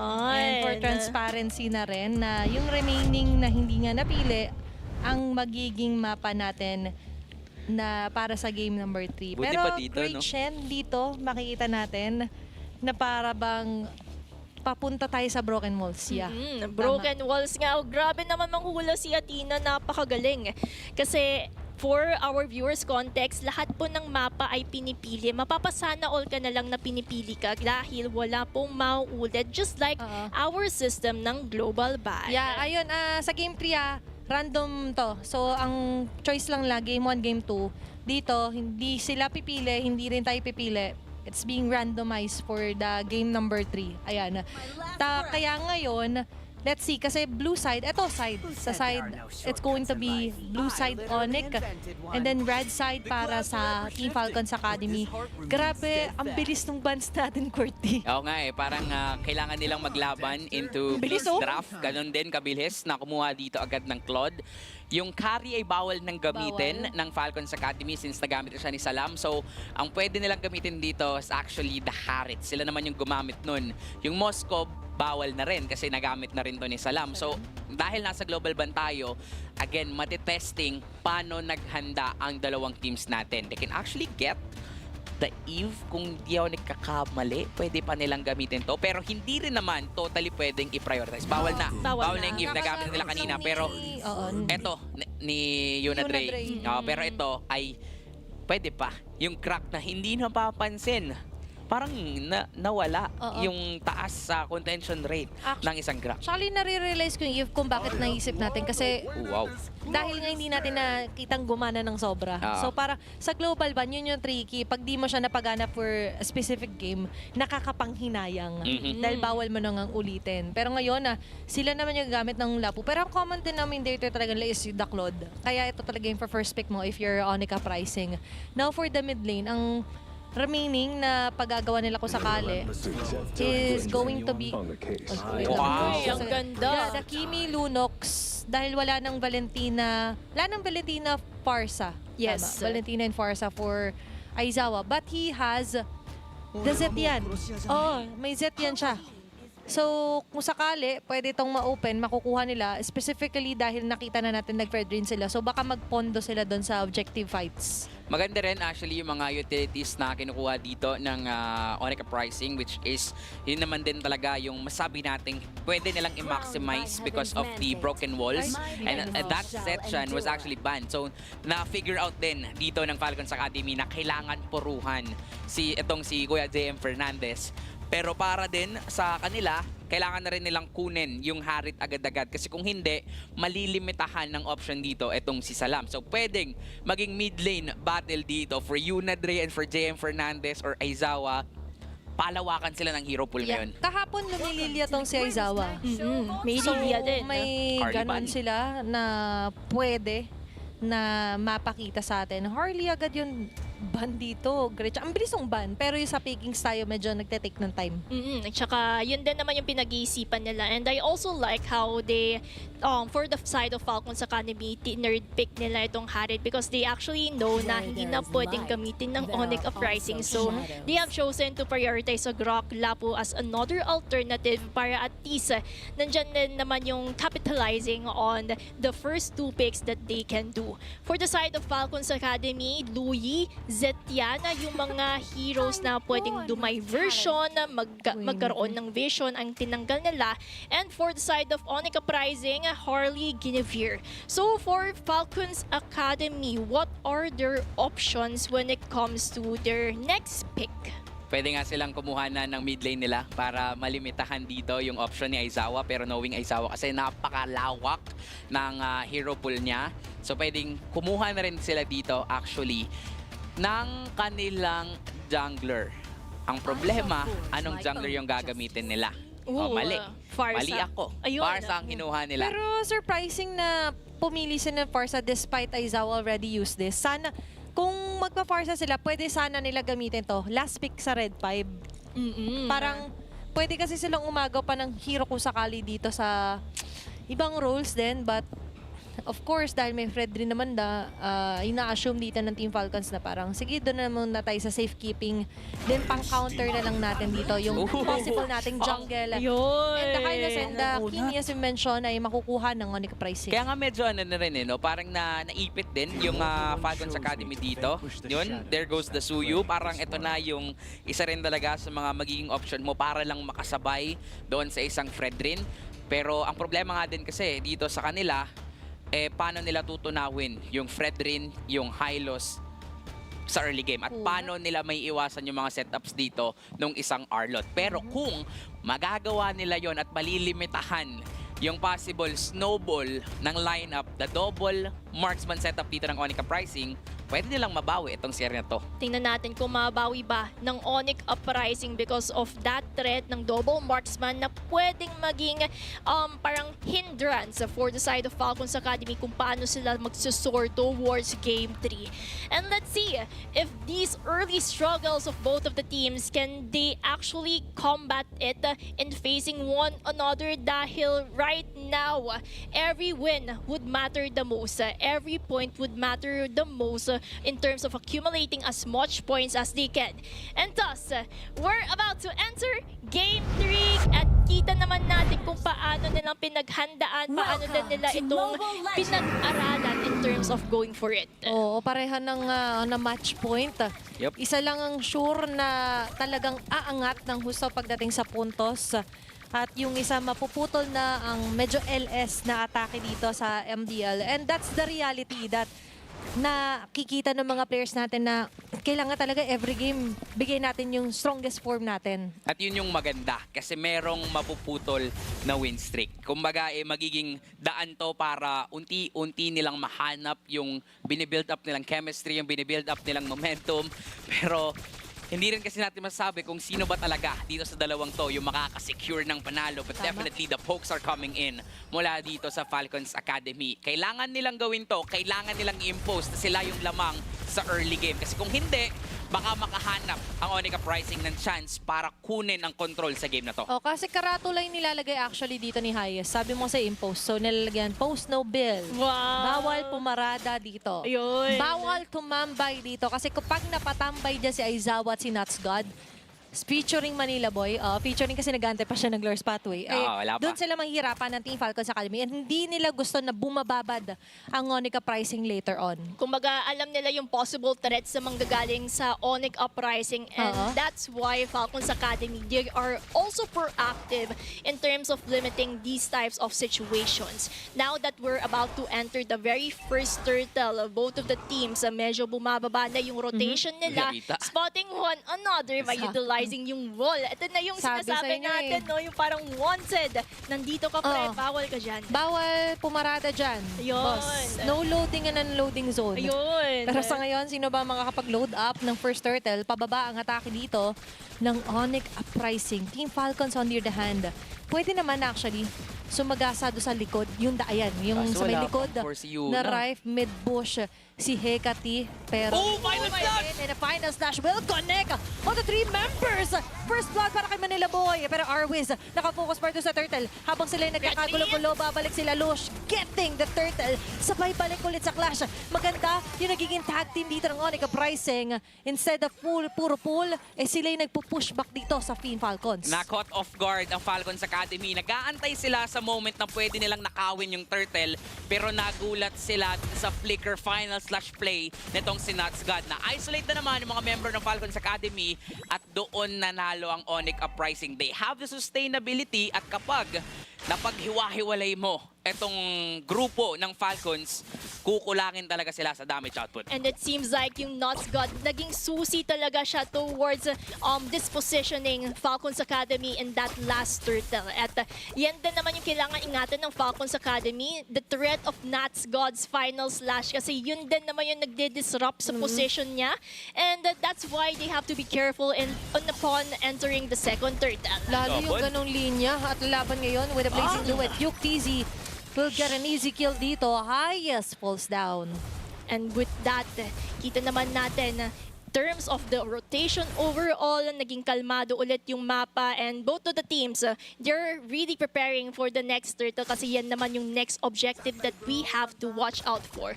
So for the side of Falcons Academy, Qwerty, ano ba yung kailangan nilang gawin para at least maiwasan yung mga surprise attacks na yun coming in from Nuts God? Actually, kailangan nilang mauna. Kailangan nilang i-maximize dito yung tech charge, even the feathered airstrike. Kasi as of now, kaya pa naman nilang mag-burst. Ang problema lang, lagi sila ang nako-caught off guard dito ng Onyx Uprising. This is a battle kung sino nga ang unang makakapag-set up. Ang problema lang din kasi for Falcons Academy, since nalamangan sila, 2K na lead na meron dito ang Onyx Uprising, parang magdadalawang isip sila na mag-set up. Kaya naman, yun yung minamaximize ngayon ng Onyx Uprising. Dahil medyo natatakot na yung Falcons, lumalamang sila. Ginugulangan na nila ngayon ang Falcons Academy. Mauna taya kasi syempre pag taya ka, ikaw yung nang-chase. Ayun. Ikaw yung nangahabol. Kaya nakahabol din sila doon ng Onyx Pricing eh. Pero for now, Team Falcons Academy, nakapwesto na ulit dito. Pangalawang paglalabanan. Arwiz Layo nun. committing a combo with a flicker as well. Pero mukhang dito, yata siya madadali. Nila Nuts God na nakaabang. Oh, feathered airstrike. Nakasada dito yun na day. But being cancelled out by Manila Boy. Aizawa with a free hit. Arwiz is going down. Hayes with a mighty swing. Pero hindi mighty yung makukuha nilang swing dahil ang momentum is still on the side of Onyx Uprising. Onyx Uprising was able to get on and capitalize, pushing back the members of Falcons Academy in the process. And take note, if I'm not mistaken, naka-sky piercer na dito si Aizawa. They have to be careful in that certain threat. Tsaka ang napansin natin kanina was actually, again, na-divide na naman yung team fight. Arwiz, yung intention niya to pick off Aizawa. Yun naman din talaga yung kailangan niyang gawin dito, pigilan yung damage dealer. Ang problema, walang follow-up na naganap kasi naharangan din ni Manila Boy yung mga miyembro dito ng Falcons Academy kaya hindi sila nakasunod dito kay Arwiz. Then dun yung setup coming in from Hayes, tinry talaga nilang abutin si Aizawa. Even the feathered airstrike, yung pinakadulo na range na meron dito itong si Yuna Dre, tinry nila. Pero ang problema, si Aizawa kasi yan, the unkillable mage is once again, back dito sa ating laro at nagpapakitang gilas na naman siya. At ngayon, yung traction pulse as well ay medyo nakikita natin na aggressive ginagamit dito ng ONCU pricing. Just to try and check kung merong mga nagtatago dito from Team Falcons Academy. And you're right, focusing on their strongest form. Where are they strong? Kapag hindi naaabot sila Izawa, when Yuktisi gets a very bountiful form sa top lane. At paano ba naman hindi magiging bountiful? Pinupush back agad ni Manila Boy doon si Salam. So there's nowhere to go but to go back kung ikaw yung harit. At kita naman natin, nakuha din nila yung top turret, which means ONCU pricing is getting that slow control towards the Land of Dawn. Nakukuha nila yung needed momentum in order to push back the members of Falcons Academy. Now that we're witnessing that yung somehow heat map natin is currently towards the mid lane, mayat-mayat nang makakakita siguro tayo ng one flash that could determine things around. Kaya ba nila? Paano ba nila arangkadahin ito? Okay, Manila Boy will still be able to go away. Revitalize na commit na. Traction pulse hitting onto our Wiz. Na ngayon, pinagdidiskitahan na naman. Flicker already exhausted here. Para kay Lalush. Mukhang i-commit talaga nila for a kill. Arvis is down. Yuktisi as well with an assist. And rekta agad sila convert onto a turret ang kanilang takedown sa Team Falcons. At kita naman natin habang nagtatrabaho ang ONCU pricing sa top lane, meron din naman si Hecate sa bottom lane. So somehow mirroring lang yung mga aggressive movements for both of them and just in time for this third turtle. Yun lang yung magagawa ng Falcons Academy. Yun lang yung magagawa ni Hecate sa ngayon. Ang kaso nga lang, again, double marksman setup yung meron ngayon ang ONCU pricing. Kaya habang tumatagal yung laban, masasabi natin pumapabor lang din to for ONCU pricing at hindi natin nakikita na tumatagal na rin sa mga team fights etong si Arwis and even etong si Hayes. Oh. Plus, may setup na naman. Kakasabi pa lang natin, hindi tumatagal. Instant agad yung pagkikill down ng ONCU pricing. Manila Boy sa likod. Chasing down Yuna Dre. Hindi natin nakikita na malaya yung ibon. Wala siyang laya dito dahil ang ONCU pricing ikukulong sila. Killing spree for Aizawa. Yuna Dre with a feathered airstrike. But still, hindi na nila nasusulit at nakakapitalize yung AOE at nag-e-enjoy pa si Yuktisi mag-push off ng Torre sa baba.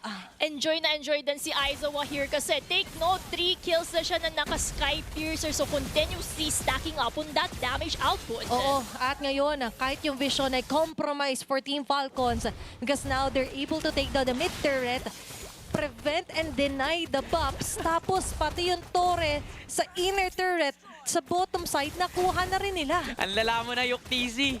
Lahat na yata ng pwede mong gawing Moskov, ginagawa mong Moskov. And that is because of the space na napoprovide sa kanya. Ang problema dito para sa Falcons Academy, paano nila si set upan at huhulihin yung mga damage dealers ng ONCU pricing dahil naka-purify tong mga to. And at the same time, parang ano rin papasok tayo dun sa punto na nabaliktad yung kwento, yung line of defense kanina ng Falcons Academy ng game number 1, nandito na sa ONCU pricing. Paano mo aabutin yung likod kung merong nakabruskong Natsgad, kung merong nakabruskong Lalush. And at the same time, si Manila Boy na siya na rin yung umaabot sa backline dito ng Falcons Academy at mukhang may ipit na naman si Arwis. Pero ang target sa Salam! Abutan ba? Di-re-entry siya ni Lalush dito. Nowhere to go para kay Salam. Nailating na Dizama Force instead na maging cruise ng Kalbaryo ito ng ONCU. Naging Kalbaryo. Wait! Wow! Salam. It's going to be a shutdown kill para dito kay Salam. Pero success naman para kay Yuktisi ensuring that kill. 3-4-1 yung naging palitan natin doon. Grabe din naman kasi yung ginagawa at somehow I also like the decision making of Salam there, knowing na natrap na siya in that process. Ang pwede na lang niyang gawin is pumitas man ng isa. Oo, nagawa naman niya. Ang problema nga lang din kasi para sa Falcons Academy, may napitas din etong si Yuktisi. Nakuha nila yung shutdown kill against Aizawa, pero sinasabi nga natin, since double marksman setup itong ONCU pricing, meron pa rin silang isang damage dealer. And for Dalawa Falcons Academy, for Arwis, sobrang commendable din nung tinry niyang ihain yung sarili niya. Kaso lang, walang paki sa kanya yung ONCU pricing. So, unti-unti na namang nag-snowball dito ang ONCU at nasa kanila na yung first lord ng laro. For Falcons, definitely they can clear and defend this one. Pero again, habang tumatagal lang yung laban, gusto to ng ONCU pricing. Buong akala ni Salam, it's my turn na, pero hindi pa yata nila turn. Manila Boy ang turn Punot! ngayon. na magpakita sa pagpakunat. Yung TC with the place nito sa lahat ng mga bala dito ni Hecate. Lord sa baba, problema pa to para sa Team Falcons Academy. Pero bawasan na agad ang dedepensa. Aatras sila. They had to give up this outer and inner turret just so makasurvive muna sila dito sa Onica Pricing. Ganda ng kontrol ng Onica Pricing. Inhibitor turrets na lang ang natitira for the side of Falcons Academy. Paano ba nila ito mapapaikot, QWERTY? Paano din nila aatakihin ng Onica Pricing kung hindi nga din nila mapatumba itong si Manila Boy? Kasi as of now, kulang sila sa damage output. As of now, they're the ones being caught off guard. At ngayon, makakadepensa ba ng Team Falcons? Pero ang kapalit na to is going to be Flash here for Nuts God! Hindi niya lalagyan agad yung pangalan niya kung hindi siya ganun kalupit. Humuli ng mga members dito ng Falcons. Hindi man lang nakalipad. Hindi man lang sila basta makapalag. And Yuk TZ just doing his job. Pwede ko namang i-end. Pwede na ba? Hindi pa. Sige, atras muna ako. Nice defense pa rin yun para dito sa Falcons Academy. And ang winning condition nila dito was actually to be the one na mag-set up. Ang kaso lang, again, kulang pa sila sa damage output. So, Tapos antayin nila yung oras na kaya din talaga ni Salam mag-deal ng enough damage to the point na even si Manila Boy matutunaw. Nakita na natin kanina, may onting natirang buhay kay Manila Boy on top lane skirmish. At if magagawa yun ulit ng Falcons, sa later portions ng larong to, pwedeng sila makakuha ng panalo. Okay, wala na agad dito si Orwes. Kaka-explain mo pa lang na kailangan nila ng oras. Kailangan muna nila magantay para hindi na makapagantay dito ang Onica Pricing. Tearing down the last bit of the turn sa top lane. Gitna na lang ang matitirang depensa dito para sa Team Falcons Academy. Pero mukhang pati yan ay gusto na rin kunin ng Onica Pricing. Grabe yung pressure na dinadala ng Onica Pricing all the way from the top, mid, bottom lane. The minion management is clearly on their side. And look at the itemization. Isa na lang coming in from Aizawa, UTZ ang items na kailangan nila para nandoon na yung double marksman na sakit na hinahanap natin sa laro. Kaya ang tagal na magkasama na to ni Aizawa, siya ni Yuk TZ eh. Kabisado na nila yung isa't they've isa got each other's six. Ayan, they've got each other's back dito. And definitely, kailangan din nilang bantayan yung likod kung saan nagja-jump in. Nag-a-attend na naman si Arways. Pero to now! Gana naman dyan, boy! Manila Boy, on the other hand, hindi niya hinahayaan na nakapagsayaw at mahawakan ni Salam yung beat. Uy, Yung TC medyo makakancel out doon yung Blazing Luwet niya. Pero sapat pa rin naman ba yung magiging basic attacks na dito? Mukhang hindi. Salam will actually get the upper hand. Aizawa with an assist. Not God as well. Tatlo ang matutunaw at patatanggal sa Team Falcons Academy habang busy na umaabante dito ang Onica Pricing. May mga minions coming in from the bottom lane. Dalawa na lang ang natitira coming in sa Falcons Academy for their base. At dito na nga yata matatapos ang game number 3. Focus lang sa goal. Pero hindi yata papayag yung Falcons Academy. Gusto nila magkaroon ng plot twist. Minions has been cleared off. Pero kasabay niya makikleared off din. Ang HP dito para kila Salam pati kila Hayes. Lumabas ng base. Dito si Yuna Drake. Pero sa loob yung laban. At tatapusin to ng Onica Pricing.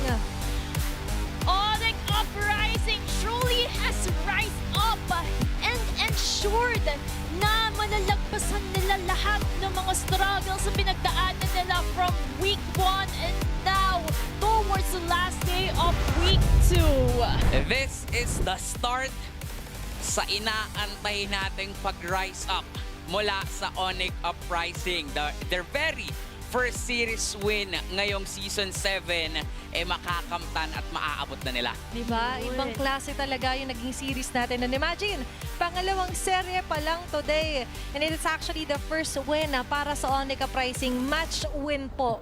Okay, technically in game, pareho naman sila nakaalis dun sa slump. But sadly though, hindi ito nasara ng Team Falcons into their favor. Kumbaga, isa lang yung winner na pwede natin masaksihan sa seryeng ito. And it is a great advantage for the side of Onica Pricing dahil sila ang naka-garner ng much needed points sila towards the group stage. And we all know how important each point would take. It would determine kung sino ba ang top 1 all the way to the last rank.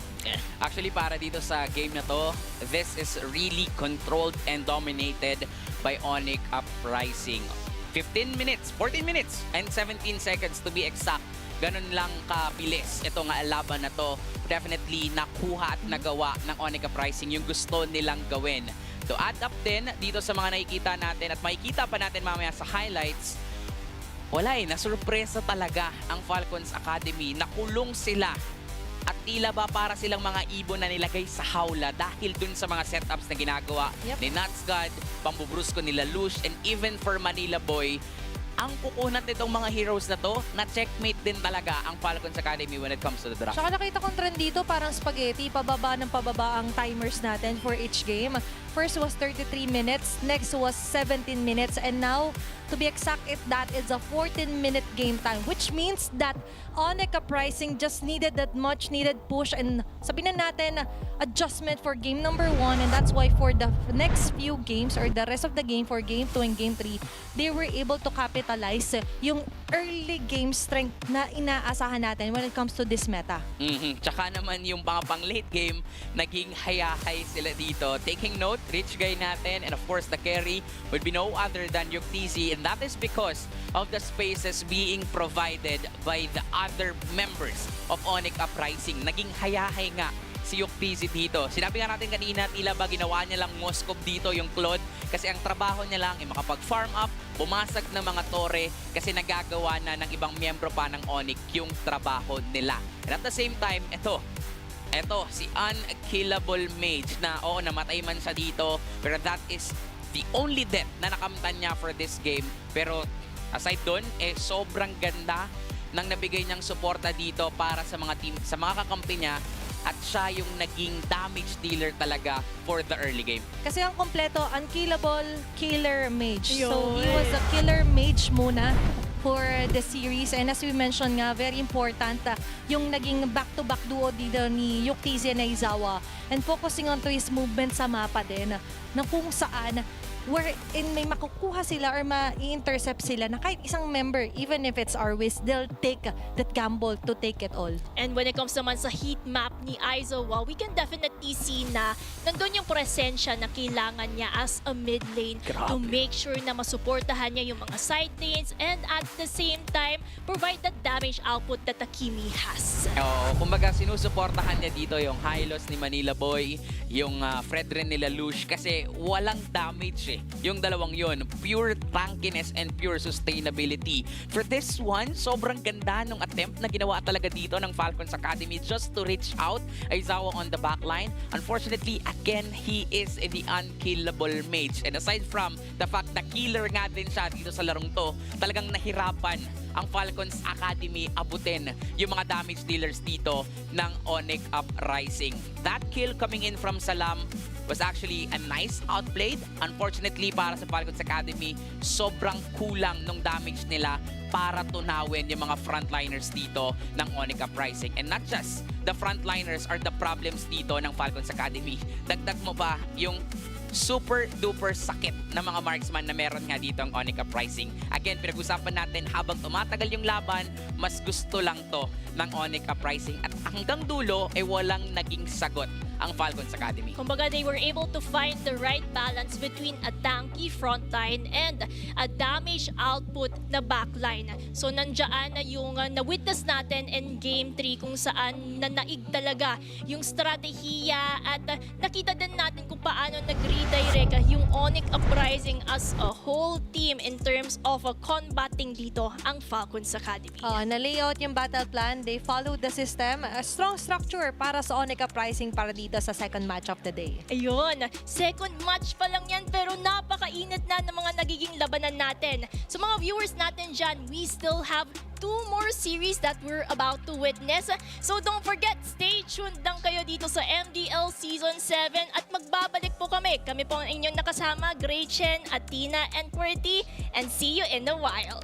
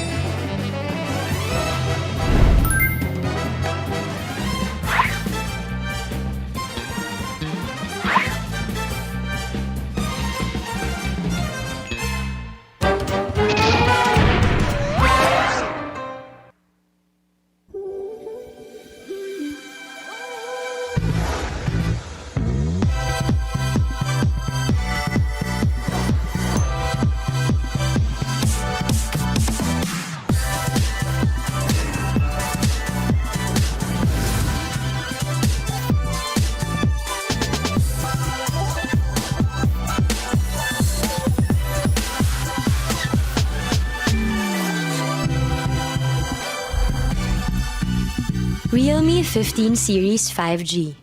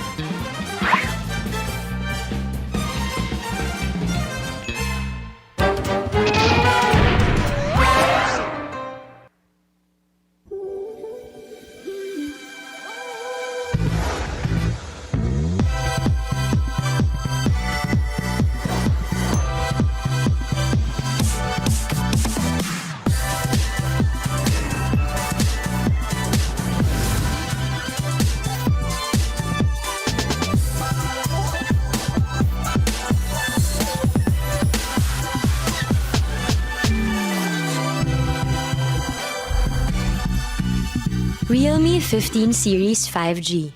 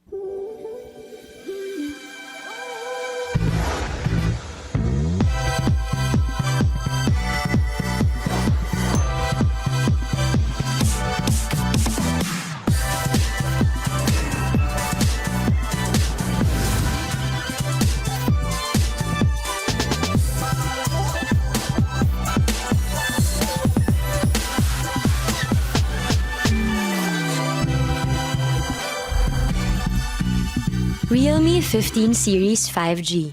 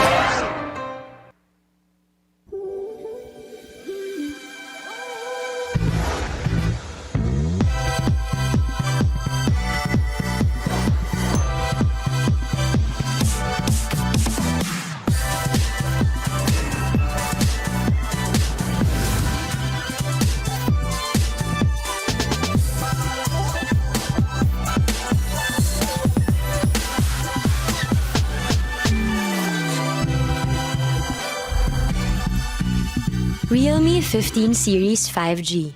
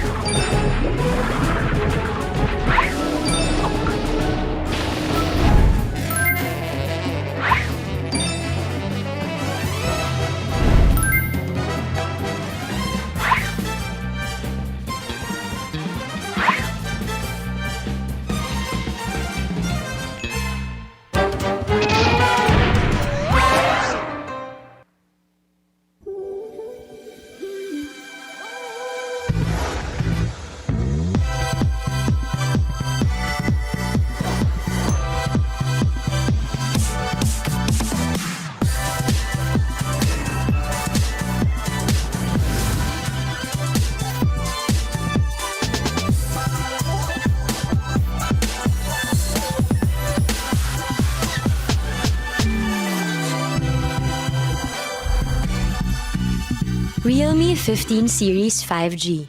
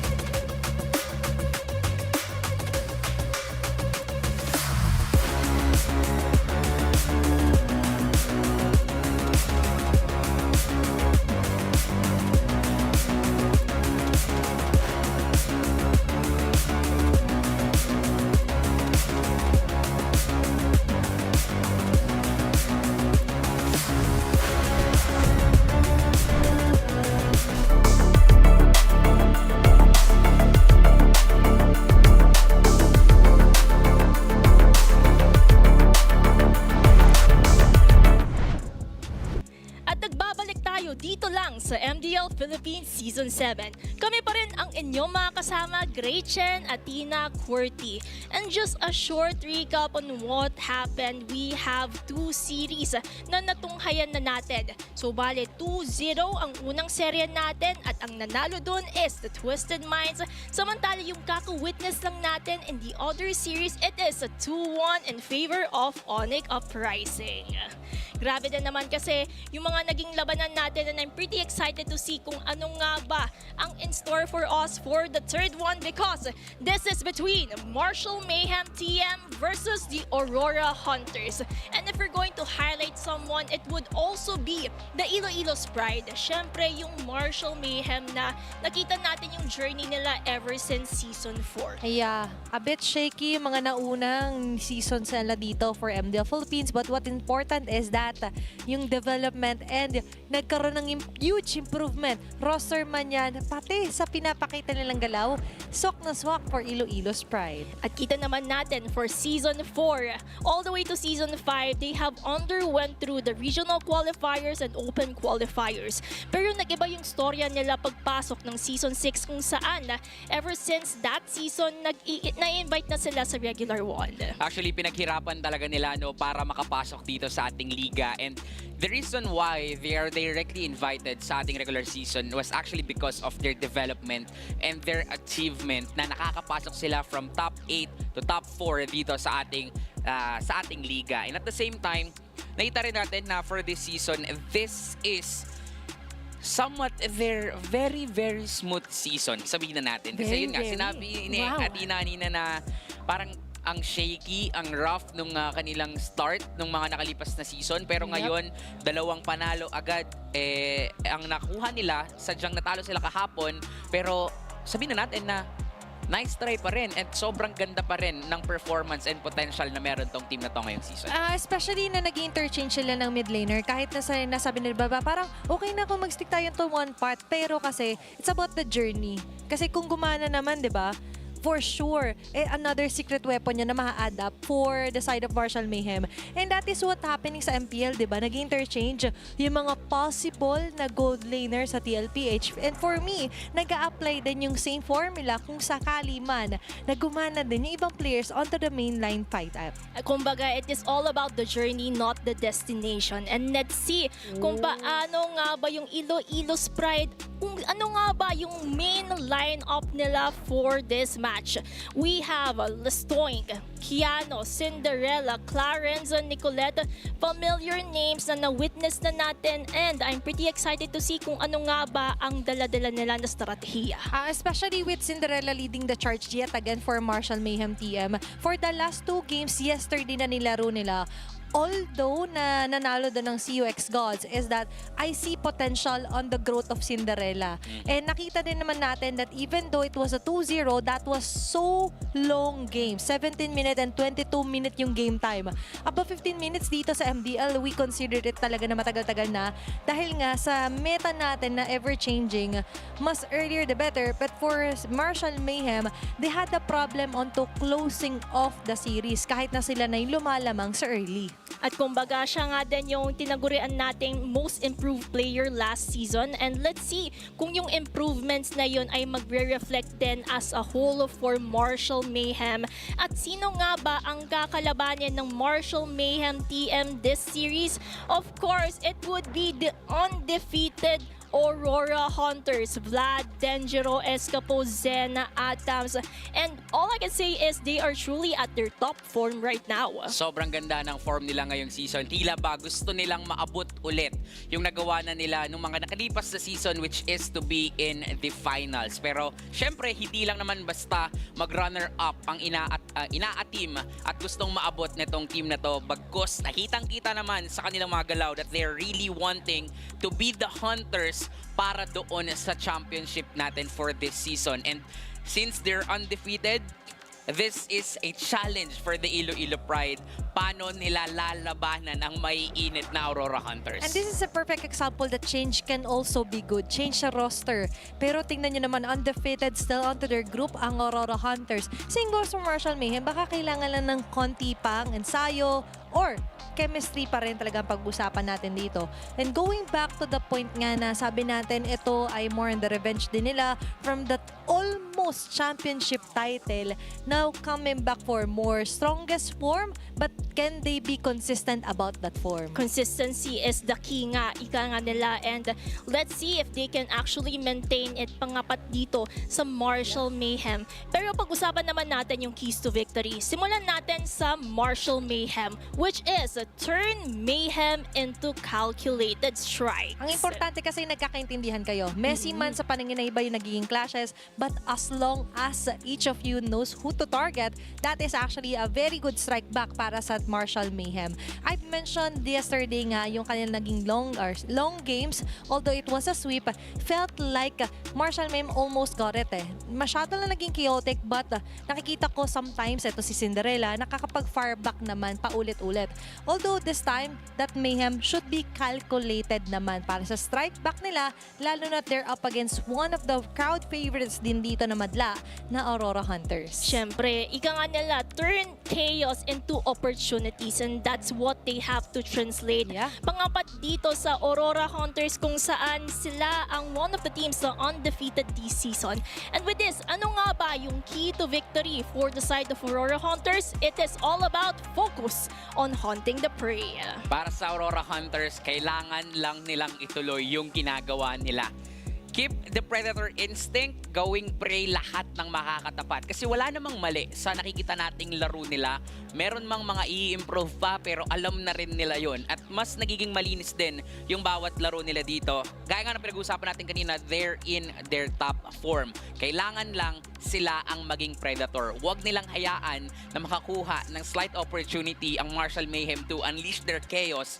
Kasi definitely mababaliktad ang istorya natin, and ayaw yun ng Aurora Hunters. Kumbaga natatayap dun sa identity nila na being the hunter, and nakikita naman natin yung instinct nila ay nare-retain pa rin onto prioritizing the kills, but also prioritizing onto getting most of the macros pagdating sa mapa. And let's see kung mako-continue ba nila yung somehow macro-micro skills that they need to take into consideration upon facing Aurora Hunters. And with the side selection, Marshall Mayhem picks the blue side. And alam naman natin yung advantage point when it comes to the blue side. Sila ang priority pick. Sila din ang merong dictation of the flow of the draft. Yup, and pwedeng ito yung panimulang bawi ng Marshall Mayhem kasi again, galing sila sa talo kahapon.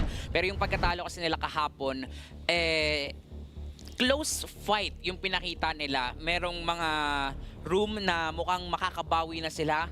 Sadyang naramdaman din natin yung sobrang gigil, kaya medyo naging chaotic talaga yung laro nila. But now na they will pick broken walls, kailangan nating makita dito yung chaotic but at the same time calculated play style ng Marshall Mayhem. And not just that, even yung mga last picks, magiging huge factor to para dito sa dalawang teams natin, because knowing Cinderella, naglalabas siya ng mga Odette, knowing Atams, naglalabas siya ng mga Argus Gold Lane. Kahapon nakita rin tayo ng Tamus Gold, which is hindi man naging effective, pero yun nga, malaking factor yun para sa dalawang teams natin, because these two teams have the experience, sadyang magkakaroon lang ng gulangan at pagalingan when it comes to execution. They have to be careful when it comes to the unpredictability that each of the teams can bring in the drafting phase.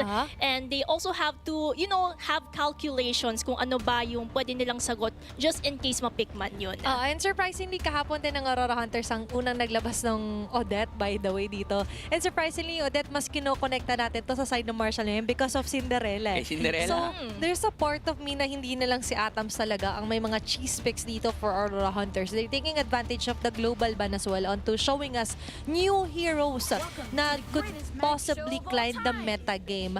But the Harley is still a must ban para dito sa Marshall Mayhem because Aurora Hunters was actually successful onto using this with Denjiro. And let's see na lang kasi since we have a different trajectory sa banning, which are Fanny, Harley, Zushing, maybe I can see that a lot of heroes can actually be open kasi nandyan pa naman yung Freya, Sora, Valentina na somehow nakakatakot kapag sila yung makakapick. Pero it seems like Aurora Hunters, sabi nila, X na natin agad yung Freya. Matik na yan. Tinanggal, no? Pagka red side ka, matik tatanggalin mo yung Zushin as well as the Freya. But for Marshall Mayhem, nagiging target dito itong si Gab Ginto, si Kuya Denjiro. Diba? Naging champion na to eh. Oo. Diba? Sa ating liga way back ng season 3. And alam din kasi talaga ni Denjiro on what role to choose o kung paano magtrabaho, depende sa kailangan ng team niya, mapa-utility man o mapa-assassin. Pero aside from that, si Atams din talaga na sobrang consistent when it comes to using marksman or damage dealer heroes. That is why a huge target ban para sa kanya is also a good ban mula dito sa Marshall Mayhem. And for Aurora Hunters, on the other hand, ang pwede lang pagtuunan din ng pansin dito, yung nag-improve na tapang na meron itong si Clarence. Kasi mas agresibo si Clarence ngayon at tila ba hindi siya takot lumaban kapag kailangan lumaban. Actually, nakita natin na ginawa ni Clarence yan, di ba? Sa Onika Pricing, yung di niya tinantanan si Aizawa, yung Hilda niya na sobrang laya and to the point nga na na-push nila yung game na maging favorable sa kanila despite them lacking behind the gold, lacking behind the objective. But with that, prioritize din dito na maban out ng Sora kasi this is one of the successful heroes din na napagana ng Marshall Mayhem. But actually din, gusto ko na nabanggit mo si Atams. Si Atams actually, bumabalik din yung form niya yesterday na nagtatamos gold. Di ba may mga ganun suddenly at sumasabay pa yung Benedetta rin that is slowly climbing up pagdating naman sa XP meta natin. Si Womi kasi, shoutout sa'yo, Kuya Womi ha. Shoutout, tsaka shoutout kay Yunan, Benedetta si Brigida sa edit niya. Ay, Di ba naging Benedetta eh? Yun. Shoutout kay Brigida na nag-live din ngayon. Wow, grabe naman. Pero going back sa naging picks, priority ng Marshall Mayhem is the Fedrin at yung kinuha naman ng Aurora Hunters is the Grok. At what can be a possible pick pa kaya for their side? Actually, that is the Eve na pwedeng pair up with a Khalid. So parang gugustuhin talaga nila dito ng mabilisang aggression, matapang agad. But definitely for Marshall Mayhem, they can utilize the Claude at the same time, the Kalea pick na ginamit nga dito ni Clarence na mas magiging magandang combo with a Fredrin. And not just that, even the Arlot would be a good option dito for Lestoink, knowing na etong si Lestoink, iba rin talaga magpakitang gilas. Yep. He is actually the community favorite ng week 1 natin. Which is, kitang-kita naman natin kasi ang ganda nung ginawa niya, yung playstyle niya, how he performed last week. Kailangan lang ding matuloy ngayon. And this is somewhat new.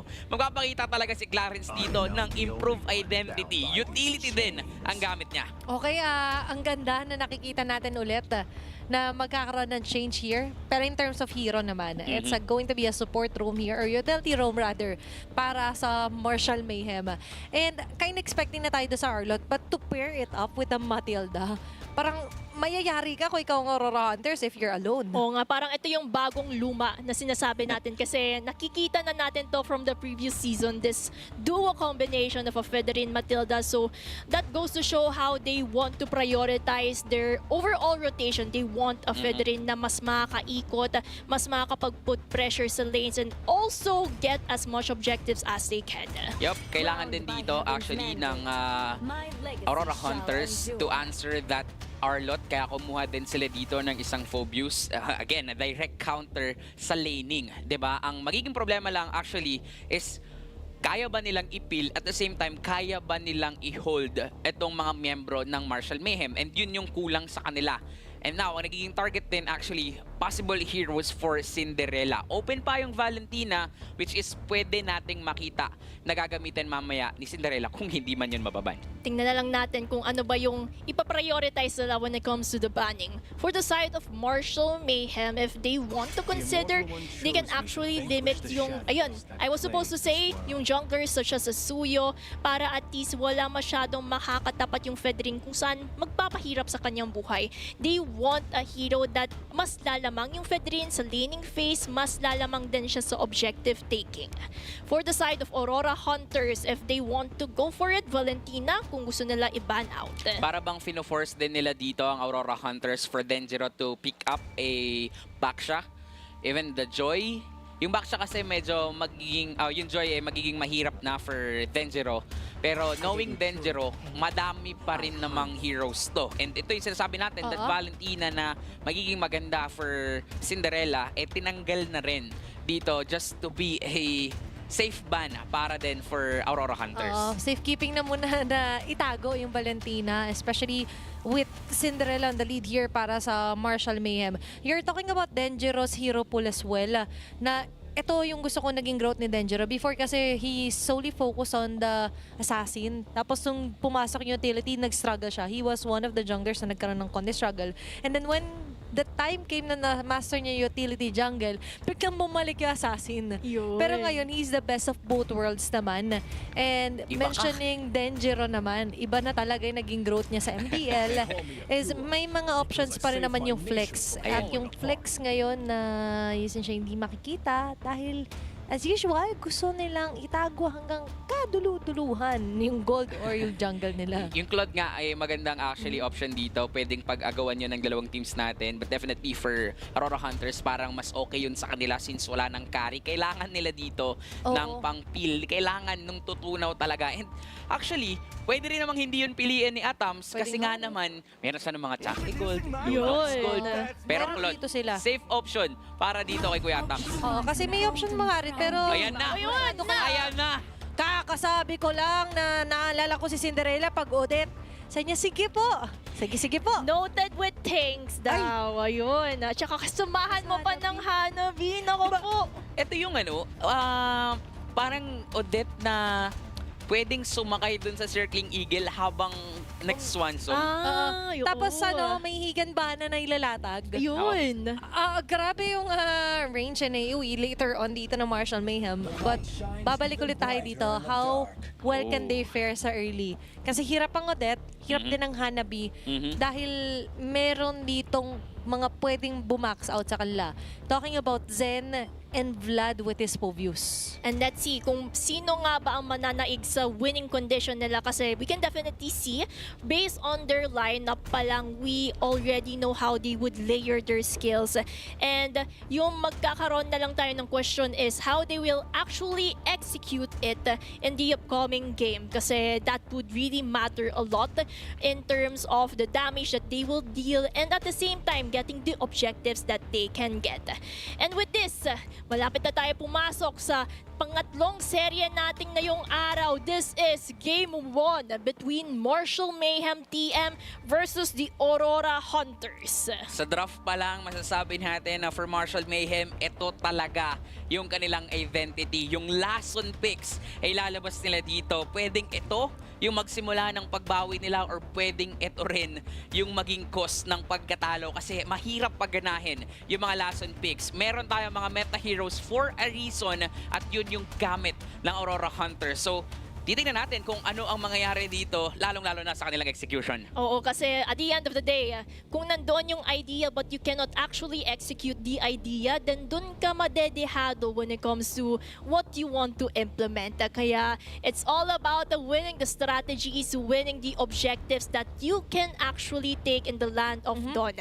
And tingnan na lang natin kasi very tricky for the side of Marshall Mayhem kasi katulad nga ng sinabi natin, although they are last on picks for the side of Odette, Hanabi, what if numason talaga at the early game? Katulad na ng witness natin earlier on.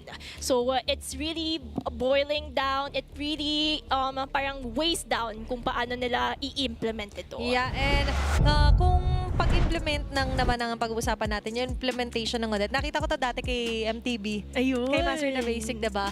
Pero kasi, dahil Aurora Hunters, most likely ay naipasa din. Kaya nga, nag-success sila doon sa paggamit nila ng Odette. But vice versa, on the hands of the Master of Odette, na si Cinderella nga, I think the Odette is just not just dahil lang ito coach pang malakas ang Odette. Kasi considering the poke that Eve can give, kayang sumabay nung Odette doon. Kaya mo kasi maximize na lumabas yung dalawang passive mo, yung Lakeshore Ambience. After every skill, diba? May nagbabounce na parang note. And yung note na yon ang pwede maging tempo setter here para hindi siya madali ng sobra pagdating sa mid lane. Pero I'm excited to see kasi papakitaan niya rin pabalik si Escapo. Na, baka nalimutan ko ako unang nag-deck dito sa MDL. At sobrang ganda actually ng recent performance ni Escapo on the mid lane. Pero ang maganda dito nga sa Martial Mayhem, again, they're sticking with their identity. Pero sa baba, Nako po. Dangerous numanakaw agad ng orange buff. Kailangan tong makita ng Martial Mayhem. And that is actually a huge play agad para sa Aurora Hunters. Kita naman natin na they were able to spot things on, pero na-spot on din natin yung polo results natin kung saan. Sa mga viewers natin dyan, no, napakadaming sumusuporta sa ating mga koponan. So make sure keep the comments going by showing your love and support sa mga players. Tama. Going back sa ating game, we can see how Dangerous was able to maximize it just like that. Mapapa-flicker out itong si Zen para na makatakas sa tricky situation na yun. Very scary yung ganung approach na you'd need to commit the flicker then sun guard. Even technically hindi ka namatay, pero a flicker has a high cooldown, diba? And you wouldn't want to risk that, especially ngayon against Martial Mayhem. At pag-usapan din natin dito yung naging approach din dito ng Martial Mayhem na nilalabanan lang apoy with apoy. Oo. Kumbaga kailangan din talaga nilang iparamdam na kaya naman nilang lumaban dito despite the fact na lamang din talaga ang Aurora Hunters because of that one single invade na ginawa nga dito ni Dengero. Parang ayaw lang magpabata dito ng Martial Mayhem kasi kailangan lamang sila sa early game. Kailangan makuha ng mid lane nila yung tempo dito for the early kasi masyadong matagal magpa-snowball ng isang Hanabi. They have to make it easier para kay Keanu. Dahil na-delay na nga siya ng slight doon because of the steal with Dengero. Now, the best they can do is actually capitalize na sila yung mag-set nga ng tempo sa mid. Make it safe para mas makapag-roam around dito yung jungler nila. And the safest options that they can do right now is to consider all scenarios. Kasi if they have plans for it, if they were able to think things through, at least alam din nila kung paano lutasan. They have a plan A, plan B, all the way to plan Z just to mitigate yung mga risk na yun. Diba? Buong alphabet yun, plano. Siyempre, kasi yan yung kailangan nila kung kakalabanin nila yung top form right now na team, which is Aurora Hunters. Parang ano nga doon, no? Para sa Aurora Hunters on the other hand, alam din kasi nila na since, nasa top form sila, pero hindi pwedeng, kampante na sila. Diba? And with that one single invasion na ginawa nga ni Dengero, doon natin makikita na gusto nilang step ahead agad sila sa Martial Mayhem. Kasi sabihin natin, may lason talaga dito yung Martial Mayhem. And para mapigilan yung lason na yun, kailangan mo munang makalamang sa early game pa lang. That is why almost a level behind dito si Keanu in compare with Dengero. Pero ano pa rin to Fred rin pa rin to. So mukhang lalaban at lalaban pa rin to dun sa first turtle. Kailangan lumebel sila doon sa aggression ng Hunters, diba? You mentioned nga. And consistency. And ano naman natin ang enemy ng consistency is complacency. Yung kampante ka. A wise man na once said. Ayun. At tandang-tanda ko to since day one. Shoutout sa mga since day one natin dyan. Yung mga day ones. And yung mga day oneers din ng Martial Mayhem, pagkakataon niya ipakita yung supportan nyo doon sa ating poll. Yan, kasi nandyan pa rin naman yung poll natin live na live sa mga social media platforms natin. And at the same time, pagkatapos nyo pumoto, mag-comment down below naman kayo sinong sinusuportahan yung player, team, para at least sa pagkatapos ng match nila, makita nila yung comment section. And it would really mean a lot if they have shown yung love and support. Tsaka ito, baka nakatapat nyo sa RG. Baka may experience kayo na, ay, nakatapat ko tong Odette ni Cinderella. Yun, Ay, nakatapat ko to si Hatam sa gold sa gold. Baka may mga ganun kayo experience na pwede nyo i-share sa amin. Diba? Nakakatuwa kasi, sabi mo, nakatapat ko yun, nasa MDL na siya ngayon. Wow! May mga ganong moments. Share nyo sa comment section natin. Parang nung nakaraan lang, si Asu, biglang sinabi na 3 beses daw naligo, kaya ganun kalakas. Ay, diba? grabe. Si Kuya Gab, alam ko, di yan naliligo para hindi mawala yung blessing. lakas, yung Wow. blessing bago maglaro. Diba? And yung improvements netong mga players natin, dito rin natin makikita talaga. Diba? Nagsimula ang Aurora Hunters na wala silang panalo kahit isang serye. And now that they are on the Season 7, wala naman silang talo hanggang sa ngayon. Diba? Ganoon kalaki yung in-improve ng Aurora Hunters. Kaya ba, the next thing that you know, sila na ngayon ang isa sa tinitingnan na mas lalamang daw dahil sa poll result. Kaya kung gusto nyo medyo maiba yung poll result, boto na kayo. Yun. Ayan, practice your right to the poll.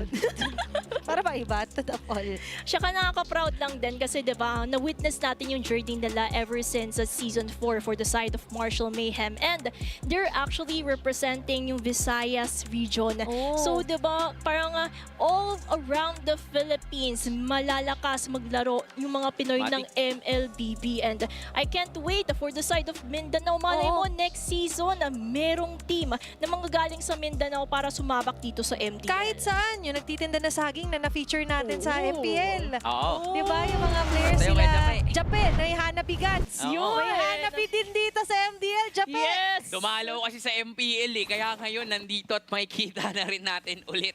Wait lang! Uy, may first blood with a double kill. Itong si Eska po with that setup initiation. Okay, balik tayo agad dito. Kakabalik lang natin, pero ayaw nila pagpahingayin dito. Ang Marshall Mayhem, Phantom Steed, Barbell tinawag. Kill down onto Cinderella, Denjiro with a double kill. Double-double. Yun Yun. nangyari for Hunters.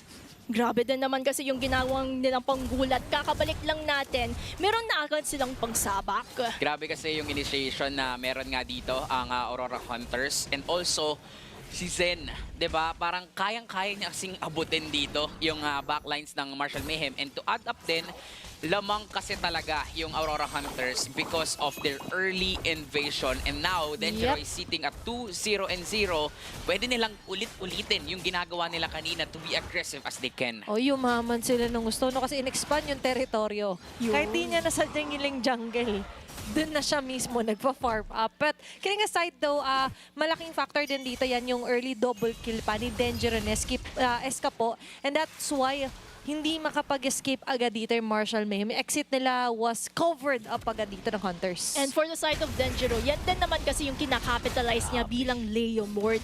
Yan din naman yung kailangan niya in terms of it, but just look at that. Okay, dito natin tututukan ang puro para sa Marshall Mayhem at sa magiging kapalit. Pero bago tayo tumungo doon na po-force on the brink dito si Listoy, yung finals na siya ay crucial Oo, mahirap din kasi talagang labanan as an Arlot yung Phobius. Kasi the more namin na maximize mo yung passive mo, the more lang din na nagkaka-passive yung isang Phobius. So when it comes to 1v1 lane matchup, lamang talaga si Vlad. And yun yung pwedeng i-maximize dito ng Aurora Hunters sa early game pa lang. Nagbago na rin kasi ngayon. Ang tadhana, yung dating Denjiro. ultimate naging passive. Demonic Force ay napaproc para dito kasi kay Vlad. Meanwhile, for Marshall Mayhem, ang kailangan liproc talaga dito is going to be the beast here, si Denjiro. Dahil ito talaga yung kailangan nilang i-capitalize na ma-shutdown, but it's too risky dahil nga 2 levels behind by the way dito si Kiano. At lipat ulit yung attention natin. Ang objective, Turtle is up for grabs. And for the Turtle, medyo nakaposisyon na agad ang Aurora Hunters. And if I can also comment what happened in the little map, parati magkasama si Clarence at Nicolette. So somehow yung shield na pinoprovide ng isang Matilda benefits Nicolette itself bilang Hanabi. But when it comes to the Turtle, hindi na magko-contest ang Marshall Mayhem because they know Aurora Hunters actually got the lead. Ito yung mahirap kapag alam mong pang late game yung damage dealers nyo. Wala kayong choice kundi tanggapin na pang late game pa, kailangan nyo magtiis, ibigay lahat ng pwedeng ibigay. Kaya nga hindi na kumokontest pa dito mga miyembro ng Marshall Mayhem, and they're eyeing attempts na lang para mabigyan yung gold laner ng Aurora. Dito na lang lagi magkikisagasa ng Marshall Mayhem. Para sa ngayon, nasasama Iwan nila si si Eska Kiano. po with the RWM. Naiwan si Kiano.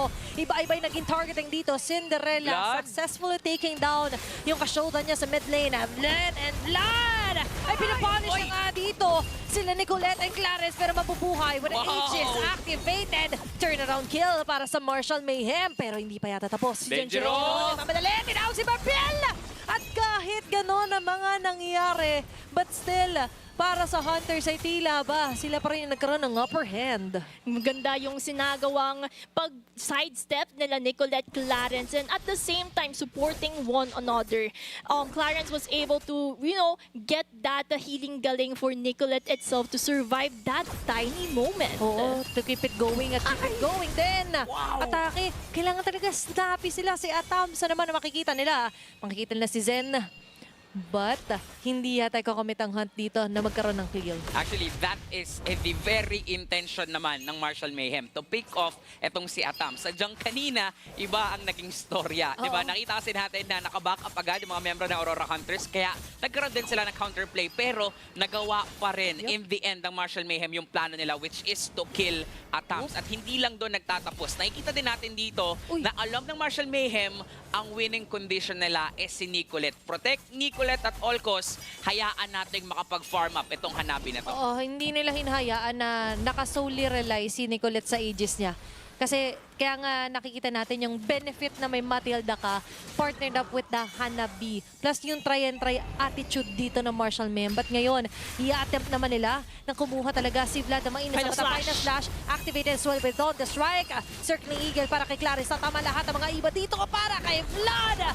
Cinderella getting the last hit with the Swan Song activated. Denjiro siya na nagasa. Andyan ang paninipan ng kabayo para bukas sila pa yung masisipa sa mukha. Double kill para kay Denjiro. That's 4 man down and a triple kill. Making it a maniac para kay Denjiro. Grabing damage output, and I also like to commend kung paano pumasok si Denjiro doon. Nakakatakot yung damage output and at the same time having that advantage point to get this turtle. Yung killing spree din nagamit niya dito is actually helpful. Lalong-lalo na sa kanya napupunta lahat ng kills that gave him actually yung mga pagbalik na buhay and at the same time movement speed para talaga mas ma-maximize pa yung kits na meron ang isang Leo Mord. To take note din, nandun yung damage coming in from Cinderella pero hindi pa enough yung damage niya para i-burst down itong Leo Mord nitong si Denjiro. And alam ni Denjiro na kaya niyang i-sustain lahat ng binabato sa ngayon ng Marshall Mayhem. Tsaka na-all in na din yung Marshall Mayhem eh. Diba, stationary lang si Cinderella and yun yung favorite dito ni Denjiro na meron siyang aabutan doon na hindi masyado makakagalaw because they all committed their ultimates here. Even the Circling Eagle, the Wisps are rather dito yung mga Guiding Wind ni Clarence ay na-commit na nga. But with that, dahil na-ensure na nga yung maniac for Denjiro, mas lalo tuloy iigting yung gap. 4-level gap by the way sa junglers alone pa lang natin. At yung economic advantage ng Aurora Hunters, Drastic. 4.2k gold each. So that reflects yung itemization na meron yung Aurora Hunters. Around 1 to 2 items yung kalamangan nila in contrast sa Marshall Mayhem. So if Marshall Mayhem wants to work things out, QWERTY, ano ba yung kailangan nilang gawin para mapaikot yung laro? Again, ang winning condition nila dito is actually Nicolette, which is meron naman na siya ditong Croatian Sight as well as the Golden Staff, tas pabuo na siya ng VHS. And not just Nicolette, dagdag pa natin itong si Cinderella. Once na makapag-build up to ng Winter Crown, doon yun ang oras na magiging problema siya. Kaya naman kahit papano, gusto rin talagang tapusin na to ng Aurora Hunters as early and as fast as they can. Kailangan yung 6-0 ni Denjiro, kailangan ma-maximize nila, lalong-lalo na, again, katulad ng mga laban kanina, kalaban nila ang oras. Tsaka tinitake advantage ng Hunters na hindi sila instantly nakikil ng Marshall Mayhem. And yun pa naman yung kalakasan. And with Zen escaping, it proves lang talaga that after that, sabihin natin sa Gaza, surprise for Nicolette, pag di niya na-takedown, that's it. For Hunters, na-notice din kasi nila na wala talagang hard na haharap for Marshall Mayhem. Kinokonsidera natin na utility or more the tank type ang jungler dito ng Marshall Mayhem. Pero kasi, hindi siya pwede rin na basta bumabad sa harap kasi he also needs to think about the objective game. Na kailangan di rin siya mamatay para ma-ensure yung retry magagamit ng maigi. Kumbaga yung retribution yung kailangan nilang ingatan for the side of Marshall Mayhem. Lalo't-lalo na meron tayong Lord. And of course, for the side of Aurora Hunters, because they know this information, they can capitalize on it by ensuring na pipick off nila parati si Kiana, whether tanky man yan or hindi, because they know may enough itemization na sila to capitalize on it. At alam din nila na may mga umaligid ng Marshall Mayhem, but they're confident enough na hindi pwedeng basta sumabat at bumabad dyan si Kiano. This is what I'm talking about. Kiano, can get a very good vantage point, pero hindi siya pwede magtagal. Pero final slash has already been committed. Lestoic, don't distrike as well. Ay i-commit. Lord ay bibitawan. Hunters right now are being very diligent pagdating sa mga tina-target nila. Matagal-tagal na Lord Dance to makikita natin. Hinawakan ng Aurora Hunters pero mukhang lalaban sila. Okay, nag-jump in agad doon si Zen. Barbial has already been activated. Kalahati, Lord. Dito kay Denjiro. Lord ay tutuloy. Sarado dito sa Tatsulok. Or Ready. rather sa square. Naglagay dito na Escapokiano with the Lord still. At ito nga, yung sinasabi natin na pwede pagbawi ng Marshall Mayhem. Kaso nga lang sa isang giglapa ay maabutan pa rin sila dito. At tinusok pa nga ni Denjiro na si Lestoic. And Natas will get the last hit. That's 2 for 1. Lord, tunaw agad sa kamay ng Aurora Hunters. Natunaw agad, parang bula. Kasi ganun na kasakit yung Aurora Hunters when it comes to their damage capacity. Grabe, no? Sinalubong na akala mo yung mga kapamilya na galing sa abroad. Ganoon katindi ang Aurora Hunters because they know actually that they can burst down the Lord. And actually, para din sa Marshall Mayhem, napakagandang steal nun coming in from Keanu. At least kahit papano, malilevel pa rin yung playing field. Merong 5K gold lead ang Aurora Hunters. Yep. And kitang-kita at ramdam na ramdam yun ng Marshall Mayhem. Natutunaw kahit yung pinakamakukunat na mga miyembro dito ng Marshall Mayhem, hindi tumatagal sa mga team fights. And the good thing, at least sa lineup nila, meron namang Clarence. May Matilda naman na naka-Flash of the Oasis na. So kahit pa paano, babalik at babalik ang buhay nila. And gusto to ng Marshall Mayhem. Nakakadepensa sila, tumatagal yung laban para mag-online. Etong si Nicolette, which is naka-malefic gun na rin siya. Plus the Trinity item. So kung sino man nangaharap dito sa Aurora Hunters, mapa si Zen man yan o si Vlad, unti-unti na nilang mararamdaman yung damage output na. Yung plan B kumbaga ay gumagana na. And also yung plan B nga na si Keanu pwede mag-focus sa pag-agaw ng Lord. Kasi we've mentioned nga time and time again, siya talaga yung magiging main initiator sponge dito for Marshall Mayhem. Pero pati yun, alam na rin ng Aurora Hunters.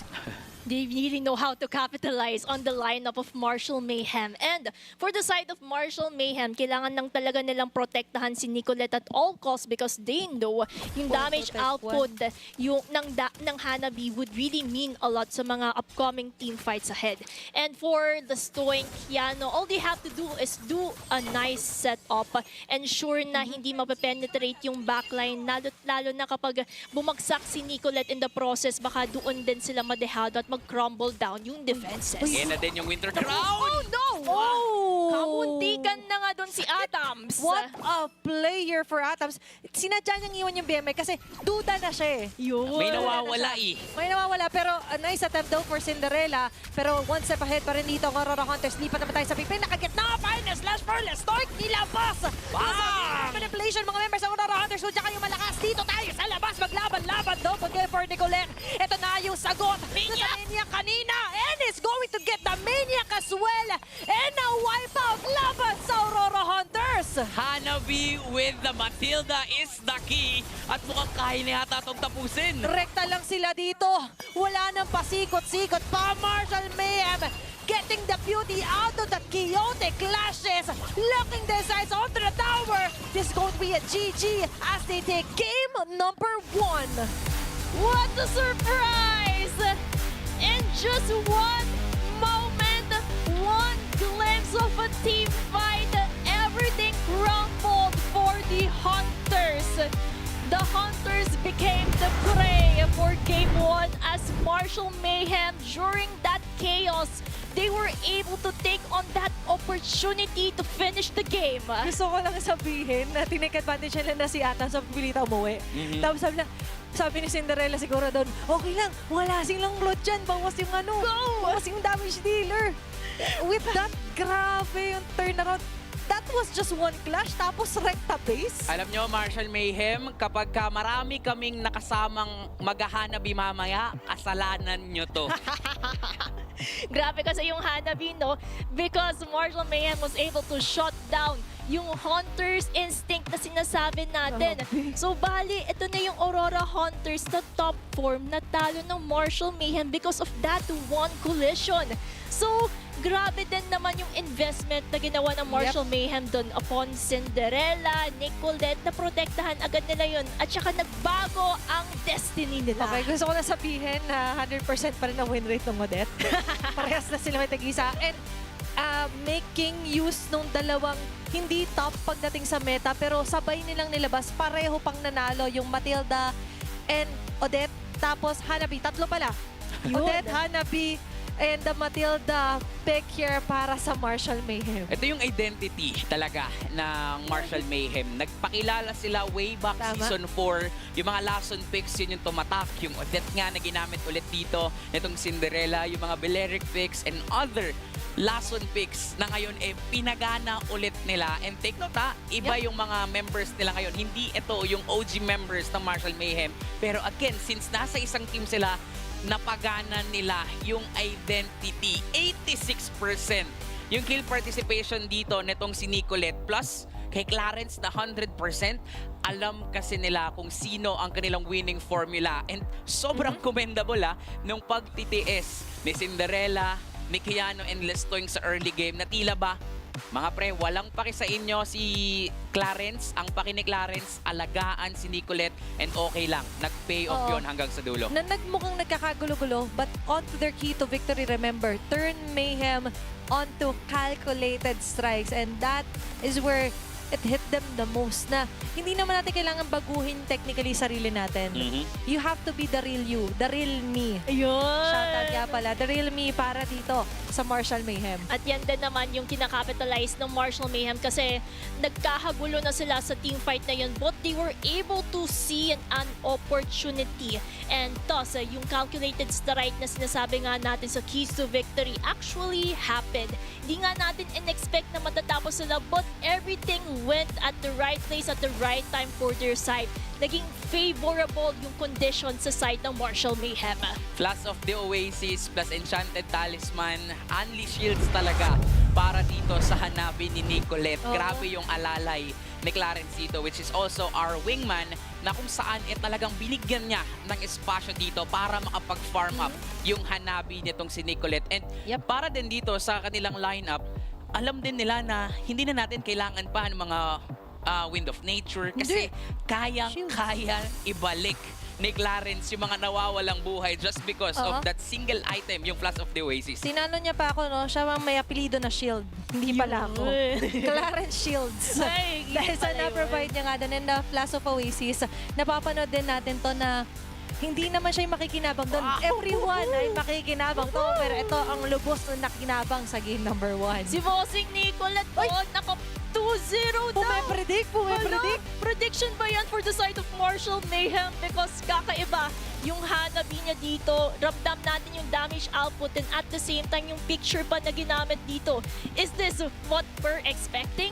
If ganitong composition, if ganitong katindi yung playstyle nila, alam nila ano yung winning condition, pwede ngang maging 2-0 to. Kasi na-caught off guard din talaga ang Marshall Mayhem sa mga early fights na pinipili dito ng Aurora Hunters, especially yung first turtle take, yung first invasion na ginawa dito ni Denjiro, at sobrang commendable actually nung maniac ni Denjiro. But then again, pinag-usapan nga natin, kalaban ng Aurora Hunters dito is not just Marshall Mayhem. Even yung oras kalaban nila. Yung oras na makakapag-farm up si Nicolette, yun ang kalaban nila. This was the moment na, yun nga, nakamaniac itong si Denjiro. Ang problema lang dito sa lineup na meron ang Aurora Hunters, sinong papatay sa backline? Paano nyo pipitasin? Paano nyo aabutin yung Hanabi? At the same time, protect todo pa ng mga bodyguards niya. Naging protect the king. Protect Nicolette at all costs ang naging laro dito ng Marshall Mayhem. At literal na walang naging sagot kahit na sobrang ganda ng early game ng Aurora Hunters. At kita naman nito in this last collision, Marshall Mayhem, out of all of the chaos that happened, utilized and saw an opportunity, the silver lining towards ending the game. And I'm pretty excited to see dahil game 1 pa lang natin to for our third series. And malay nyo, makakabawi ang Aurora Hunters because this is a best of 3. Pero bago ang lahat na yun, balikan natin yung draft recap na nasa baba ng inyong screen. Dahil naka-global ban tayo, ito yung mga heroes na bawal na gamitin ng Marshall Mayhem at ng Aurora Hunters. Bawat game may highlight ng the day. Parang sa end of the day, excited ako ano ilalabas mamaya Ang nila. dami, no? Diba? Oo nga eh. Aagawan portion. Pero I love na every match talaga ngayon is sulit na mapanood din. Kaya if you're watching at home, ito yung mga match talaga na hindi mo gusto ma-miss out. Imagine na Hanabi, Odette, and Matilda in one frame. Wow. Na gumana, by the way.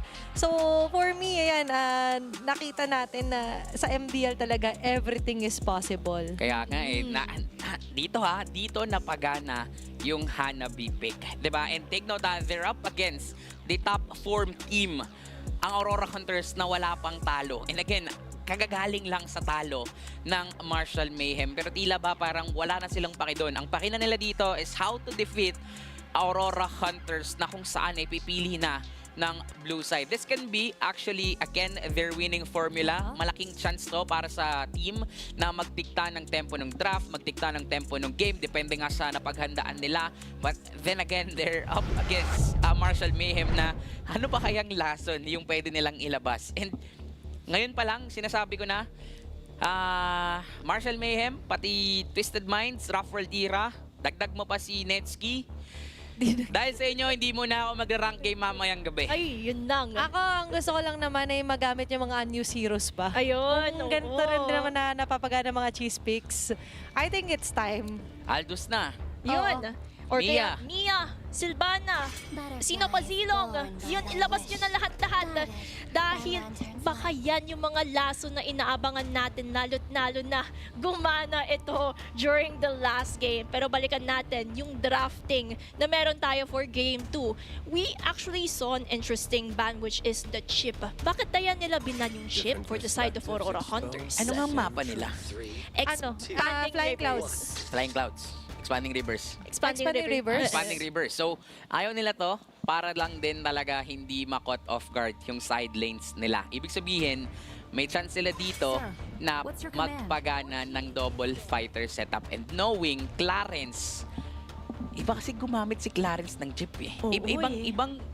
Ilang season na, ilang beses na rin nagpanalo dito itong si Clarence ng chip. Kaya respect lang din talaga para dito sa Martial Mayhem. And respect din, of course, for Dangerous Fanny, ayaw tong ibigay ng Martial Mayhem. Oo, pag reverse ang usapan kasi, yung mobility talaga dito, during, hanggat di namamatay kasi yung mga Lord Turtle, ay yan yung pinitig advantage talaga ng mga teams natin. And with the chip kasi, we understand, ginamit na rin to before, sa season ago ng Martial Mayhem, napagana din nila.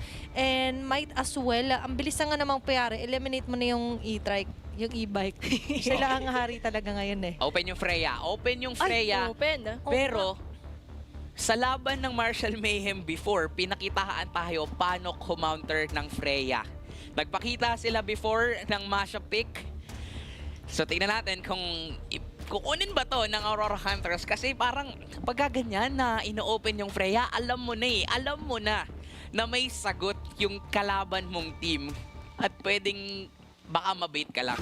Kaya pala din binan yung chip kasi yung chip masha combination can be a possibility for the side of Martial Mayhem. Kaya Aurora Hunters already has that countermeasure and they decided to go for the Freya being the first pick. For the side of Martial Mayhem, marami pang open kasi for Martial Mayhem, open pa yung Eve kasi hindi pa naman ito nagamit during the first game.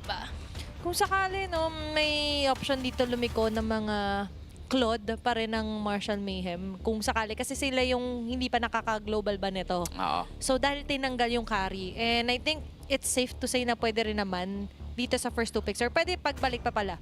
Second balik sa red side. And prioritize hero na nag-thrive pagka naka-expanding river yung mapa natin. Vision, movement, check na check for the Yusin-Shin and Hilda. Oo, tapos yung flexibility pa na Oo, meron flex yung nga. Yusin-Shin. Parang sa current meta natin, mas nilalagay na siya sa gold lane instead of the jungler. Pero pwede pa ring laruin to netong si Keanu on the jungle.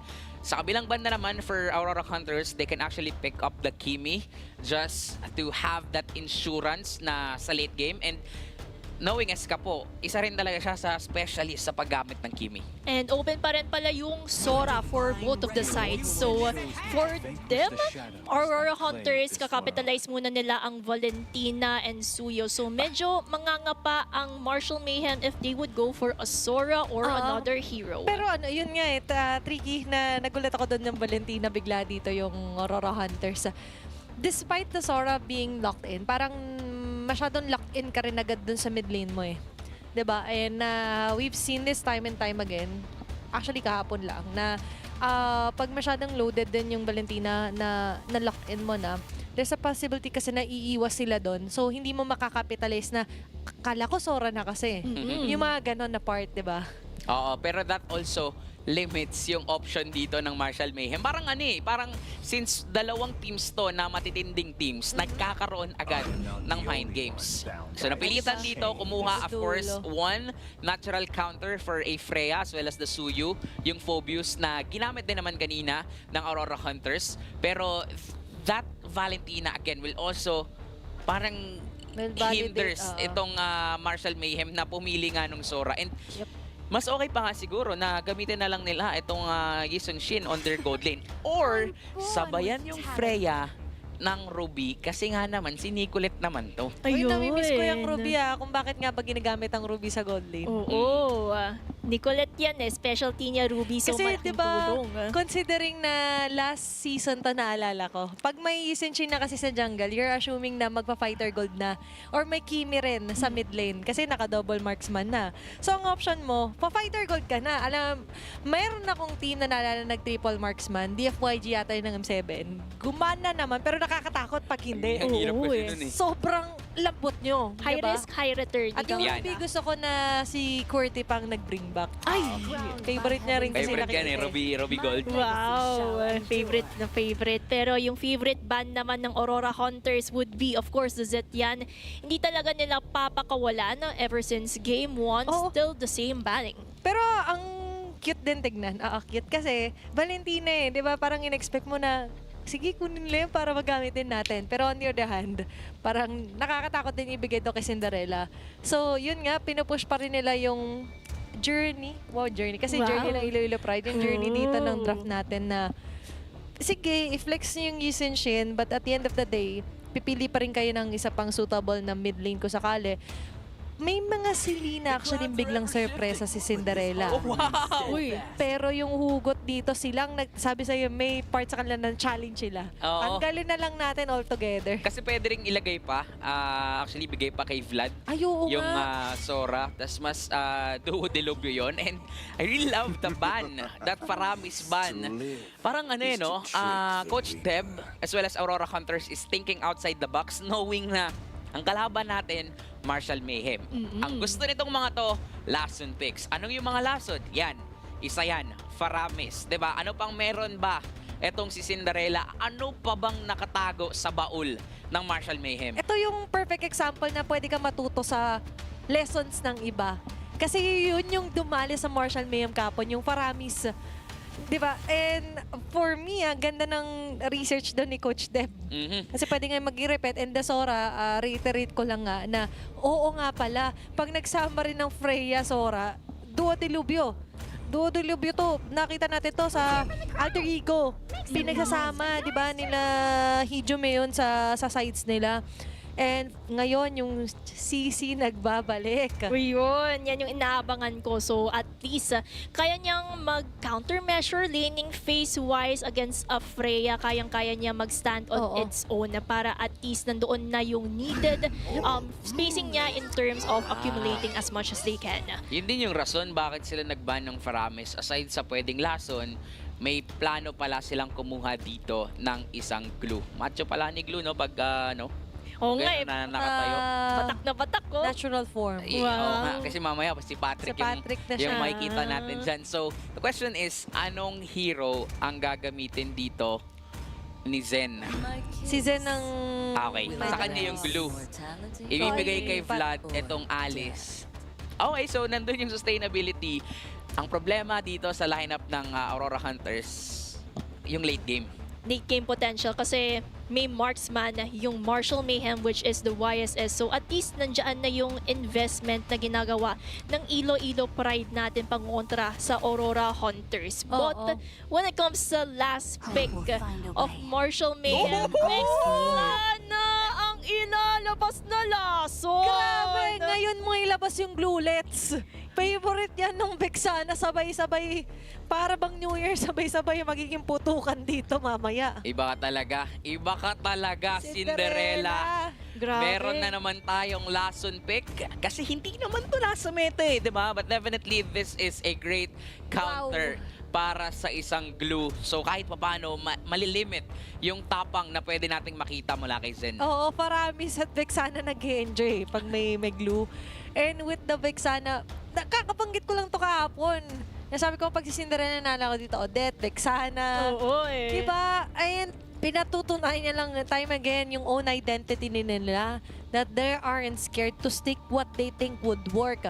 Pag gumana naman, hello RG, mamaya. Ayun, na ganyan naman.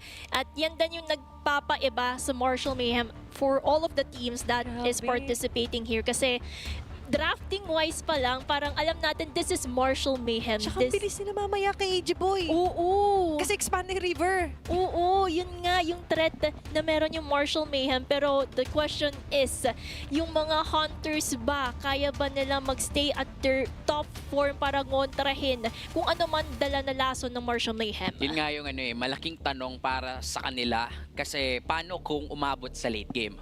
Kailangan nilang mapagana tong lineup nila. Kailangan nilang makuha yung early control and actually, again, finish as fast and as early as they can. Kasi baka na naman umabot sa punto na mag-snowball ulit yung mga damage dealer dito ng Marshall Mayhem. Though, si Keanu lang naman yung masabi nating scaling dito para sa Marshall Mayhem. Pero ang problema kasi, nandyan itong si Nicolette. Having this CC, kayang-kayang tumunaw nito ng Freya, patay na rin ng isang Alice. At kaya niya din tumapat and laning phase-wise, parang hindi niya masyadong kailangan ng support. So, ang trabaho ni Clarence can be diversified into making sure that dangerous farming potential ay maka-cut off. Yep, and speaking of the late game din naman mamaya, Marshall Mayhem, ito yung maganda kasi pagka may Yusenshin kang jungler, hindi nalalagay sa alanganin yung pang-push nyo, yung capability na manunaw kapag sa mga tore, yung magiging focus nyo. 'Di ba? Kasi yun yung minsan nalalagay sa alanganin eh. Kapag ka nagpa-fighter gold ka, wala kayong traditional marksman. Eh, mga marksman ang pinakaasahan mo when it comes to the late game. But let's see, baka naman iba magiging atake nung laban natin. Dahil nasa expanding rivers nga tayo, it may be an advantage or a disadvantage. Depende na lang kung ano yung magiging approach ng ating mga koponan. And here we are, entering Game 2. Game 2 of our third series for today. And let's see if the Hunters can actually get on the prey or Marshall Mayhem's poisonous attack with their drafting can be the winner. Actually, para dito sa larong to, parang hindi na nga ganun kalason yung pick ng Marshall Mayhem. Pero pinapakita lang din talaga ni Cinderella kung bakit direct counter. Yung Vexana against a glue. So maaga rin talaga na nagkakaroon agad ng engagement dito ang dalawang teams natin. Again, early game control, pwede nating ma-expect dito sa Aurora Hunters. And nakita na natin yun kanina. Di ba parang to be expected na yun. And what I'm expecting din at kung ano yung inaabangan ko dito, kung paano ulit babawi yung Marshall Mayhem. Oo, and they're up against the top dogs here pagdating sa Group A, And for me, parang ito yung friend mo na mahilig sa manghang. Lahat ng pagkain ginawang maanghang. So technically for Marshall Mayhem, lahat ng lineup, lahat ng hero, ginagawa lang panglason. Dito nga sa mga top contenders. And speaking of the top contender, Aurora Hunters, not dropping a single match. Sa game, medyo naisahan sila yesterday. Pero kung match ang pag-uusapan, still, it's who gets the last point pagdating dito sa matchup na to. Sa matchup din kasi tayo medyo naguluhan kanina. Parang nabigla ako dun sa Matilda, sa Hanabi. Pero sa dahas pala, dadaanin na Marshall Mayhem ang laban. Yan din yung somehow unpredictability na kailangan nilang ingatan. And as we're about to enter the first turtle, positioning-wise, the Hunters already set their traps. Nangunguna agad din sila Denjiro, getting the first blood. Walang kukulit na Clarence for a few seconds. And malaking bagay na to para kay Denjiro. Di kasi nakatapak sa grass na walang tuloy ng lakas. Lakas. Yung Ayun. Hilda dito nitong si Clarence. And for Marshall, magiging mahirap to for the early game just because of that na kayang-kayang pitasin ng Aurora Hunters. Yung expect natin na pinakamakunat na miyembro sa early game na to ng Marshall Mayhem. Again, kailangan ulit nila magtiis. Antayin ulit yung moment na kaya na ni Keanu pumalag. Kaya na nung damage dealer sila. Pero para sa Aurora Hunters, again, kailangan lang nilang gawin yung ginagawa nila katulad ng game 1. Napatunayan naman nila na how patient they are eh. Pero kung patient sa pag-usapan, baka ngayon, unti-unti nang gagapang ang Aurora Hunters being patient dito sa target. Clarence! It's going to be Clarence again! Being taken down. Nandun yung Terrify. And mukhang magsasucceed yata sila sa pag-still off at pang-delay. Binalik si Keanu! Nilatag bandito yung Eternal Guard, but I think it's a second too late because Aurora Hunters already got their target. Ito din yung inaabangan ng Aurora Hunters, but just look at Nickel in the process. Hala! Atoms na wala, parang wala sa mapa dahil ganun naka-aggressive ang mga Hunters. Nasa second tower yung lahat nangyari. Sa gitna yun ng first and second tower, ganoon ka-agresibo talaga ang Aurora Hunters. At mukhang mas gigil talaga sila dito sa game na to kasi alam nila na yung game number 1 was a stolen game sa kanila kasi isang team fight lang yung kinailangan ng Marshall Mayhem noon para mabaliktad yung laro. So ngayon, mas gusto pang doble, triplehin ng Aurora Hunters yung early control na meron sila kanina. At ngayon, ganti naman for Marshall Mayhem. Uy! Trying to take control. Pero Vlad going in with the Denjiro. phone to win. Si Clarence na lang kanya madadali. Lestoic being left behind. Mukha siya magiging target dito nila. Escapo. Nagagaya doon kay Lestoic. Kahit run away and still medyo chaotic man ang nangyayari pero mukhang ang Hunters pa rin ang may hawak dito technically ng mapa. Kailangan yung ginagawa ng Marshall Mayhem turn that chaos into an opportunity just like what they did for Game 1. Ang problema nga lang, napakakukunat. Ang taas ng sustainability sa early game ng Aurora Hunters. Si Vlad, si Atoms, masakit. Si Zen, makunat din. And si Denjiro, he has the damage output. Kumbaga, balancing-balanse ang lineup dito ng Aurora Hunters sa early game. Meanwhile, for Marshall Mayhem, yes, meron silang pang sagot dun sa mga dating heroes. Stoink. Okay, nakabang na naman ang Throne of Ruin. What a nice way to wow, use the lumalaban. 2 bolts as well. Ipit si Lestoink, lumalaban, nakakagulat. But still, it's a sure kill para sa Aurora Hunters. Going back, yun nga ang problema, walang damage output ang Marshall Mayhem sa early game. What can they do?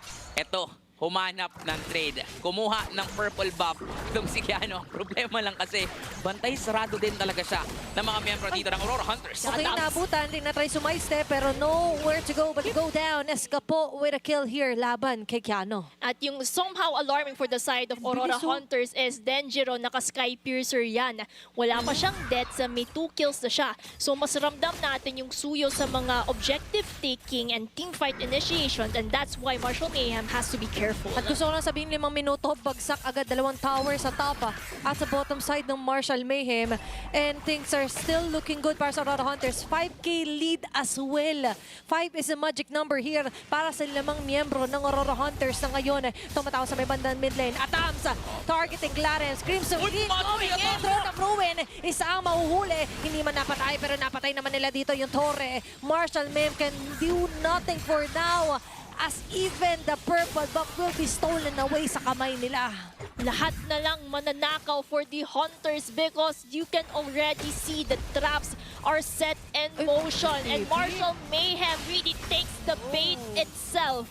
Nawawalan ng mga resources ang Marshall Mayhem kaya unting-unti din nawawala yung control nila sa mapa. Kung paborito nyo ay Turon, paborito nyo Banana Q as merienda, sa Freya, paborito nyan Torre. Ayun. Torre lang talaga ang kalaban dito nitong Tama. si Atoms as early as possible. Kasi doon mo ma-maximize talaga yung potential na meron ng isang Freya. And for Marshall, again, wala silang choice kundi tanggapin kahit na nakikita na nila wala silang magawa kundi panoorin ang Aurora Hunters kunin lahat ng pwedeng kunin sa kanila. Ito nagpapalukso sa dugo ni Atans Torre hero, pero ngayon hero pinafocus. Fire! Unot ni Blood! Let's go pa ni Vlad!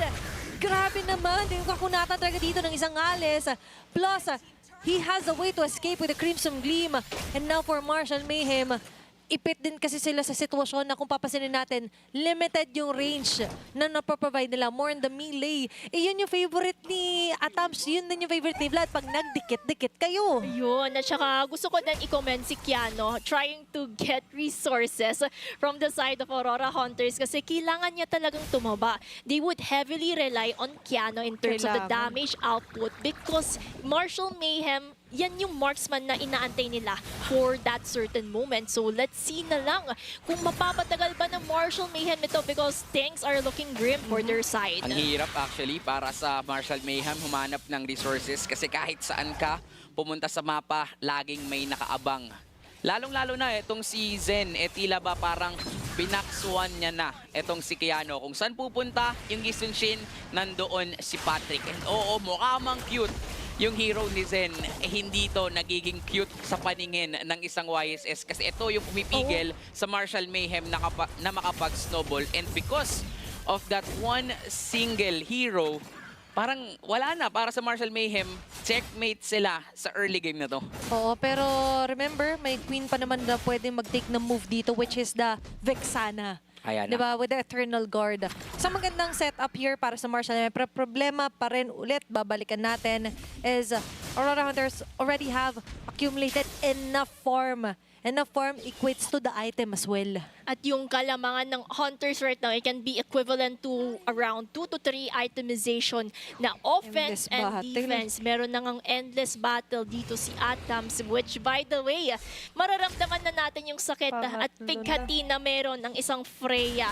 Lalo't-lalo na meron silang Lord na somehow hindi nakukontest agad ng Martial Mayhem because they know if they overextend just a little bit, Aurora Hunters can end the game. Ayaw nga ni Atams na nabablanko siya, QWERTY, oh. Ayaw ba eh. Gusto kong pumalo din. Sumasali dun sa Lord Take, di ba? Lahat ng pwedeng paluhin, minabalo na ni Kuya Atam. Scary. Nakakatakot talaga kasi ang nagiging lead dito ng Aurora Hunters is almost 1K per minute.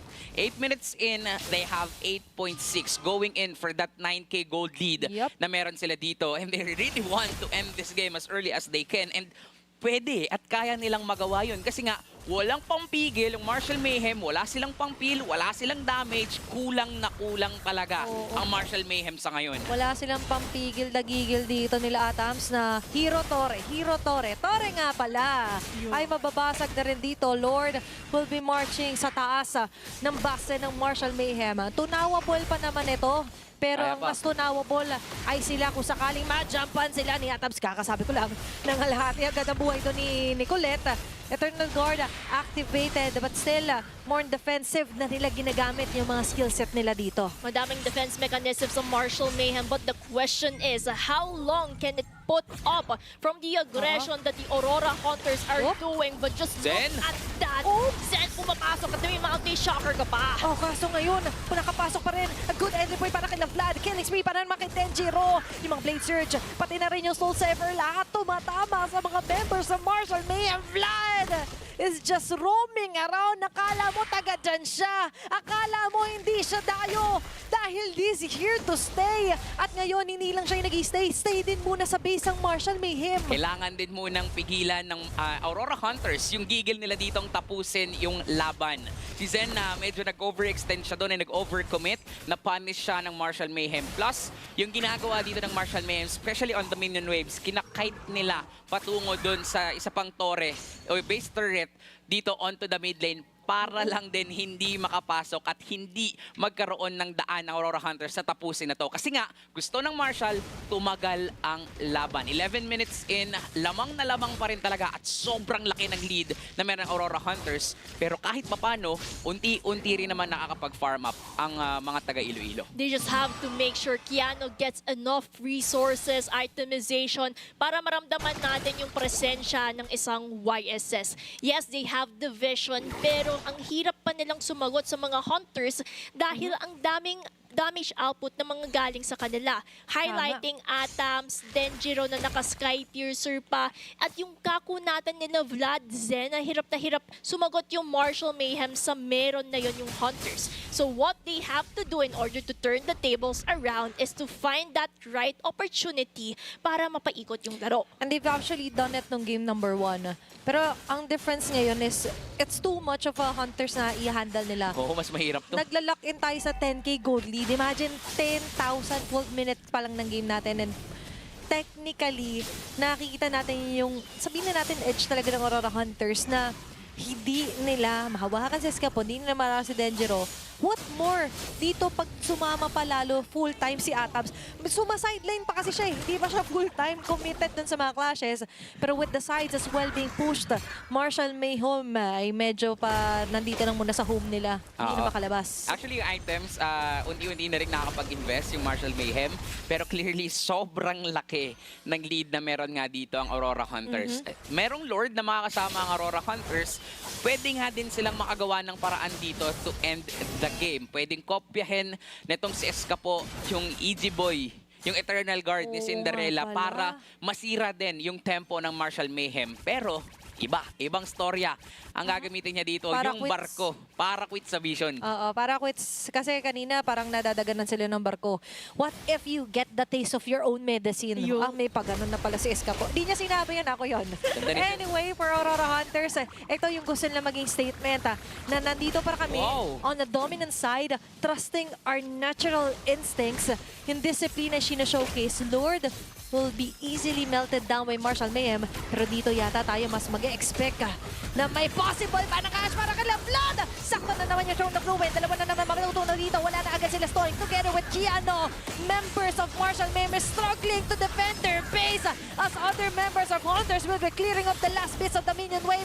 At mukhang dito nila tatapusin ang Game 2. And a game win para sa Aurora Hunters. The Hunters succeeding in their hunt.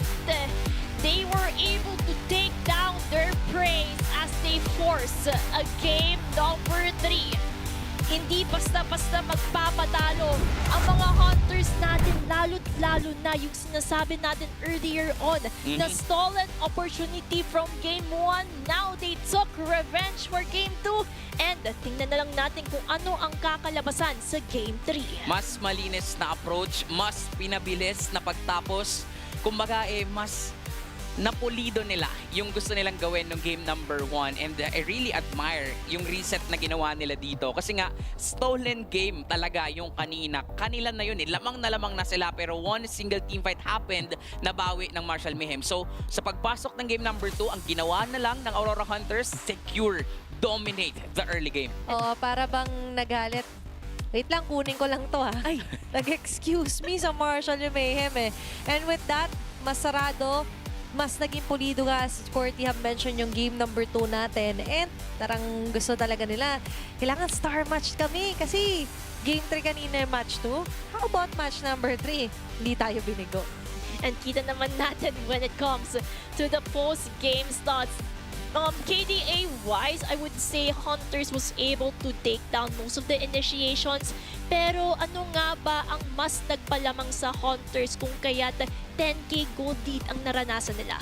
Yung composition itself, sobrang lamang nila in the early game. Pinag-usapan natin na scaling yung isang YSS, pero ang problema din kasi, especially sa Alice dito ni Vlad, walang kayang pumatay sa kanya sa early game. Nakikita natin sinasabayan sa nila Stoink nung early game, pero may sustain, pero wala ngang damage ang Martial Mayhem. Diba? Meanwhile, para sa Aurora Hunters, they have enough damage coming in from Denjiro, Escapo, as well as Atoms. Enough na enough yun para mapaback away ang Martial Mayhem, para maramdaman ng Martial Mayhem na pang late game pa sila. To add up din, hindi totally na-maximize dito ni Clarence yung kanyang Hilda. Kasi paano mo nga ba naman guguluhin si Denjiro kung kaya kanyang patayin?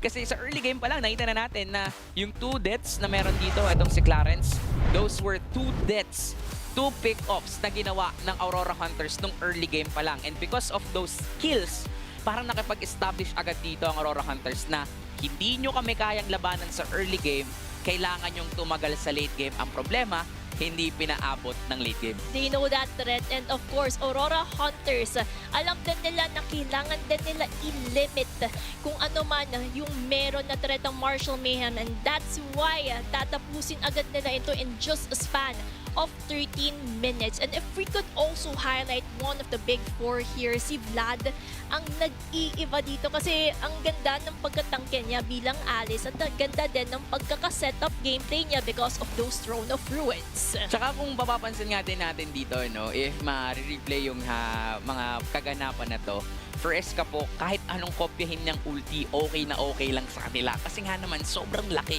nung lead na meron sila. At talagang binawi din ni Gab Ginto, ni Kuya Denjiro etong game na to para sa kanila. Kasi kanina sobrang ganda ng performance niya using the Leomord. Naka-maniac yun, pero yun nga, nanakawan sila ng game. Pero ngayon, sinecure niya na talaga, not just the objectives, not just the kills, pero the victory on their hands to prolong this series. 90% kill participation para sa isang assassin, sobrang laking bagay nito. Ibig sabihin, talagang kinuha nila yung control, not just the control when it comes to jungle objectives, even yung control sa kabuang mapa na makikita natin dito yung kanyang rotation sa first 5 to 10 minutes ng larong ito.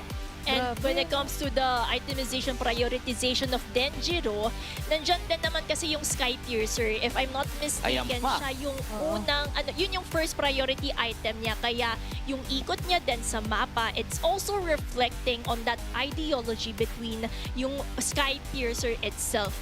At kung babalikan din natin yung highlights na nangyari sa Game 1, maybe we can also observe kung paano nga ba, first blood agad si Denjiro for that one. Yeah, for game number 2 talaga, kahit butas ng karayom, tinakpan dito ng Hunters. Ang hirap tagusin. In comparison, ibig sabihin na sobrang linis na walang room for mistakes. There wasn't any room for Martial Mayhem to counter-punch. Kumbaga yung punishment hindi nangyari kasi wala namang kasalanan. Walang ipapunish dito ang side ng Martial Mayhem. To the point nga na sabi natin, kaya naman sana kasi ang inisip natin dito may technically traditional marksman na Yi Shin, but the problem is yung early phasing nga hindi nakapag-farm, hindi man lang naka-push back actually ng Torre ang side ng Martial Mayhem, which means na na-limit agad yung horizon nila dito for game number 2. At dito din natin makikita kung paano nga bababawi ang Martial Mayhem because we were able to observe these tiny details that actually make up the whole. Kumbaga, ito yung tiny ripple effects of change that has a big impact kung paano nga ba na-dominate ng Aurora Hunters yung game number 2. Para dito sa Alam actually ko sa... lang recall eh. Ay, din yun ba? Pam-recall. Recall. Pam-recall. Diba? Pero para dito sa Martial Mayhem, ang kailangan nilang gawin dito for the third game, kailangan nilang sabayan sa early game pa lang ang Aurora Hunters kasi again, yung game 1, sobrang ganda nung gusto nilang paganahin doon. Prolong the game, patabain yung Hanabi, naging successful sila. Game 2, ganun pa rin yung idea, antayin makapag-farm up yung Yi Shin. Ang kaso,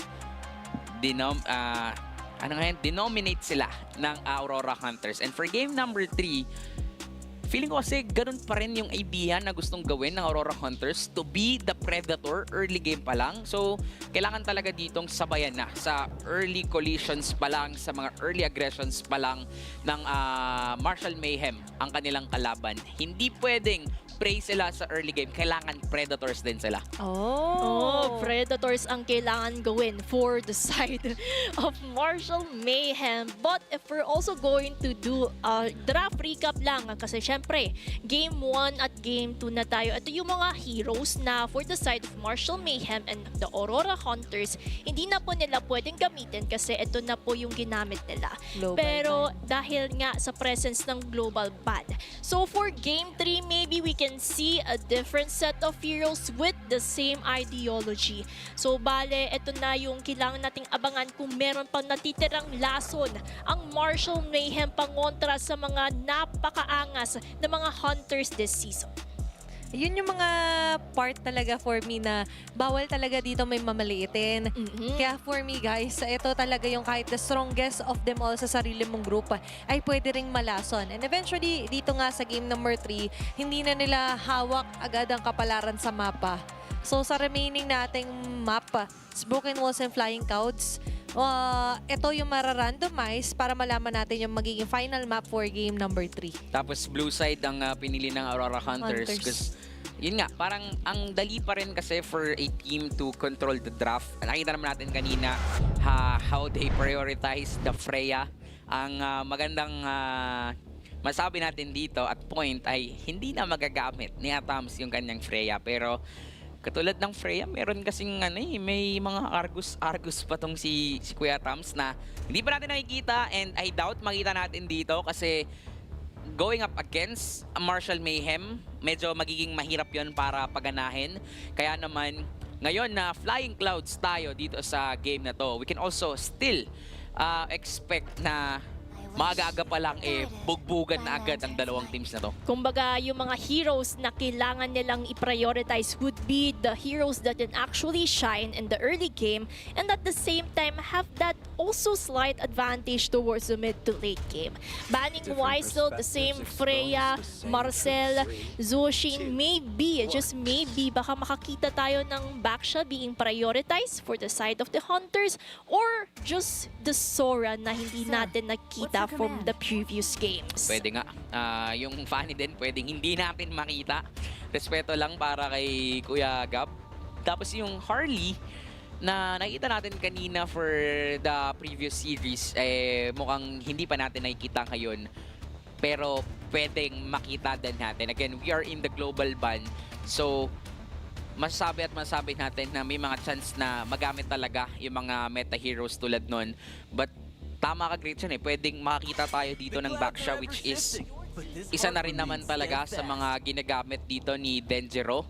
Plus yung Kalea na hindi pa napapansin, pero feeling ko for this game mapapansin na yun. Oo nga, kasi from the previous game, parati nababan si Kalea, not unless Martial Mayhem will give that opportunity, but they have decided to ban out Harley. So, automatic chip ang first pick ng Aurora Hunters very fast because they have already decided to go for it. Remember the day, kahit to sa Manila Boy pa yung main 5 dito Totoo din. Chip din yung Aurora Hunters. Nagdaan man ng panahon, but still kung kayo may identity, excuse me po, kami rin meron din. Yun din yung somehow identity ng Aurora Hunters. Yan yung Pabilisan. nagpapaiba sa kanila that makes them distinct from the other teams that we have here for MDL. Full charge na e-bike. Yun! Pero for the side of Martial Mayhem, kukunin kaya nila yung Masha kasi they know that the chip is up for the side of Aurora Hunters? I doubt kasi mahirap paganahin yung Masha kung hindi sa inyo yung chip. So ito yung maganda, at least they have the vision plus they have the late game. Oh, may keyword ka dun kung hindi sa inyo yung chip. Paano kung sila yung nag-Masha chip? Ayun ang pwede nating makita. Ay. Di ba? Pwede nating makita yung Masha chip dito sa hands ng Aurora Hunters. Hindi Pwede na nilang ako paganahin yun at yes. pwede nga ding mapunta kay Kuya Atams yung Masha na yun. Pero since ang katapat niya dito ay carry, mas okay kumuha ng mga gold lane marksman din or even the Harit. May mga Moscow Harit yung Harit ay open pa rin naman dito para kay What if Argus Sir talaga? Adams. Uy! Argus mo na, Kuya Atams. Ibalik Isa lang, mo na yung Argus. Isa lang, nung grand finals, hindi yun nakita kasi nirespeto yun. Ay, pero iba naman daw yung sasagutin Mamaya na daw. ng Aurora Hunters. Sabi nila, Arlott Guinevere kasi open na open din naman and highly contested ang Guinevere in terms of the jungling capacity. Kasi pwede siyang versatile hero. It can go for a damage side and at the same time do a hybrid setup para at least andun pa rin yung balance composition between Aurora Hunters. May magzilong, no? Uy! Pagbigyan lang ako doon sa Anyos Heroes. Heroes never fade talaga. Oo. Actually, sa RG, pumipitik pa rin eh. Oo, madami pa rin talaga. Mayroon talaga. Pero dahil nga dito ay tricky din ang sitwasyon ng Martial Mayhem to close off the series para more on the meta retire didikit. May mga blue pa sila actually, di ba? Or ito pala yung lumagpas sa mata natin. Baksha. Yun. And pwede Baksha. tong mapunta kay Keanu, pwede rin tong mapunta kay Clarence. Sounds like pala. Oo, pineflex nila to. Depende rin again sa trip nila. Pero this Martial Mayhem, parang sa game number 3 na to, dito natin makikita na hindi totally manglalason ang Marshall Mayhem. Mas pupunta sila dun sa trajectory na mas madaling paganahin. Kumbaga, going back to the basics on whatever works on their side para at least safe yung trajectory nila kung ano man yung kakaharapin nila na mga traps na i-layout ng Aurora Hunters. Rekta lang, execution. Execution-worthy na line-up. And a nice ban here for the Harit. Nakita nila ito pa yung option nga para kay Atoms. Ngayon, para sa Aurora Hunters, I believe talagang kailangan lang more on the traditional marksman dito dahil nga kailangan nila ng pupuro. Oo. Kasi nasa lalay na agad yung Guinevere na showing jungle na to because of the chip. Oo. Kailangan kasi talaga sabayan mo yung carry. Kaso kasi parang since si Atoms kasi to, May Moscow. merong may part sa sarili ko na kahit dapat marksman din sila o carry gold, merong may bumubulong. May bumubulong na baka walang yain din. Do biglang Argus. Chang Di ba parang may kakaibang enerhiya akong nararamdaman. Kung hindi to Moscow ban, pwedeng mag-Moscow. Pero kung Moscow ban to, yun, mas mararamdaman natin yung bumubulong na yun na fighter gold lane din para kay Kuya.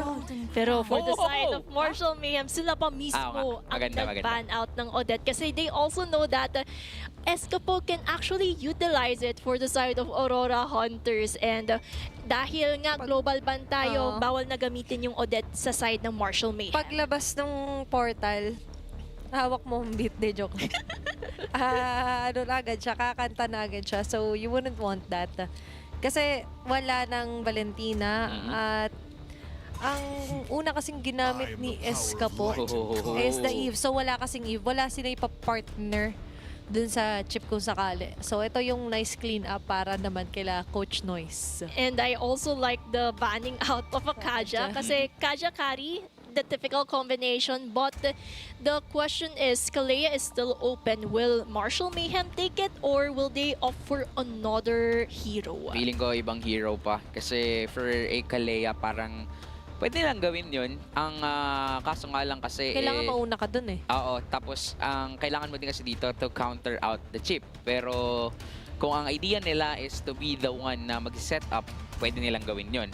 Kaso, doon mawawala yung fact na pwede mong i-flex yung isang backshot. Pero ito, kumbaga sabayan na lang din sa fast phase na gustong ihatid sa atin ng Aurora Hunters. At the same time, this can also be a counter kapag ka biglang may portal, meron kang Raging Sandstorm na pang-alalay agad and to counter out yung mga palabas na tropa ng chip. Hindi ka man mauna, okay lang. Pwede mong puwingin. Yun yung magiging dito. Sequence para sa Marshall Mayhem. Meanwhile, para sa Aurora Hunters naman, yung missing pa rin is the gold. Gold and... May... Ano kaya? Ano kayang gold? Moscow, Obsidia, a lot is open for the marksman. Gold, Nathan? gold, mid. Nathan. Lunox? Kimi. Biglang, parang sa isip ko, biglang... Okay, Sisi. Okay. Okay. So, nagano na lang din sila. Kasi actually, wala na rin masyadong option sa gold lane dito. Aside from that Kimi. And aside from that CC, so pwede namang tumapat yung CC dito ni Kuya Atams. Medyo Kuya Atams parang namimiss ko yung mga Argus mo. Pero safe option to para sa kanila. And knowing Escapo on how he uses Kimi, nandun na rin naman talaga yung damage output nila. Okay, madaming ma-initiate dito ang Marshall Mayhem. Hindi kakapusin. Yuzong naman for their XP. And I'm quite surprised nga na may part sa akin na parang pwede sana mag-double marksman ng Hunters. Pero siguro more on the safer side sila. Na hindi rin kasi pwedeng basta-basta na matitake down si Atoms knowing na there's a way to stop him. May stomp, may sagasa, may tortoise posons. Ayan, may tortoise posons kasi siya mapakan kung sinaalang-alang niya na mag-Moscow siya, mga ganyan. Lagkit nun. Kumbaga madami silang contingency plans to either initiate or counter-initiate one another. And a lot is at stake here because this is Game 3 and both of the teams are eyeing for more points in the group stage. So they want to make sure na sila ang makakakuha ng panalo sa seryeng ito para at least nandun na yung safety net that I would say in terms of securing their spot in their respective groups. Tsaka mataas yung chance na kapag nanalo ka dito, ang taas ng boost ng confidence nun eh. For Aurora Hunters, you will still remain undefeated. Meanwhile, for Marshall Mayhem naman, ang bilis mo agad makaka-bounce back after a loss. Oo, lalo na that's an additional 2 points kung sakali either of the two pala. Kasi tigisa na sila currently ngayon at sa format natin, the way you close off the series matters the most. Kasi pag gano'n na nag-tie, sa game wins din tayo, pwede next na mag-base. Pero ngayon, on the tie with a match point ang Aurora Hunters and Marshall Mayhem. Kung momentum ang pag-uusapan, I think it's safe to say that that's a huge momentum boost and morale boost para sa Hunters ng game number 2. That would really mean a lot for the side of Marshall Mayhem. Lalo na, dala-dala nila yung Iloilo's pride. Yeah. So, yung viewers natin will just look at that set. Okay, ang ganda ng top down na magagaling kay Denjiro. Wala pa namang mga ultimates, wala pang Valor Crim na pang solo up. Kala ko pwede na, pero pwede pa rin pala makakuha ng first blood dito. Sila Denjiro. Kayang-kaya na din pumitas because that's the strength of a Guinevere. Tsaka yung Kimi, parang nakababad eh. Hindi niya pa pinauwi dito si Clarence. So, even just seconds, enough na enough yun para masabi natin na lamang ang Aurora Hunters, not when it comes to the kills, not when it comes to the gold, but even when it comes to the rotation. At the same time, yung control. Pero the good thing for Marshall, yung 1v1 ni Vlad versus etong sila Stoink, lamang naman din talaga ang Yuzong sa early game. At yan din naman yung kinakapitalize nila in the laning phase advantage kasi whoever controls their respective lanes, sila ang mas may kalamangan in order to back up in the upcoming turtle. Lalo't-lalo na malapit na mag-respond ito in just a few seconds. Positioning would be the key at kung sino man ang makakakuha ng respective ultimates, that would really mean a lot in terms of the zoning capabilities. Oo, saka yung angulo ng energy wave and spatial migration ni Denjiro talaga ang pinaka kailangan bantayan dito ng Marshall Mayhem. Kasi any moment, ang galing. Lagi na angulo na nakukuha niya dito. Pero ngayon, sino nga ba magaling? Wow! Pa rin ang pagong. Kakasabi ko lang yung mga talo na ganon o yung mga pag-sideline ni Denjiro. Denjiro with the dangerous play. Iba ka talaga. That boy is so dangerous. Diba? At hindi pa dun magtatapos ang Aurora. Ay, pumuro pa nga dito with the spatial migration and Violet Crim combination. Bagsak agad si Keanu. Wala pa siyang orange buff. Kukunin agad ni Denjiro and that's what is scary about the Guinevere. Nakakatakot in terms of those initiations sa pagtalon and at the same time may escape mechanism din na siya. Nakikita din natin dito no, sa game na to kung paanong dinadaan din sa kagulangan. Wait lang, may portal! Portal! Full charge ang mga e-bike dito para sa side ng Hunters. Clarence is down. Nabiglang Keanu. Kakasabi lang natin na hawak nila ang magiging tempo ng laro. Kung una pa sa first, sila na ang running for cum laude. Grabe naman yung ginagawang Aurora Hunters. Ang dami nilang traps na nila-lay out.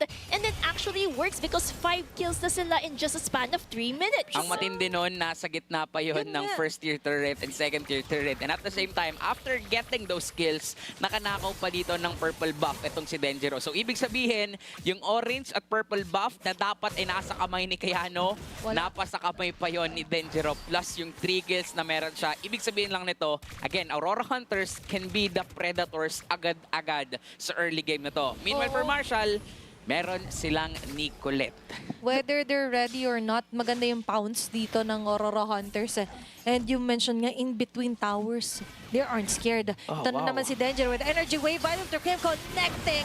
Keanu is down. Paga ba umabot dito yung Raging Thunder ni Clarence? Sila pa yung caught into the storm na kinecreate ng Hunters. Kumbaga, 4 minutes pa lang ng laro natin, 4 deaths na si Orange. Keanu. So every minute there is Ganun a ulit. death potential critical for Kiano, and look at the level difference Denjiro, when it grabe comes ka na. to the junglers. Level 7 na si Denjiro, si Okay. Kiano level 5 pa lang. Roaming around the map. Hindi masyado tatamaan na Fair Phoenix dito. Si Danger pero yung Jetrify sa kanya lahat ibubuhos. Laban pa rin. Para kay Vlad. Laban pa rin. Even with the third Sons ay di na ba naging red carpet pa yan para kay Escapo. At naging numero din doon itong si Keanu, 0-5-1. Hindi natin masisi yung gulong na to ni Keanu kung bakit medyo nafa-flat siya ngayon. Kasi nga naman, laging siya ang minamata dito ng Aurora Hunters. Yung buffs niya, yung buhay na, kailangan siya rin naman talaga yung mag-frontline. Pero again, kaya kasing tunawin, kaya kasing pumatay ng Aurora Hunters sa early game na to. At walang choice itong si Keanu kundi tanggapin yun. Walang choice ang Marshall Mayhem kundi paabutin na naman to ng late game. At ngayon yung option niya na sana nila ay umatras muna, mag-lay low. Pero hindi. Yun pa rin yung Aurora Hunter sa biglahaang portal. Kahit tayo, hindi na natin halos habutan. Kasi patay agad pag may nakuha sila na target. But now, traction falls. Hindi naman naabot dun sa laylayan ng damit ni Cinderella. Pero laging umaabot dito sa mga nasa laylayan. On the gap dito si Keanu. Kumbaga yung prey nila sa larong ito would be Keanu. 6 deaths na in just a span of 5 minutes. So it seems like this is the weak point that Aurora Hunters is gaining, and yung pagtalon ni Denjiro, nakuha na naman si Nicolette. Na-bait out siya doon ni Kuya Atams. Hihinga pa lang ako, Denjiro. Akala natin 1v1 lang si Nicolette nag-pop ng ulti. Yun pala nakaabang si Denjiro. Okay, instant talaga yung mga initiations dito ng Hunters. Ano yun talaga yung kalakasan? Fear of the Phoenix will Sabay out. miss out. Out agad dito muna ang Marshall Mayhem.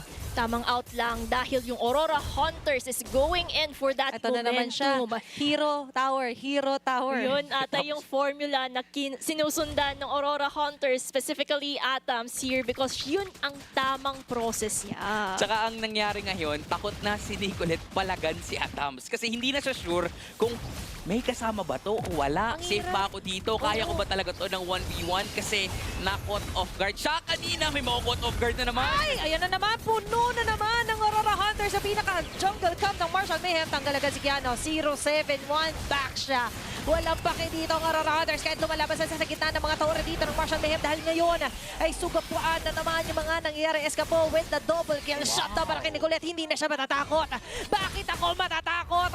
Yung mga plato serving damages dito sa Aurora Hunters. Pero sa huli, Atoms will still stop the madness dito ni Nicolette. Wow! Aurora Hunters! 4 ang nawala sa kanila. Ibang klase yung ginawa dito ng Marshall Mayhem, especially Nicolette. Lumaban na lang din talaga sila. And for Aurora Hunters, that is an overstay and an overextension. Pero mukhang lalaban at papawi sila. Kahit na nag-overstay sila, bawi agad. Ang bilis na recall para dito sa Aurora Hunters. Even with the Fear of the Phoenix, they don't care at all. Hawak pa rin nila yung lead. Hawak din ngayon ni Zen yung kamay niya with the portal. Cinderella with the flicker. Tore muna ang targeting dito ng Aurora Hunters. At habang busy silang lahat, Purple Buff, by the way, ay nadaanan na food trip na ni Denjiro. Grabe naman yung pag-agaw. And if we could also highlight 7 minutes pero first item pa lang ang nabibuild ni Keanu. So ganun siya kagap against Denjiro, who is currently at level 11. With that 2 items, medyo mahihirapan na Marshall Mayhem dito. Kasi nga naman, 8 deaths na ang meron dito itong si Keanu. At wala siyang choice kundi mag-build up ng Radiant Armor. Kasi nga naman, ang sakit ni Denjiro, ang sakit ni Escapo. Pero hindi lang yun ang problema. Even si Atams, kayang-kayang tumunaw, of course, ng mga utility heroes dito na meron ang Marshall Mayhem. Kaya mahihirapan talaga ang Marshall Mayhem sa sabayan. Ang magandang ginawa nila kanina, na ano din nila naipit din nila, na sandwich din nila ang Aurora Hunters inside yung mga tore. So, doon sila pwedeng lumaban ng kaso lang gagawin pa ba ulit yon ng Aurora? Tsaka magandang ginagawa na kanina pag double time kay Atoms, binild up nila. Sa ayaw at sa hindi, sinasama sa banding si Atoms. Kaya 307 yung CC na to. Nakakala natin nag-focus lang na magpatabado sa lane. But hindi. Dahil nga sa portal, capable yung Hunter na pagsabay-sabayin all at once yung pag-push na macro and of course yung mga micro movement nila sa mapa. And yan yung global presence na dinadala ni Chip, si Zen. Si Sir Chip. eh. Oo, grabe naman yung presensya na kahit saan sa mapa, pwede kang matakot dahil hindi mo alam nandoon na pala sa bush si Zen na nakaabang Oo. na may dalang portal na akala mo isa lang pero hola, surprise! I am 5. Overthink malala dito, QWERTY, ang Martial Mayhem. Kahit na meron silang vision from Cinderella, Hindi sure eh. yun nga, ang hirap pa din sa posisyon talaga dito ng Martial Mayhem. Paano nila lalabanan ng Aurora Hunters? Yung mga areas sa mapa, kapag wala kang vision nasaan dito itong si Zen, Yep. ang hirap pumesto. Magugulat at magugulat ka na lang, lalo na kung ganito yung chip na siya na mismo yung magpapakita sa'yo harap-harapan. Okay, pwede magtawag ng portal dito si Zen if ever. Pero ito nga, nilalaro na nila yung damdamin dito ng Martial Mayhem. Clearing off the tower as they go. Zen charging up. Pero para sa Martial Mayhem, sa pag-atras nila, yung mga tower protection ay napop na rin agad dito ng Hunters. And tingnan na lang natin kung ito na ba yung hinihintay na moment ng Aurora Hunters. They have that advantage right now when it comes to economic items and control. But the question is, Martial Mayhem's lineup composition, they can still counter-initiate. Paano ba nila ito mapapagana? Nandiyan naman si Clarence, nandiyan din Cinderella. Timings lang with their ultis. Kaya nilang kahit papano makabawi ng onte. Kahit papano ma-equalize yung kalamangan. Ang problema lamang din para dito sa Martial Mayhem, maganda kasi yung mga setups ni Vlad. Not just Vlad, even si Zen. Malaking problema yung mga pang-initiate ng Aurora Hunters. Kailangan munang maiwasan nyo ng Martial bago sila maka-counterplay. Pero ngayon, kailangan nila iwasan na mabasagan ng base turret dito. Pero hindi Talo na agad. inevitable kasi tumo in na agad sila Denjiro. Sabay sakto pa with the final slash here for Vlad. Free hit na dito sa Escapo, pero hindi siya makapag-free hit. Tinanggal na rin agad siya dito. Equation ng Martial Mayhem. Clarence on the other hand, giving up his life. Just so maliko yung atensyon ng Hunters, pero hindi sila malilito. Si Atams, mata na sa base ng Martial Mayhem. And Walang this minions. might be it. Disiplina muna. Oo, nakaka-excite. Pwede lang tapusin any moment soon. Pero mukhang ito na ang paghakbang patungo pataas ang Aurora Hunter. Cinderella ay aabutan pa rin dito ng mga yo-yo na magagaling kay Atoms. Walang And minions. this is it. Yung minion wave na lang ang inaantay para matapos ang laban na to at pagbibigyan niya ng Aurora Hunters as they take the last game sa Martial Mayhem. Aurora Hunters successfully hunting down their prey. They were able to win this series with a 2-1. What a dominating game, and kita natin yung mastery, veterancy of Aurora Hunters in terms of laying down traps kung saan nabibait out nila yung Martial Mayhem, and they were able to succeed on that. Tsaka maganda yung disiplina nila. Pag ibang I've seen most teams, kahit walang minion, sinasalo nila among themselves. Pero kita niyo yung Aurora Hunters, umaatras sila. They really waited na may pumasok mo ng next minion wave bago sila mag-U-turn pabalik sa base ng Martial Mayhem. And the streak continues para sa kanila. They're really in their top form. Talagang gusto nilang i-hunt, gusto nilang gawing prey lahat ng kanilang makakatapat dito sa ating liga. And because of that, Aurora Hunters will end the week 2 still undefeated. Nandyan pa rin yung kanilang supremacy, dominancy in their overall strategy. Maganda yung drafting, maganda din yung execution. And dito natin masasaksihan kung paano nga ba nangyari ang laro, paano nga ba nag-dominate ang Aurora Hunters. Grabe no, mas bumilis yung end time natin or game time natin for this game.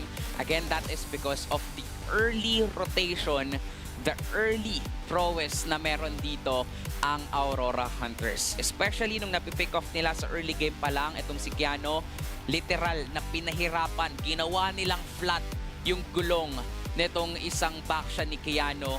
Kayang-kayang tumunaw ni Escapo sa early game pa lang. Yung mga knockups din coming in from Denjiro is so on point to the point na hindi makapalag ang Martial Mayhem. And nung umabot na tayo sa punto na level 4 si Zen, hindi na nila pinagpahinga pa ang Martial Mayhem. Laging kapag nakikita itong si Keanu, tutunawin, papatayin, pipitasin siya agad.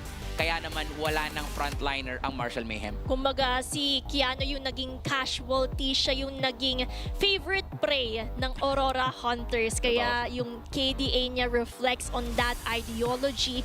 At yun din naman yung ginawang advantage point ng Aurora Hunters because they know malaki yung kulang ng Marshall Mayhem sa objective taken. Sila na yun yung pwede mag-capitalize on that factor. Ang nag-capitalize talaga ng investment niya doon sa CC is going to be the rich guy in both the carry para sa laban na ito, which is si Atams nga. Kailangan talaga ng mata kay Atams. When this guy gets wild, when you're not even putting ample amount of attention, sinusulit niya ng walang bantay sa kanya. Kaya nung huli na, wala na tuloy kayang sumabay para dito kay Atams. Saka mapapansin din natin dito, no, for Atams to be to maximize the potential of his hero, dahil din yun dun sa portal eh. Parang mas naging madali sa kanya aside from the flying clouds na makarotate, makapunta agad dun sa mga team fights because of the portal. That is the reason bakit nila finrespick to, para din hindi nga sila malason ng kanilang kalaban. At the same time, yung pagdalaw ni Denjiro dito kay Atams to kill Nicolette sa early game, parang that impose a threat na hindi basta-basta kayang sumabay nung carry sa laning against ACC kasi hindi naman mag-isa itong si Atams. And makikita natin dito na medyo kalat na tila ba parang bigla-biglang lumilipat yung kanyang pwesto. That is because of the portal. Diba, nasa side lane lang siya, lalaban dun sa torre, then eventually tatawagin ni Zen, tatawagin ng Aurora Hunters, and he is always present. And the good thing for ACC, kayang-kaya kasing mag-sustain, at the same time, kayang-kayang tunawin yung frontliners ng Marshall Mayhem. Kumbaga, perfect in attendance in every team fight initiation si Adams. At makikita naman natin dito kung paano nila na-capitalize yung portal itself. Denjiro always eyeing on Keanu in the process. And I also like to commend Zen here. Parang siya yung forgotten MVP natin kasi napakaganda ng latag ng kanyang portal. At yung ginagawa na lang ng Aurora Hunters is to join in the fight and celebrate the party. Magaling na seeker to pag nag-hide and seek ka, si Zen talaga. For me, you're right about the, hindi naman more on forgotten, siguro more on the hidden. Kasi lagi siya naka-hide. And then when it comes to seeking out members na very vulnerable, that's the time that Zen shines the most. And kung hindi ako nagkakamali, parang hindi rin siya namatay. Isang beses, and then that was it. In-ensure niya lang talaga na he delivers the best part ng team nila, which is yung best part na well-farmed Atom size on the way. Tsaka yung mga setups din talaga ni Denjiro up until the end, nakamata dun sa mga dapat pitasin, especially for Nicolette, na alam ng Aurora Hunters na hindi na pwedeng hayaan ulit makapag-farm up yung marksman dito, yung gold laner dito ng Marshall Mayhem. Kasi nabaliktad yung laban ng game number 1. Pero for game 2 and game 3, pinakitaan lang tayo ng Aurora Hunters how they bounce back, how they reset, at kung paanong up until now, they're still undefeated. And of course, sa mga viewers natin dyan, wala pa naman po malalaglag dahil group stages pa lang naman ito. So, bale, they just accumulating as many points as they can para at least mas maganda yung positioning nila when it comes to top 1 all the way to the last rank. And with that, meron pa po tayong huling serye na sana matungkayan nyo at magbabalik po ang MDL Philippines Season 7.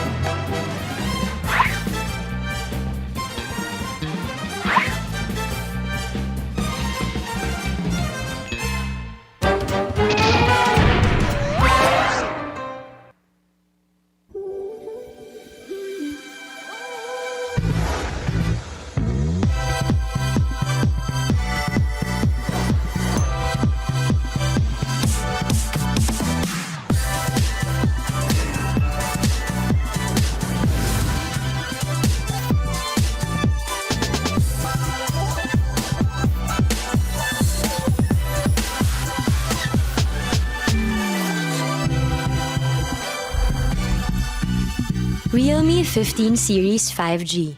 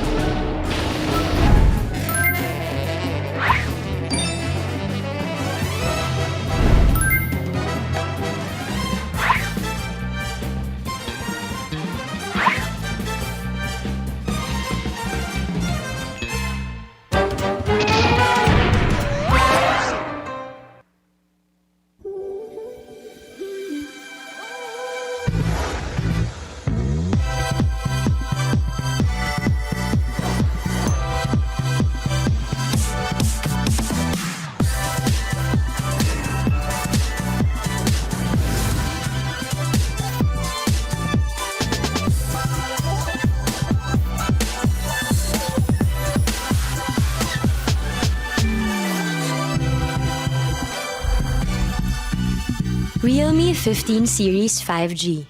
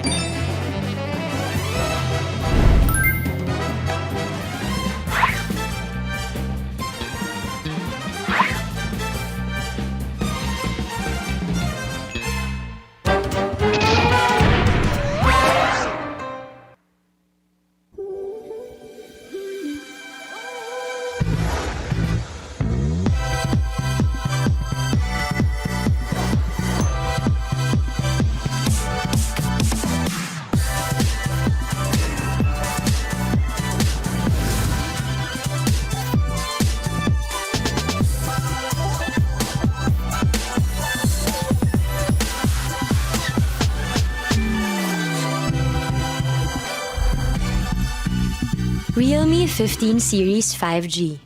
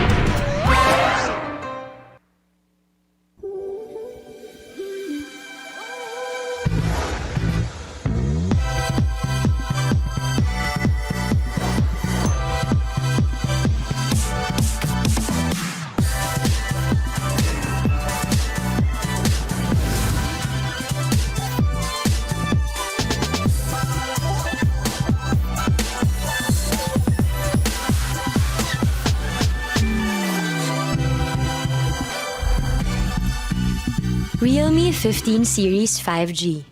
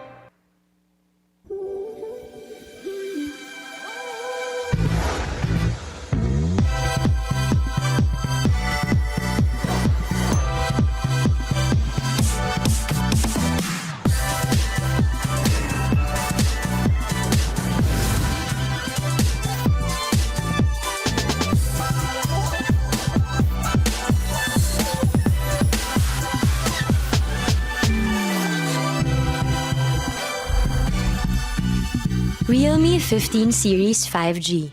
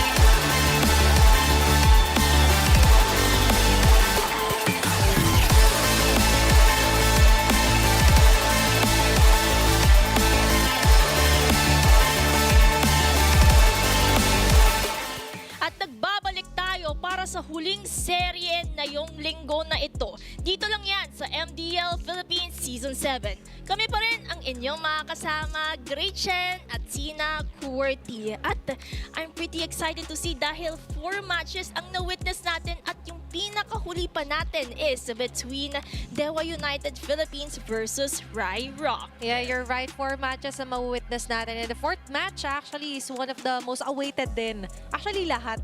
Kasi nabigla ako sa nare-receive nating love from our madla na nanonood sa mga streams natin. And as well as sa mga nag-comment, marami nakikiparticipate dito on leading yung support nila sa mga teams natin. At kita naman natin when it comes to the leading rookies as stated below, we're definitely going to highlight both of them because Dewa United Philippines as well as syempre yung mga kalaban nila Rai Rock nagpapakitang gilas and maybe we can consider them as one of the players that we're looking forward to kasi iba talaga yung hangin this season. Napaka-competitive and it's a whole lot of level compared to the previous ones. Actually, para sa Dewa United PH, they're still undefeated. Oo, meron silang talo. Naisahan sila ng ex nihilo. But definitely, maganda yung naging panimula nila dito. And that is also because of not just the rookies, pero nandyan din kasi si Karasu, si Kuya Melchor. Shoutout sa'yo. Ibang klase ka. At syempre, para naman sa Rai Rock, ito yung maganda, natalo man sila against Rough World Era, pero sila yung kauna-unahang nagpadugo ng 1 puntos against Twisted Minds Rough World Era nung panimula dito sa ating season. Yep. And also, natalo din nila ang Team Liquid Academy. Na-sweep nila ang Liquid Academy. Sumasabi natin na talagang kakaiba at talagang ka-excite ang mga kaganapan, lalong-lalo na dito sa ating mga rookies. Kumbaga, kung meron tayong mga old bloods, yung new bloods ay lumalaban para magpakitang gila sa generation natin na kayang-kaya nilang lumabas at kayang-kaya nilang sumabay sa mga veterano dito sa MDL. And if we're also going to highlight one thing, let's go on in terms of highlighting the players of Dewa United. We have Karasu, Draven, RKY, Echo, Takgu. Napakalakas na mga rookies at kita naman natin kung paano sila nagpakitang gilas ever since week 1. Ito nga yung sinasabi natin, mga leading rookies together with, sabihin na natin na medyo matanda na sa ating liga, si Karasu. Kasi ibang klase na yung experience na meron siya. And not just experience, kasi nga, explainer din siya. So, mataas din talaga yung experience na meron siya. At malaking bagay to para dito sa Dewa United. Kasi sabihin na natin na inaabangan sila ng mga tao. Pero pagpasok kasi dito sa liga, maganda na merong naglilid sa kanila. Maganda na merong nagsasabi kung paano yung galawan dito sa ating liga. Kailangan may mag-guide. Di ba ganun naman pagbago ka sa isang lugar? You need a person na taga doon mismo, lokal. Lokal na kasi dito si Karasu. Ganito kasi galawan namin sa MDL kung hindi nyo na itatanong. And that's the key para dito sa Dewa na makapag-adjust agad. And surprisingly, we mentioned nga yung mga big names or big teams sa kanila na sweep at na-bleed nga nila yung 1 point against Twisted Minds is a huge deal para dito sa Dewa United. At speaking of lead, sila din yung leading group next to Twisted Minds Rough World Era. Pero yung makakatapat nila in this series, it would also be one of the rookies that has surprised us this season. We have Riley, Doobie, Cyprus, Lorenzo, and Arise when it comes to really showing what it means to be a Rai Rock.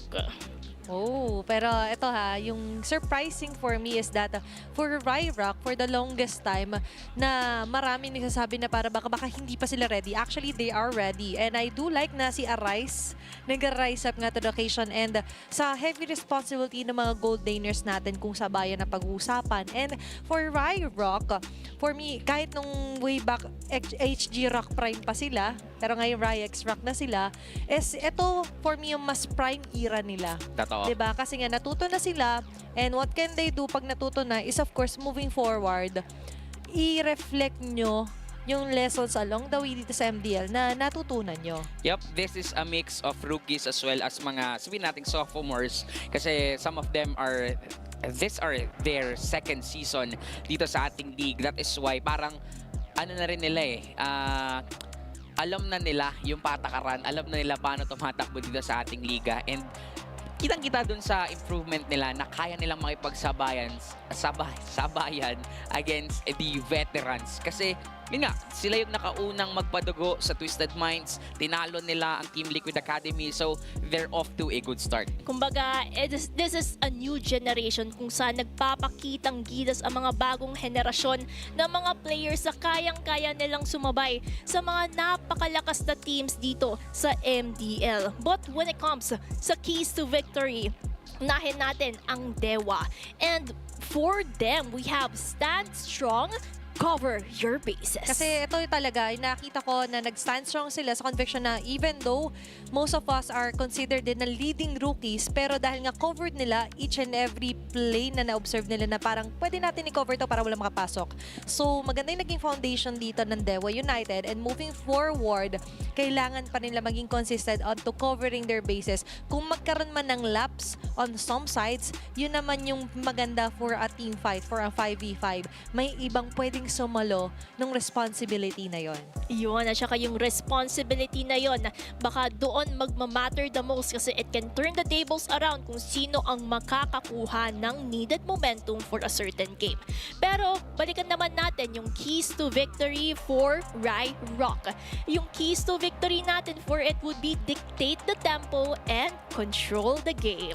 Nung nakalipas na laban nila against Team Liquid Academy, kung ako yung nasa posisyon ng Liquid Academy, sobrang nakakayamot yung ginagawang tempo control ng Rai X Rock. Alam nila kung kailan sila mag-all-in, alam nila paano pabagalin yung takbo, at alam nila paano kontrolin yung kalaban at maglaro doon sa laro na gusto nilang laruin. So kailangan lang nilang gawin to, lalong-lalo na they're up against also some of the rookies, some of the leading rookies dito sa ating liga. And since karamihan sa kanila ay may experience na, mas kaya nilang diktahan ang tempo. Kasi if hindi nila kaya itong gawin, for sure, Dewa United will be the one on taking the control para dito sa ating series. And dito na lang natin ma-witness kung yung mga super rookies na ito ay magpapakitang gilas sa isa't isa. Sino ang mas lalamang, sino ang mas matutumba when it comes to their overall drafting execution, and what will really happen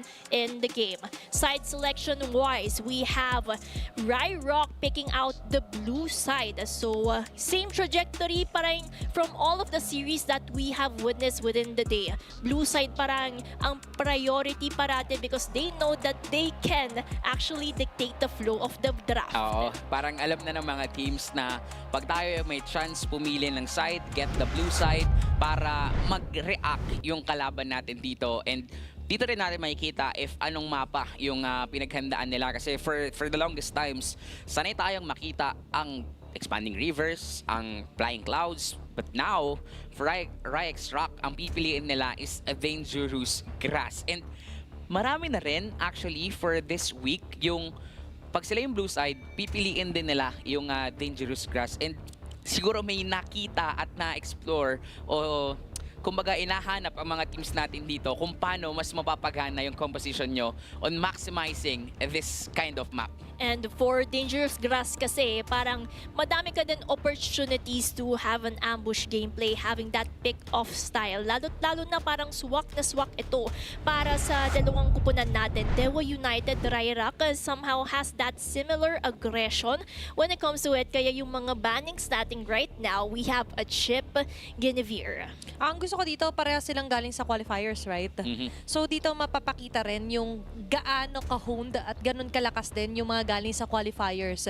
Considering that they are standing stall na nga dito sa regular season natin. Plus, it also gives us an idea on how well they've adapted na nga dito sa MDL. We are only on their week number 2, and so far, gusto ko dito kahit yung mga coaches natin are well aware of the must-ban dito sa ating liga.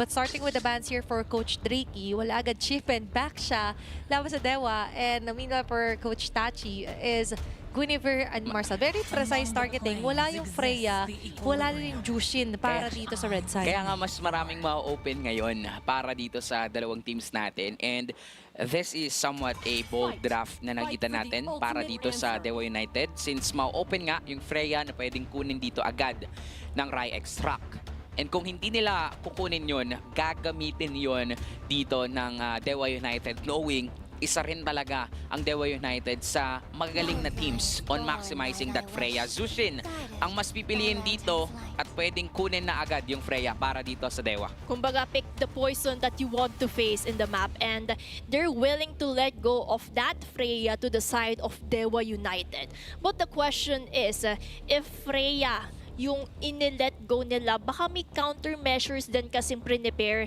yung Ryrock pang laban dito. Pwede rin, no? Lalong-lalo na sila kasi yung pumili ng blue side. Dangerous Grass pa yung pinili nila dito. Open yung Fredrin, open yung Valentina. Sora is also open, pero I doubt na ipaprioritize yun dito ng Dewa United. There goes the Freya plus the Kalin, which is mataas na rin talaga yung contention rate sa hero na to if wala yung mga likes of Hilda. Yeah. Pero pinaghiwalay nila. Now, para sa side naman ng Ryrock or Ryrock rather, is that there's the opportunity to get yung mga likes of Leomord na surprisingly kanina ay nalilet go. 'Di ba? More on the side tayo ng mga matatapang na Fredrin na na-open up sa mga Game 3 series natin. And now, para sa Ryrock, a way to do it is to capitalize dito yung mga pwede madampot nga ng Jushin. Pero ano ba kailangan ng Jushin? Kailangan na may mag-hold. Nakita natin yung Jushin kanina nag-struggle. Kasi 'di ba walang direct Walang na pang frontline. pa-front para dun sa mga nakukuha niya. And for the pick, Ayan. yun Ayun na, ang perfect. sinasabi natin, Hylos Curry. At isa doon na yung ingredients na hinahanap natin para maluto yung recipe na hinanda ng Ryrock. Sinabi mo to kanina, Courtney, na parang Hylos talaga yung easy na i-combo sa Jushin. Pero that was series number 2, ayun, 2 na nangyari na kung saan tinanggal agad kasi yung Hylos. But this time, di na nila pakakula pa. What a great start para kala Coach Drake. Tsaka maganda nga sa ginawa dito ng Ryextract is kumuha sila ng Hylos, tapos sinabayan nila ng carry para dun sa potential na pwede kasing knockow pick ng Dewa United. Na, lalong-lalo na pwede mo kasing i-flex nga yung isang Freya onto the XP katulad nung nakita natin sa Twisted Minds Ruffled era. Pero mukhang itong duo delubyo ang makikita natin, the Sora plus the Freya. And sa ganitong sitwasyon, parang mas pipiliin mo para sa Ryextract na tanggalin yung Kimi para walang pang insurance sa late game ang Dewa United. Grabe, no? Bilis dito mag-safe keep, ni gatekeep, mag-safe keep dito ng mga teams natin. But now, yung recipe pa rin on the jungle ay well hidden para sa kanilang dalawa. Parang meron silang mga secret ingredients, secret recipes. At yung sinasabi nga ni QWERTY earlier on, na the Kimi, hindi na nila bibigyan ng insurance ang Dewa United. But at the same time, for the side of Dewa United, they have banned out a Joy, which actually complements a Hylos. Yung Suyo ay lalabas Pwede. dito kung sakali sa Dewa. Kasi una sila, di ba, Red 4. So, they eliminated agad yung pwedeng maging answer dito. Kung sakaling sumuyo nga na pick ang Dewa United. Or pwede rin na mag-ban ngayon ng Isun Shin. Yun na lang yung sabihin na natin pwede pang mag-scale up. So parang nakadepende rin para dito sa mid laner ng Dewa United for RKY kung ano yung gagamitin niya na kayang mag-carry, kayang mag-deal ng enough damage just to peel that Hylos. Kasi as of now, sabihin na natin, oo, nandyan naman yung Freya, pero for the late game, that won't be enough. It's too, sabihin natin, too risky na i-relay lang lahat ng responsibility na yun sa Freya. Knowing na, alam na kasi agad yung room, alam na rin yung XP with the Sora, diba? So, you mentioned nga yung YSS is still a possibility dahil doon na lang nila kaya na kumuha nga ng damage dealer pa aside from the sides. And ito nga yung in-expect ko, Suyu pick para sa Dewa. And nandyan din naman yung kailangan nila na damage output coming in from Asuyo. And feeling ko, they would still go for the option of prioritizing the Sky Piercer para at least yung aggression na in-expect natin sa Dewa United maramdaman agad ng Ryrock during the earlier game stages. But for the last two picks of Ryrock, a lot of still open, if I would say. Kung gusto nila makatapat yung Suyo, YSS, Kailangan nila ng pang-catch dito. Oo, kailangan nila ng panghuli. Parang Arlo. pwede yung Ruby dito. Pwede rin Ruby. Kasi yung Sora at Freya is too much and tingin ko yung Ruby ang pwede. Kailangan na mo ng magstay lane. pampigil sa momentum, which is ito. Yeah. Isa to doon. And yun, lumabas yung Ruby on the EXP. Kailangan eh. Meron tayong mga makikitang kakaiba dito. Sanay tayo sa gold lane, Ruby. But definitely, para din dito for Dewa United, as in gusto nilang kunin yung early game because of this Zedjan pick. Napilit pa rin na naipihit. Ayan, naipihit pa rin dito ng Dewa United yung gusto nga nila when it comes to team fights. Pero ito nga, yung side ng Ryrock is more na counter-attack sila dito. And initiation-wise, maganda dito kasi may carpet na nga, may hatak pa. So, malagkit sa feeling yon para sa Dewa United. Tapos may lantern flare na bababad. Oh. So, saan lang po pwesto. And I think, maganda actually yung mga nakuha dito ng mga teams natin. Walang masyado na outdraft. Kumbaga, balance, well-balanced ang dalawang compositions na ito, and we can definitely see how things for both of their sides would work out accordingly during the early, mid, and late game. Magkakaroon lang tayo ng pagkakatalo when it comes to the execution part, kung sino ang mas lalamang sa positioning, sino ang mas lalamang sa pag-objective taking, kasi that would also matter kung sino ang makakakuha ng snowball potential that you need in order to get the game. But here we are going in for our last series ng Week 2. Here we are witnessing Dewa United versus Ryrock for Game 1.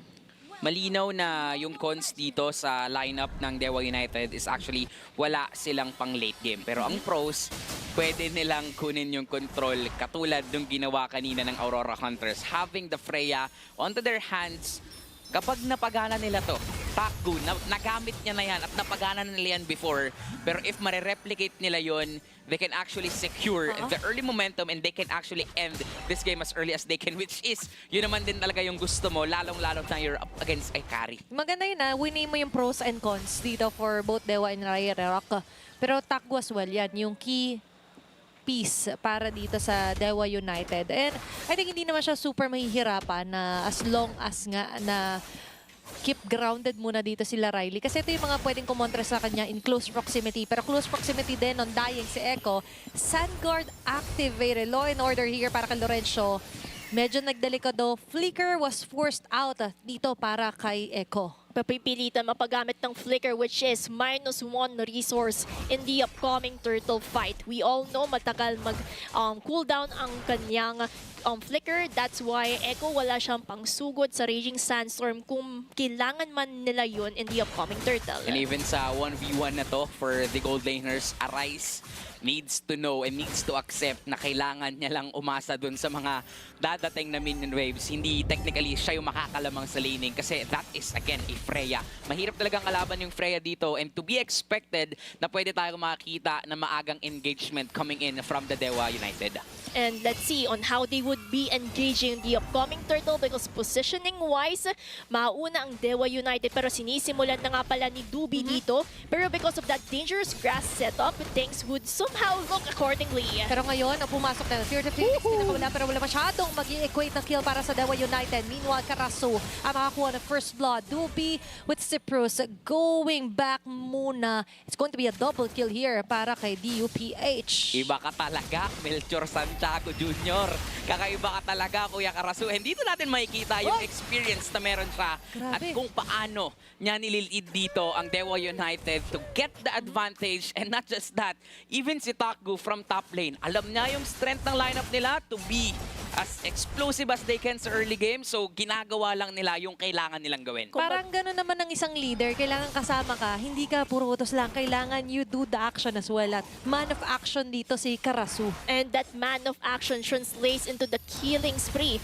2 kills na ang nakuha ni Karasu. And at the same time, yan din naman yung advantage when it comes to that fighter gold setup. They have that early game damage output that they need in order to secure as many objectives as they can. Yun ang nakakatakot kahit na Ruby ka. Yung spell bump mo, pag technically kasi lumilipad din to, may specific frame na kaya kang i-outplay ng isang Sore.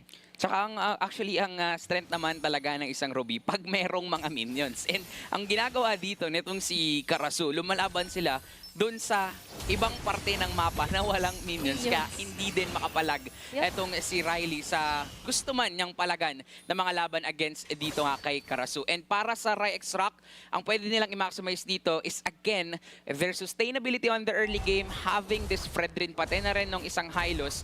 Ang problema lang kasi, paano nila gagawan to ng paraan kung sila din mismo kayang tunawin agad-agad ng Dewa United. At yan din naman yung kailangan i-solidify ng Rock if they want to turn the tables around. But in terms of the bottom lane, May nakita ko doon. Ang I'm offended play. Missing out big time dito sa Dewa United. Meanwhile, plus naman sa kanila yon. Now, Turtle has respond. Unang tatao agad dito ang Dewa United. Lantern Flare is there. Soul Snare, makakapag-round ba rin enough stacks? There's going to be the hunt. Gandang latag para kay Lorenzo. Pero ang problema, wala kasi yung mga damage dealers. Wala may quick kill para dito sa Rock. Instead sila pa yung kukunin dito ng Dewa United. Echo also getting the last bits doon ng Rock. ang ganda ng pasok and counter initiation na ginawa doon ng Dewa United. Paano mo lalabanan dito kung ikaw ang Ryx Rock na ang kalaban mo is super duper aggressive. Lahat sila ay kayang pumatay. Lahat sila kayang mag-deal ng damage. Kaya naman wala nang choice dito ang Ryx Rock kundi tanggapin with open arms lahat ng ibinabat na dito ng Dewa United. And unfortunately for them, diba, ang hirap lang ang sakit kasi talaga. Even si Karasu, minamasahin niya dito si Dubi. That is why they cannot contest on that turtle. And dahil ganito yung nangyayari, parang mas nagiging madali na to for Dewa United to get the control para dito sa game na to. Ang dami nun, open arms, napipilit, namamasahe. Pero at the end of the day, kailangan talaga nila magbigay tayo ito ng sakit ng katawan kung ikaw ang Dewa United. That is what the lineup calls for din dito, Rachel. And when it comes to sakit ng katawan, ito yung kailangan na pahinga ng Rock. Kailangan nila magpahinga sa mga initiations na ginagawa ng Dewa United if they want to turn the tables around and go for the late game strategy. Okay, tinitingnan ko kasi kung magkakaroon ng mirror sa top lane dahil doon papunta sila Dubi and right on cue. Wow. Mababasagan man ng Tore ang Rock. Instead, ganun din yung gagawin nila. Putting enough protection dito kay Arise just so ma-ensure nila na makakaroon din ng space yung gold laner nila. The classic mirror rotation which is still good para dito sa Ryx Rock. Alam nila, tanggap nila na hindi kayang sumabay at alam nila na kailangan nilang pagpuhunanan itong si Arise, yung carry, yung key player natin mamaya pero sa gitna. Okay, si Bruce na force agad dito yung Crimson Beacon and as well as yung Lure's Pathway. Huge info para sa Dewa United. They could initiate ever dahil in less than a minute, 16 seconds left, magre-respond na ang panghuling pagong sa laban nito. Huge advantage yun para sa Dewa. And for Dewa United, they have to capitalize on this factor if they want to continue on that momentum. Okay, ngayon, Pupuro, bandang likod ang gustong hawakan dito ng Dewa United. Eliminating or covering up yung ibang bases dito for Rock. Nandyan yung mga... Karasu! Pero Karasu na naman na makakahanap ng butas dito sa Rock. Ensuring na hindi sila basta-basta makakagalaw na pinagsasasapakpaka. Pero naging sapat naman yung pailaw dito na Cyprus. Take it down, Cyprus or Karasu on the way. Pero bumalik. Mukhang ito na yata yung pagkakataon para sa Rock na makaganda ng matindi dito sa Echo. Ito yung hinihintay nila na moment. Right moment to really get on that control. Okay, na wala na flicker dito si Cyprus. Kung sakali man, nakakomeback dito. Dewa United! At matutunan sila doon sa mga Phoenix Strike na magagalit ka RKY.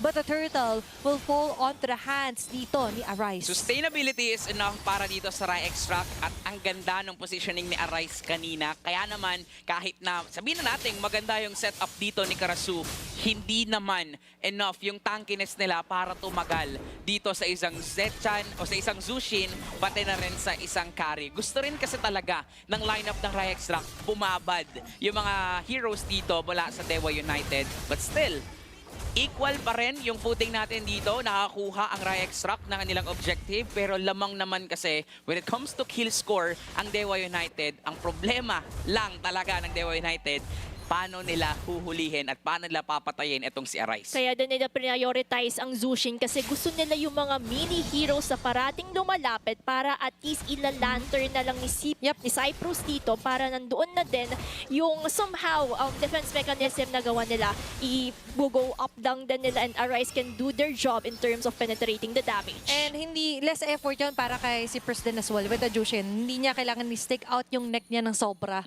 Just so makakuha ng mga masastaka ng snow snare. Pero for Dewa United, still, kahit sinabi nga natin equal footing man sa mga trade-offs sa turrets, lamang sila sa gold. And this is what they need to maximize. Kailangan sila yung mag-lead, kailangan sila yung mag-control, kailangan nilang madaliin to. Again, wala silang marksman dito. They have that Freya at kailangan nilang mapagana to as early as they can. Kasi for Rai Extract, nagagawa nila yung mismong winning condition nila to be the one setting control and setting the tempo. Okay, maabutan naman doon si Draven, pero takbo, wala nang lingunan to. Tree of the Phoenix Set up na naman! na. Medyo madadali ang pagtakas dito. Rock, what a great setup here para kay Karaso. Blade surge here will connect onto the members of Dewa United.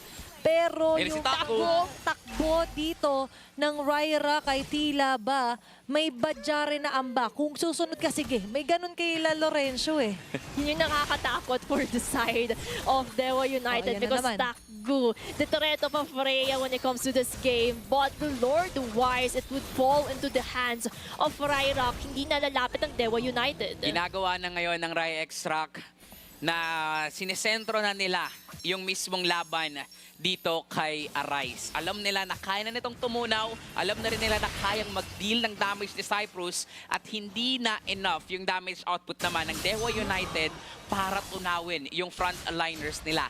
Kulang, laging wala kanina si Takbuk, kaya naman nananalo doon ang Rai Extract sa mga teamfights. Si Rice talaga ang sagot. They will rise it up kung sakali man na makapag-free hit nga yung carry. Everyone on the path will be shredded down dito.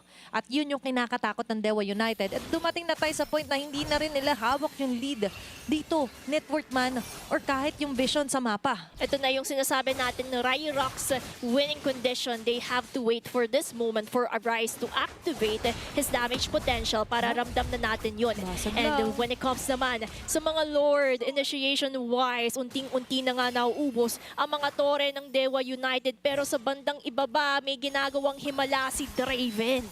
Okay, yan muna yung kanya magiging call to action para ma-mitigate yung pressure sa ibang mga linya. Pero yung Ruby. pressure is in para din sa mid lane. Sakto pa! Ang ganda ng combo with the Glorious Pathway. Sabay dampot dito sa mga members of Dewa United. Carla Sue is down! Hello! Kami nga pala yung bagong salta. Welcome to MDL din sa amin. Napakasakit actually talaga ng damage output ni Arise. Take note 3-0 and 2. So kahit na anong gustong setup gawin dito ni Karasu, if magiging malaya naman at free hit ang isang carry dito, matutunaw ang mga miyembro ng Dewa United. Plus, ang mahirap talaga para sa isang Sora is the crowd controls available coming in from Rai Extract. Isa to dun sa mga natural counter sa mga Sora users. Kapag ka hindi mo mahayaan o kapag hindi naging malaya yung Sora na makapag-stop, hindi niya magagawa yung setup na gusto niya. Dual purpose din kasi IGN ni Arise eh. Pag may tinamaan dito ng mga speedy light, well, mapapa-arise. Maraming aray dito ang Dewa Ang United. At masakit talaga ang isang well-farmed na carry. At yung well-farmed na carry na to, it can be the biggest threat that Dewa United has to face in the upcoming minutes of the game. Unless there would be a miracle for Dewa United na ma-pick off nila si Arise at doon magiging downfall and crumble down yung mga defenses ng Ryrock. This is not going good and looking good para sa Dewa United kasi again, ang gusto nila dito sa composition na meron sila is to get the early kills, to get and maximize a Freya. And hindi nila to nagawa kasi nga umiiwas lang din sa kanila ang Rai Extract. And taking note yung ating keys to victory dito for Rai Extract, set the tempo, be the one in control. And right now, they are the one in control. Nagre-react na lang sa kanila ang Dewa United. Ang bilis din kasi mag-clean up, magligpit dito ng Ryrock. Pag nakikita nila si Takbo kanina, di ba? And that is why ngayon, nagre-reflect talaga yung iwas sila. Ay nagkaroon sila ng enough time para makapag-farm enough damages and enough defensive builds here against Dewa United. And now, naagaw na take control pa nila yung take dito sa Lord. At doon sa pinakalikod, mga hiniman na pinalapit to sila. Karasu, timo na magani si Pros yung Lord. Kasabay niya na pagbagsak ng referee holder para sa Dewa United. Karasu also falling down. Dubi with a kill onto Echo. Arise with a double kill. RKY na lang ang natitira. Pero baka ang DEA, di rin siya. Dubi with a double kill. Wipe out for the side of Dewa United Philippines. May lumamarcha pang minions sa Lord. At nandito na nga, sasalubong ng Ryrak kahit walang tao, okay lang. Wine-welcome nila yung sarili nila. Taking this game win laban sa Dewa United. Fast game. And what a game for Ryrock. Tinapatan nila yung fellow rookies nila at sinabi, hello po, kami po ang Ryrock na isa sa mga super rookies din this season. Nasa keys to victory na rin talaga ng Ryrock to be the one in control, to be the one to set up the tempo. Nakita natin kanina kung paano nila iniwasan yung mga team fights na gustong labanan sana ng Dewa United kasi alam ng Ryrock yung winning condition nila, which is Arise. Farm up lang para dun sa carry, tsaka tayo umarangada. At yun naman yung kailangan i-solidify best foundations that they can set in terms of this series. Having that 1 point at match point na nga ang Ryrock. Isang puntos na lang ang kailangan nila para nasa kanila yung series na ito. And with that, Rock will be on a steady game 1 win laban sa Dewa United. All in all, favorable sa kanila yung pag-set ng tempo and as well as yung jam nila dito. Jam-pack yung naging action nila in terms of capitalizing yung pag-farm din ni Arise. Sobrang low-scoring game nito nung nagsimula yung laban kasi pinipilit talaga ng Dewa United na magkaroon ng mga team fights and that is to be expected sa current lineup na meron sila. Pero nung mga moments na sumasama si Takgo, lumalayo lang ang mga miyembro ng Ryrock. Nakakita tayo ng mga mirror rotation, ng mga mirror trades, giving up turrets, giving up turtles. That is because for Ryrock, alam nga nila yung kanilang winning condition. Alam nila na kailangan nilang lumaban sa team fight. At kapag lumalaban sila sa team fight, alam din nila na kulang naman sa damage output dito, pang-peel ang mga miyembro ng Dewa United PH because of their lack doon nga sa sabihin na natin sa sustained DPS na meron naman dito ang Ryrock. And at the same time, sobrang naging malaya dito etong si Lorenzo kasi sino bang papatay sa kanya? Kahit sampal-sampalin siya dito ng isang Freya, hindi enough yon kasi ang dami laging follow-up coming in from Ryrock. Pag sinampal yung kaliwa, ihain niya pa yung kanan niyang pisngi. Okay lang to the sa point kanya na okay lang sa kanya. Pero to be honest, para sa Dewa United, what happened was that yung specific time frame na magpipick sila, it wasn't there. They weren't there yet. Yung time frame nila, as Corty have mentioned time and time again, na kailangan kayo guys early eh. Kasi yung positioning nyo, yung naging draft composition nyo, didn't have a marksman. Technically, yung marksman pa rin tinitignan talaga natin na maghahari kapag na-extend yung laban. Especially if you didn't get the early phasing of the game. And hindi nga nila nakuha ever dito sa kamay ng Ryrock. And if we're also going to highlight one statistics here, it would be the rich guy, Arise. Kasi if we're going to go back sa itemizations niya, kompleto niya na in a span of 30 minutes. So that just reflects how they gave enough space for Arise to farm and at the same time get the itemization para makapag-dealan ng damage ang isang carry. Tsaka yung mga laban na pinipili nilang, alam nilang kulang ang Dewa United, parang wala na lang choice yung Dewa United kundi itry na pumalag sila. Pero kasi para dito sa Ryrock, yung moment na alam nilang nag-online na dito, yung MVP natin na si Arise, that is the moment na hindi na talaga sila naghiwa-hiwalay. Yes, meron tayong mga nakitang moments kanina sa game, especially for Karasu, na napakaganda ng mga setups niya. But unfortunately for Dewa United, they don't have enough damage output. Kulang din yung follow-up kasi kulang din naman talaga sila kanina. And because of this man, kahit na sino pang itapat nyo mula sa Dewa United, kaya niyang patayin as long as hindi rin siya mamamatay. Kumbaga, just give it all. Arise is there to the rescue, arising from wherever he is. And kita naman natin sa heat map na ito na umiikot-ikot siya and really providing that damage output output in every teamfight initiations. Kaya sila din ang majority na nakakakuha ng teamfights, objectives, and turret pushing.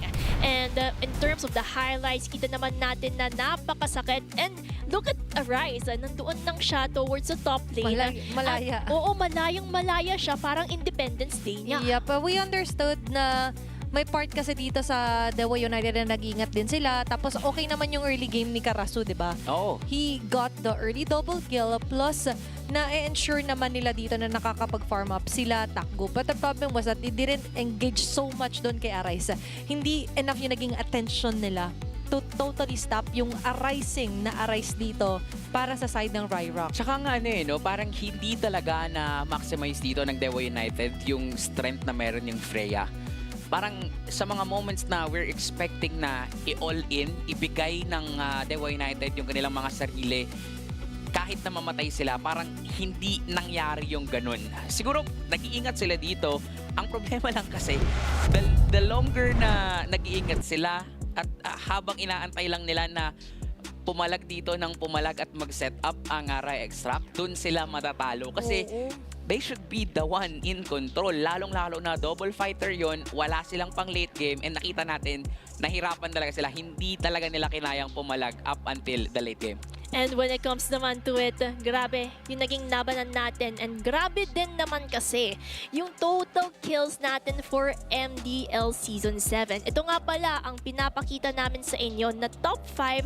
And take note, this is not counting the kills of the matches from the earlier series. From today. Ayan, para to make it short, lahat ng naging count na to is after end of day 2. Ayan, Day para hindi 2. kayo malito. Day 2, lahat ng count, ito yung top leaders natin. Nandyan si Enz, Aizawa, Escapo, RKY, mostly composed of mid lane players. Mid laners, kadalas ang makikita natin dito. At nagpakitang gilas din, of course, si Azu na may 29. There's a imposter among us. May imposter.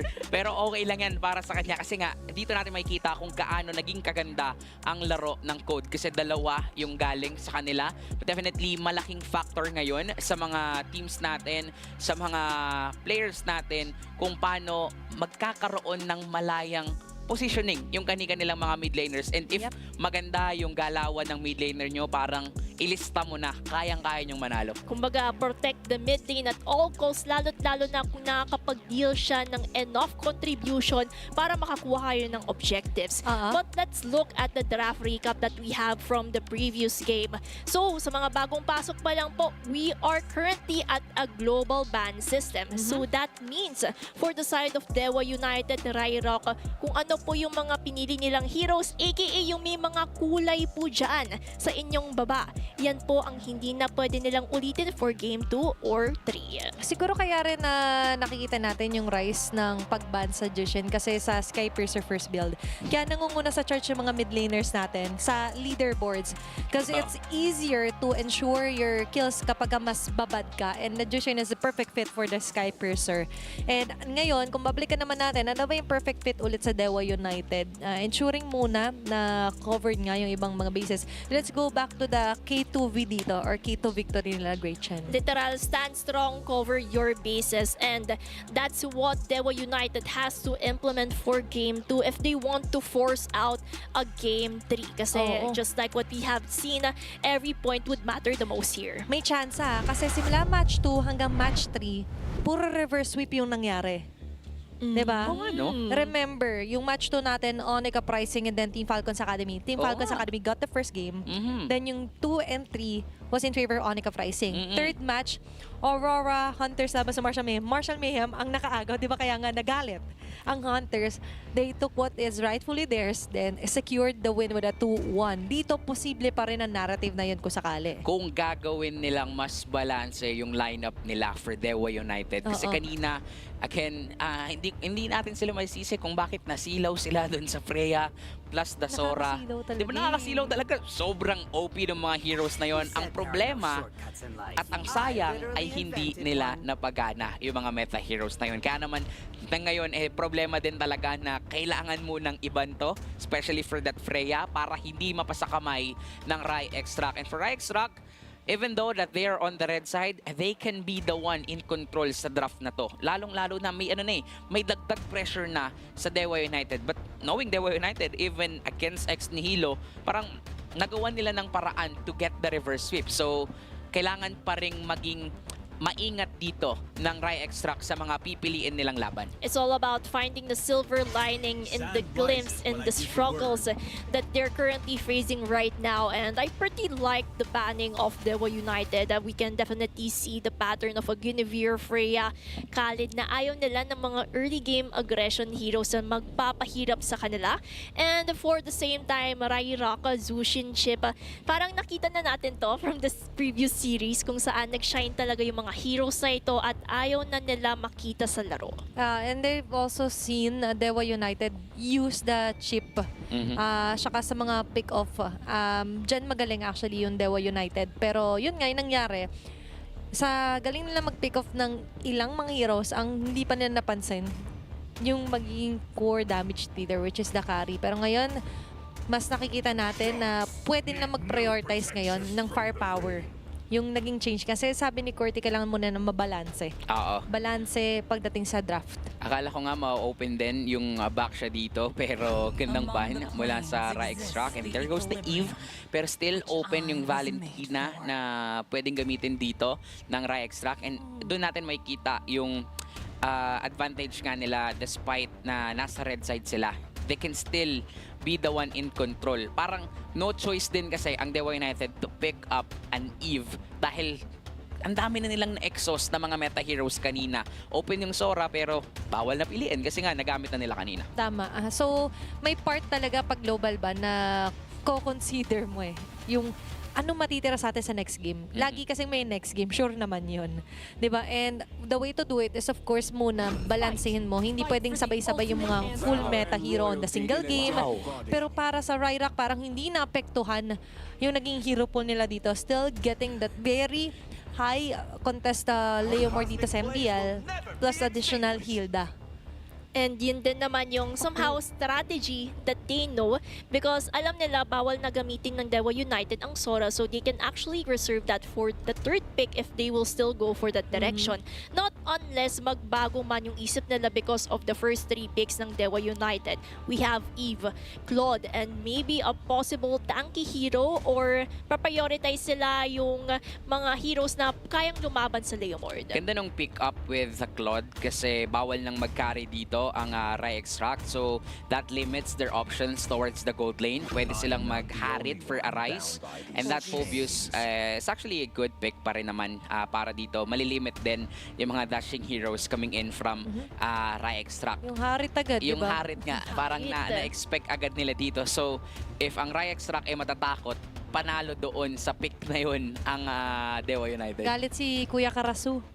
Kasi kanina, kaya niya dumikit Ang problema nga yung additional firepower, which is na-answered back agad ng even Claude pick-up. And for me, dito sa first 3 picks, I'm liking the adjustment para sa Dewa United. And maybe, just maybe, I would say Alice is a good option for Rock to limit din yung galaw. And there we have it, Alice, para at least may tanky frontline ang Ryrak pangontra sa mga picks na yon ng Dewa United. Oo nga, kasi pinag-usapan natin, pwedeng sila yung mag-control nung draft. Pwede nga din pa silang kumuha dito ng mid lane Kimi. Diba? Ang dami nilang options dito kasi nga parang balance naman as of now yung kanilang current lineup and pwede din nilang maging target dito mga jungle heroes. Pero knowing Draven, sobrang lawak din kasi talaga ng hero pool nito. Pero sa ganitong klaseng sitwasyon kasi, ano ba yung mga ayaw mong ibigay? Yung Fred rin, ayaw mo nang ibigay. Kasi alam mo rin na dahil may damage na dito ang Dewa United,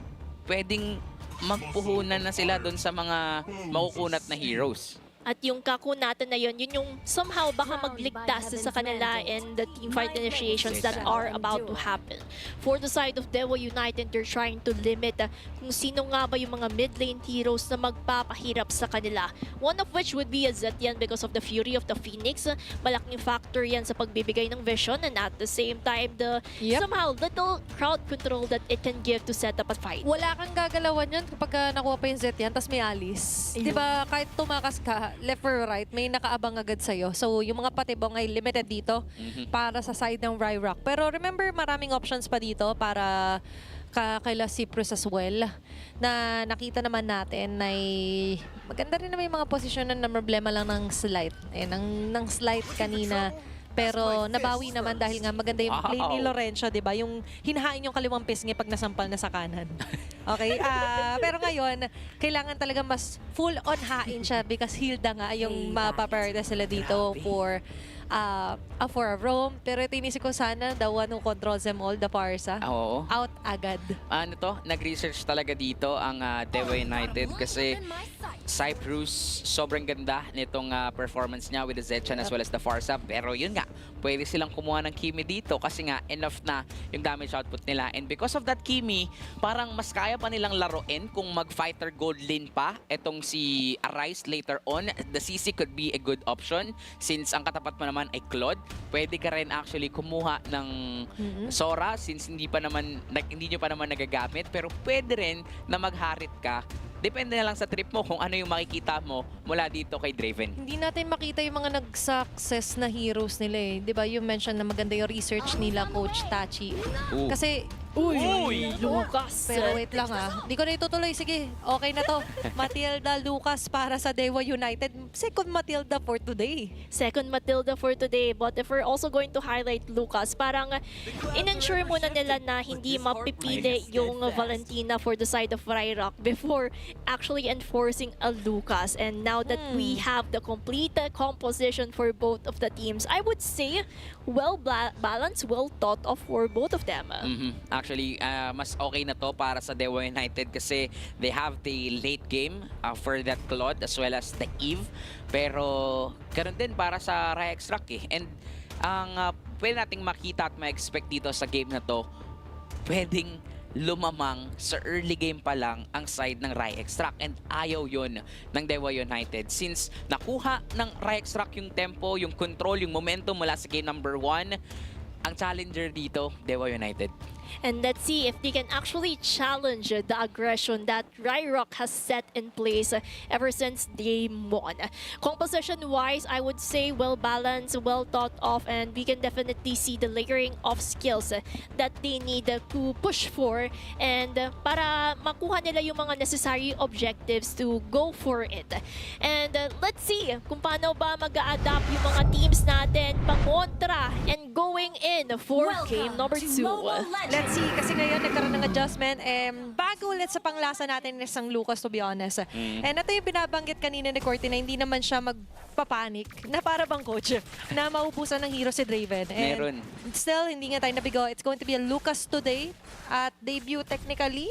Today. Ayan, today. Para ma-sure. Today ni Lucas. Ito yung pagbabalik ng Flying Lion. Ayan na kaya-kaya mong paganahin yung Lucas. Ang mahirap lang kasi if wala kang utility. But since ang gamit nila dito is a Matilda for Echo, parang mas pwede rin naman na sila yung mag-control ng tempo dito. Yep. But again, ang masabi nating challenger dito is Dewa United kasi nga nawala sa kanila yung tempo ng laro at pwedeng mas maging mabilis naman yung control dito sa game number 2 ng Ryextrack. Magandang boost kasi sa Ryrock yung pagsarado nila ng game 1. Talagang nakita natin yung dominant side din nila that making it bleed or making it harder din para sa Dewa United.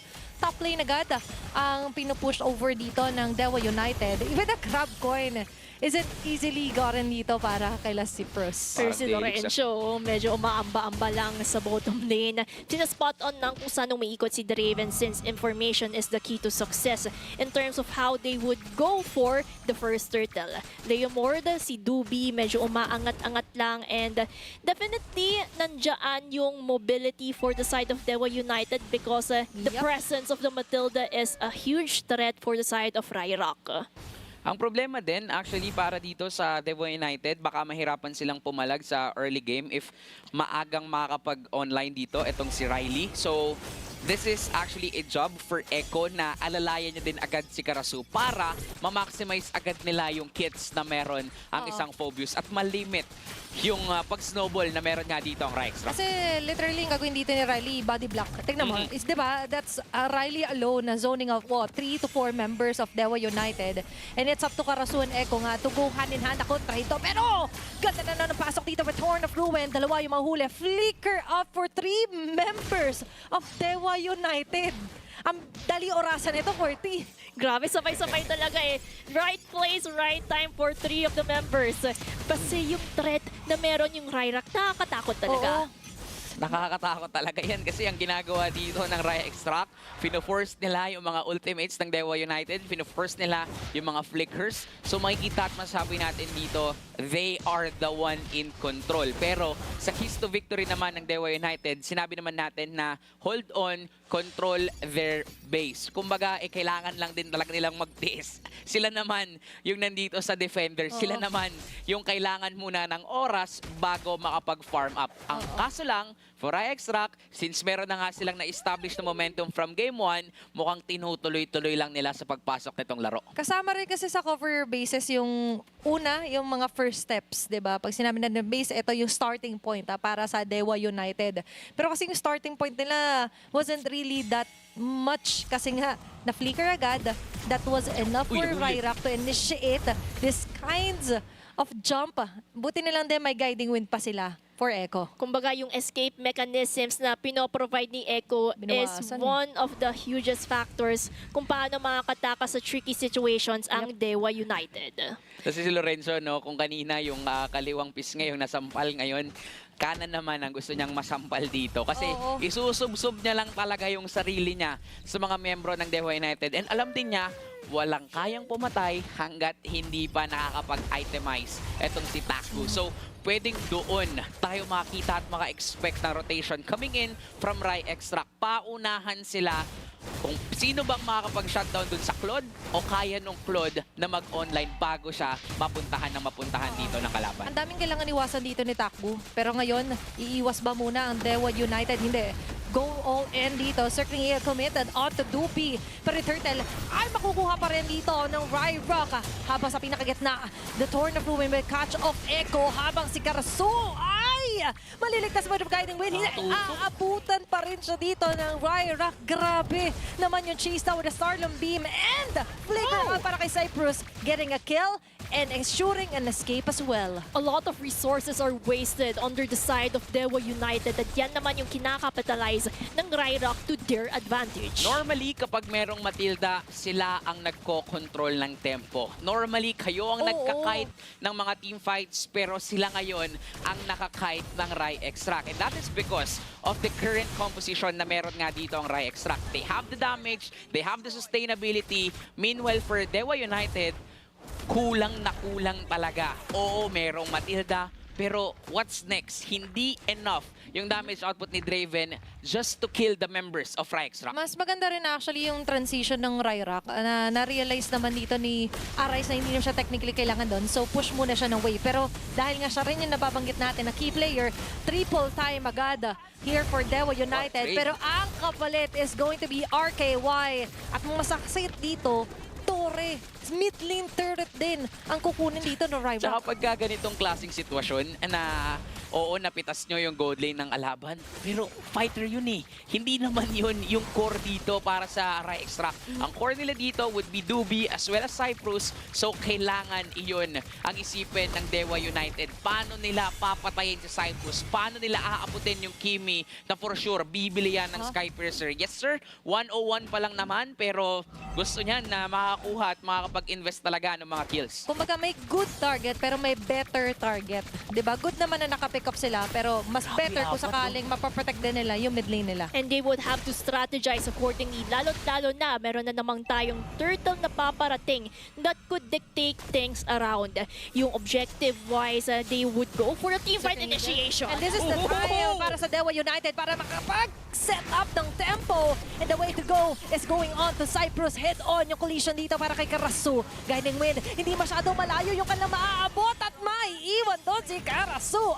Rise as well. Flicker in. Pinagsasasapak dito si Oh! Napapabagsak din niya. That's 3 members down onto the side of Dewa United.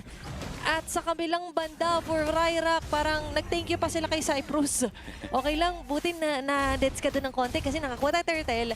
Makakakuha pa ng turret and kill dito ang Ryrak. Kumbaga, yung better target na sinasabi natin, nagawa naman ng Dewa United, but it is not in their favor. Na-shutdown nila yung farmings dito ni Cyprus pero ang daming kapalit para lang mapatay si Cyprus. Sa ganda ng initiation actually ni Karasu as well as ni Echo, ang kaso lang naiwan yung likod nila and that is the go signal for Lorenzo to be the one na magdi-deal talaga ng damage dito against Dewa United. At ngayon, ipaparamdam ng Raya Extract na sila pa rin talaga yung may control sa larong ito. Oh, hindi kasi pwedeng ubos biyaya just to get that better target.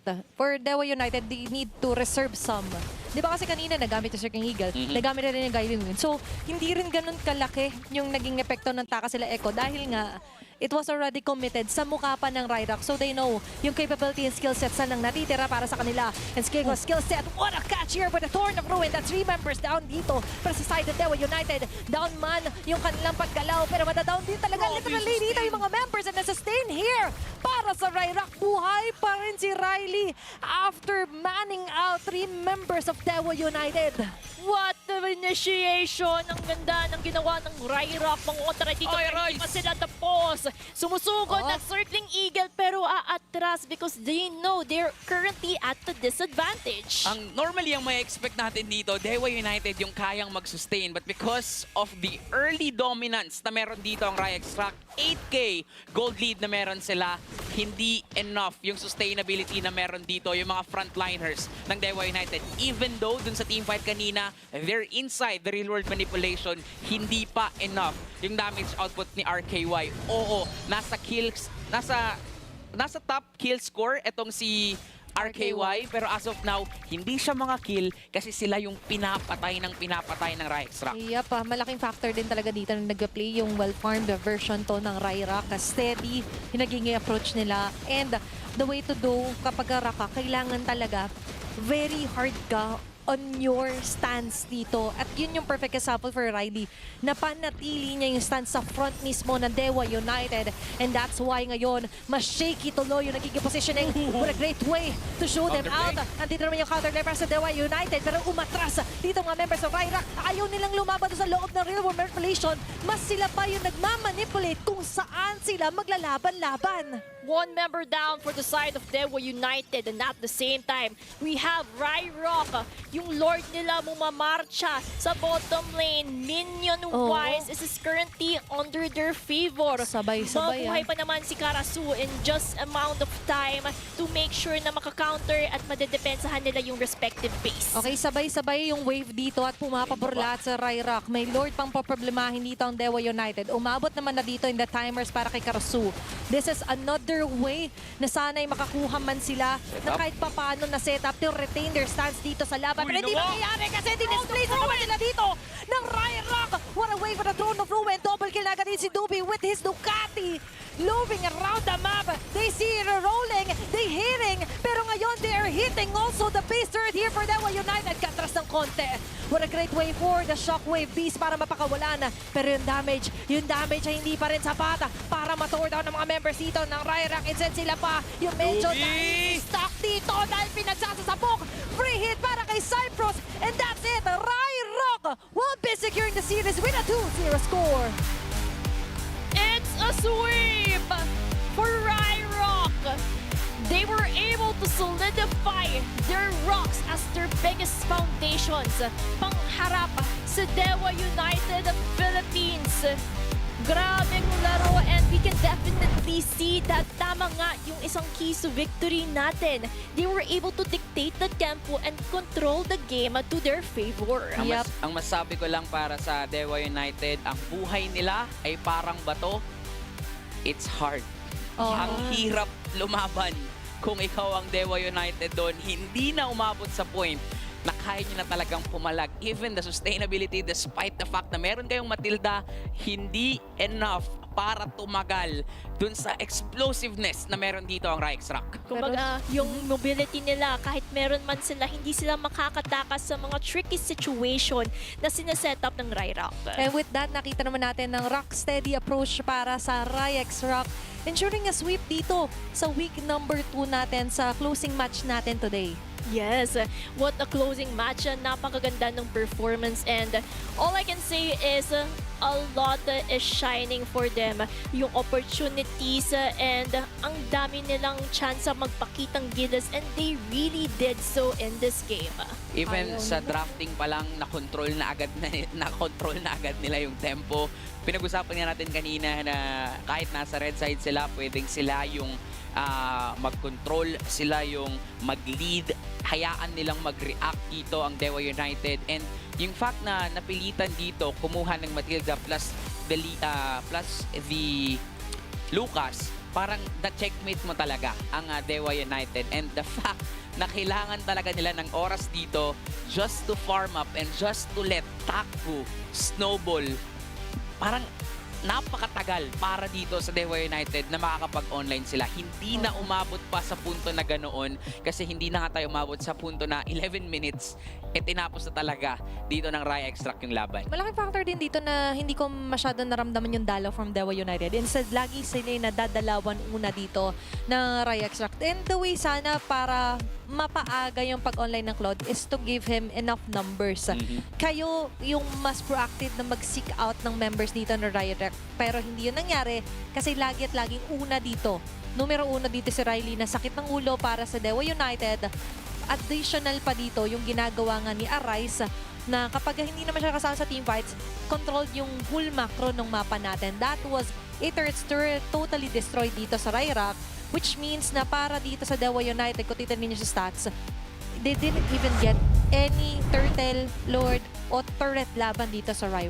Everything was dictated for Raix, and stats-wise, they also hold that advantage kasi kita naman natin, Rich Guy, the carry, Wingman, nasa kanila ang lahat. Sadyang nagiging biktima lang dito is Karasu. Siya yung pumafronta ng damage. Siya din yung nagtitake ng napakasakit coming in from a Leomord. Ang nakakatawa din dito sa current season ng MDL is that parang we are full of surprises. Ngayon na second week pa lang, merong panibagong team na talagang nagpapakilalang malakas din talaga ang kanilang koponan.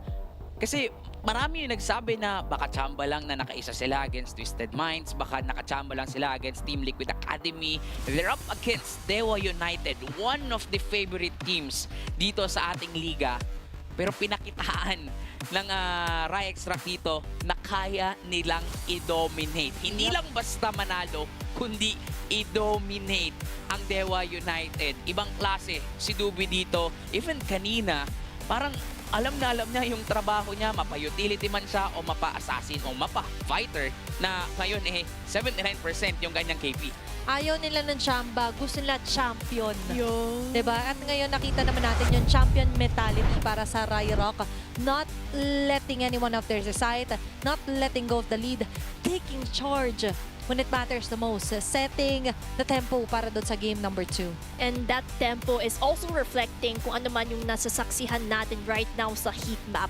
Kita naman natin how evident, how prominent Dubi's presence is when it comes to the objective taking, pushing, team fight initiations. Kaya all I can say is a Leo more shining bright in those game is really something else. Literal na knight in shining armor na nagliteral na para ding naging superhero para dito sa Raix Rock. And ang maganda dito sa Raix Rock, 'di ba? Ito yung moment na napitas si Arise. Pero kasi hindi naman si Arise yung pinaka key player sa composition na meron ngayon yung Raix Rock. And with that being said, parang mas nakakatakot kalaban dito ang Raix Rock kasi sobrang versatile ng lineup nila. Pwedeng ibigay mo kay Arise yung pagiging key player, yung core damage dealer. Pwede rin siyang maging supporting role at mag-step up talaga yung iba niyang mga kampe. Balancing-balanse na talaga nga namang kailangan mong i-watch out to sa mga susunod nilang laban. A rise of all trades, di ba? Na kaya mag-adjust on what the composition calls for. And nakita naman natin all throughout the highlights, that was a very clean matchup here para sa Ryex Rock. And overall, our series for today, 4 ang nasaksihan natin at ganun na yung mga performance coming in from our veterans, rookies. And all I can say is, I'm pretty excited for week 3 kung paano nga ba makakapag-adapt yung mga teams, paano ba sila matututo sa mga experience dahil kailangan na kailangan nila yun in preparation for the upcoming matches. Nakita naman natin ngayon, nagpakitang gilas ulit ang mga qualifying teams natin. Now, they're ready home. Already na sabi nila parang kailangan na natin mag-steady talaga ng approach dito and setting the standards sa mga susunod pa na mga matches natin as the weeks go by dito sa ating group stage. And of course, for the group stage, tingnan naman natin yung updated points para at least aware din kayo kung sino nga ba ang nangunguna, sino nga din ang nahuhuli. Still undefeated ang Aurora Hunters. 10 points, sitting at top, followed by Code, followed by Marshall Mayhem, and Onika Pricing. Nakakuha sila ng kanilang kauna-unahang series win ngayong araw. And medyo nagiging dikit pa yung mga labanan natin dito when it comes to points, followed by Team Fuego as well as Falcons Academy na nakakuha din ng kauna-unahan nilang game win ngayong araw. For Group A, maraming ways to celebrate din yung mga wins nila from finally breaking the LS, then finally getting the first game win, eventually yung mga match win dito, specifically para sa Onika Pricing, pati dito sa Team Fuego. Meanwhile, for Group B, ito yung medyo tricky kasi kung titingnan natin sa Group A, may sobrang dominating sa taas, first 2 digit by the way, Aurora Hunters. Sa Group B, Gretchen, may napapansin na kung parang mas titingnan natin later on yung mga game wins kasi may chance na magkaroon ng mga tie-up. At dyan din magmamatter yung every win in every game would matter kasi sa sobrang dikit ng points ng Group B, it could also translate kung sino ba ang makakakuha ng top 3 spot and last 3 spots. And let's see na lang kung paano nga ba sila amba towards our week 3, which by the way, papakita natin yung schedule. And take note, we have a 1-week break dahil magsisimula po ulit yung week 3 ng MDL at April 7. We have 3 matches for April 7, April 8, and of course, in April 9, 4 pa rin yung matches na masasaksihan natin. All of it starts at 2 p.m. for April 7 and April 8. April 9 will start a bit earlier dahil nga 4 matches every Thursday ang ating masasaksihan dito sa MDL. Matagal-tagal ang magiging pahinga, pero alam kong mga players natin i-take advantage yung mahabang break na yan, Corty. Alam mo, no, parang ang bilis talaga ng takbo ng liga natin kasi parang nung isang araw lang, nagpapakilala pa lang yung mga rookies. Ngayon, mas nakikilala na rin talaga natin yung mga matitindi at yung mga gustong sumulong pa itaas dito sa ating liga. And opo, meron po tayong break. So, baka hanapin nyo kami next week. Wala pong MDL next week. Pahinga tayo. Magdilay-nilay muna tayong lahat next week.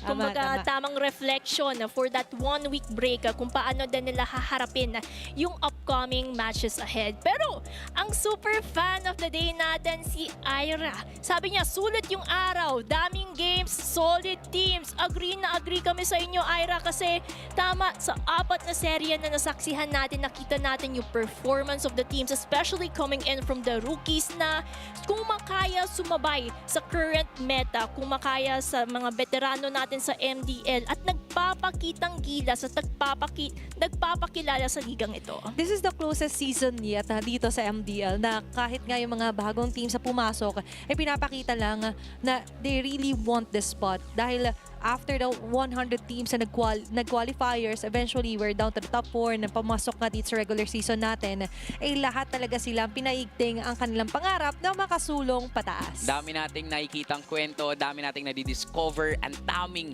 mga potential players na pwedeng makita natin sa iba't ibang regions sa MPL Philippines. Ibang klase talaga itong season na to. Kaya nga itong MDL, it's most about developing these players, these teams. At I'm pretty excited to see on what we have in store for week 3. And with that, magbabalik po ang MDL Season 7 sa week 3 natin and see you guys soon. Bye! Bye!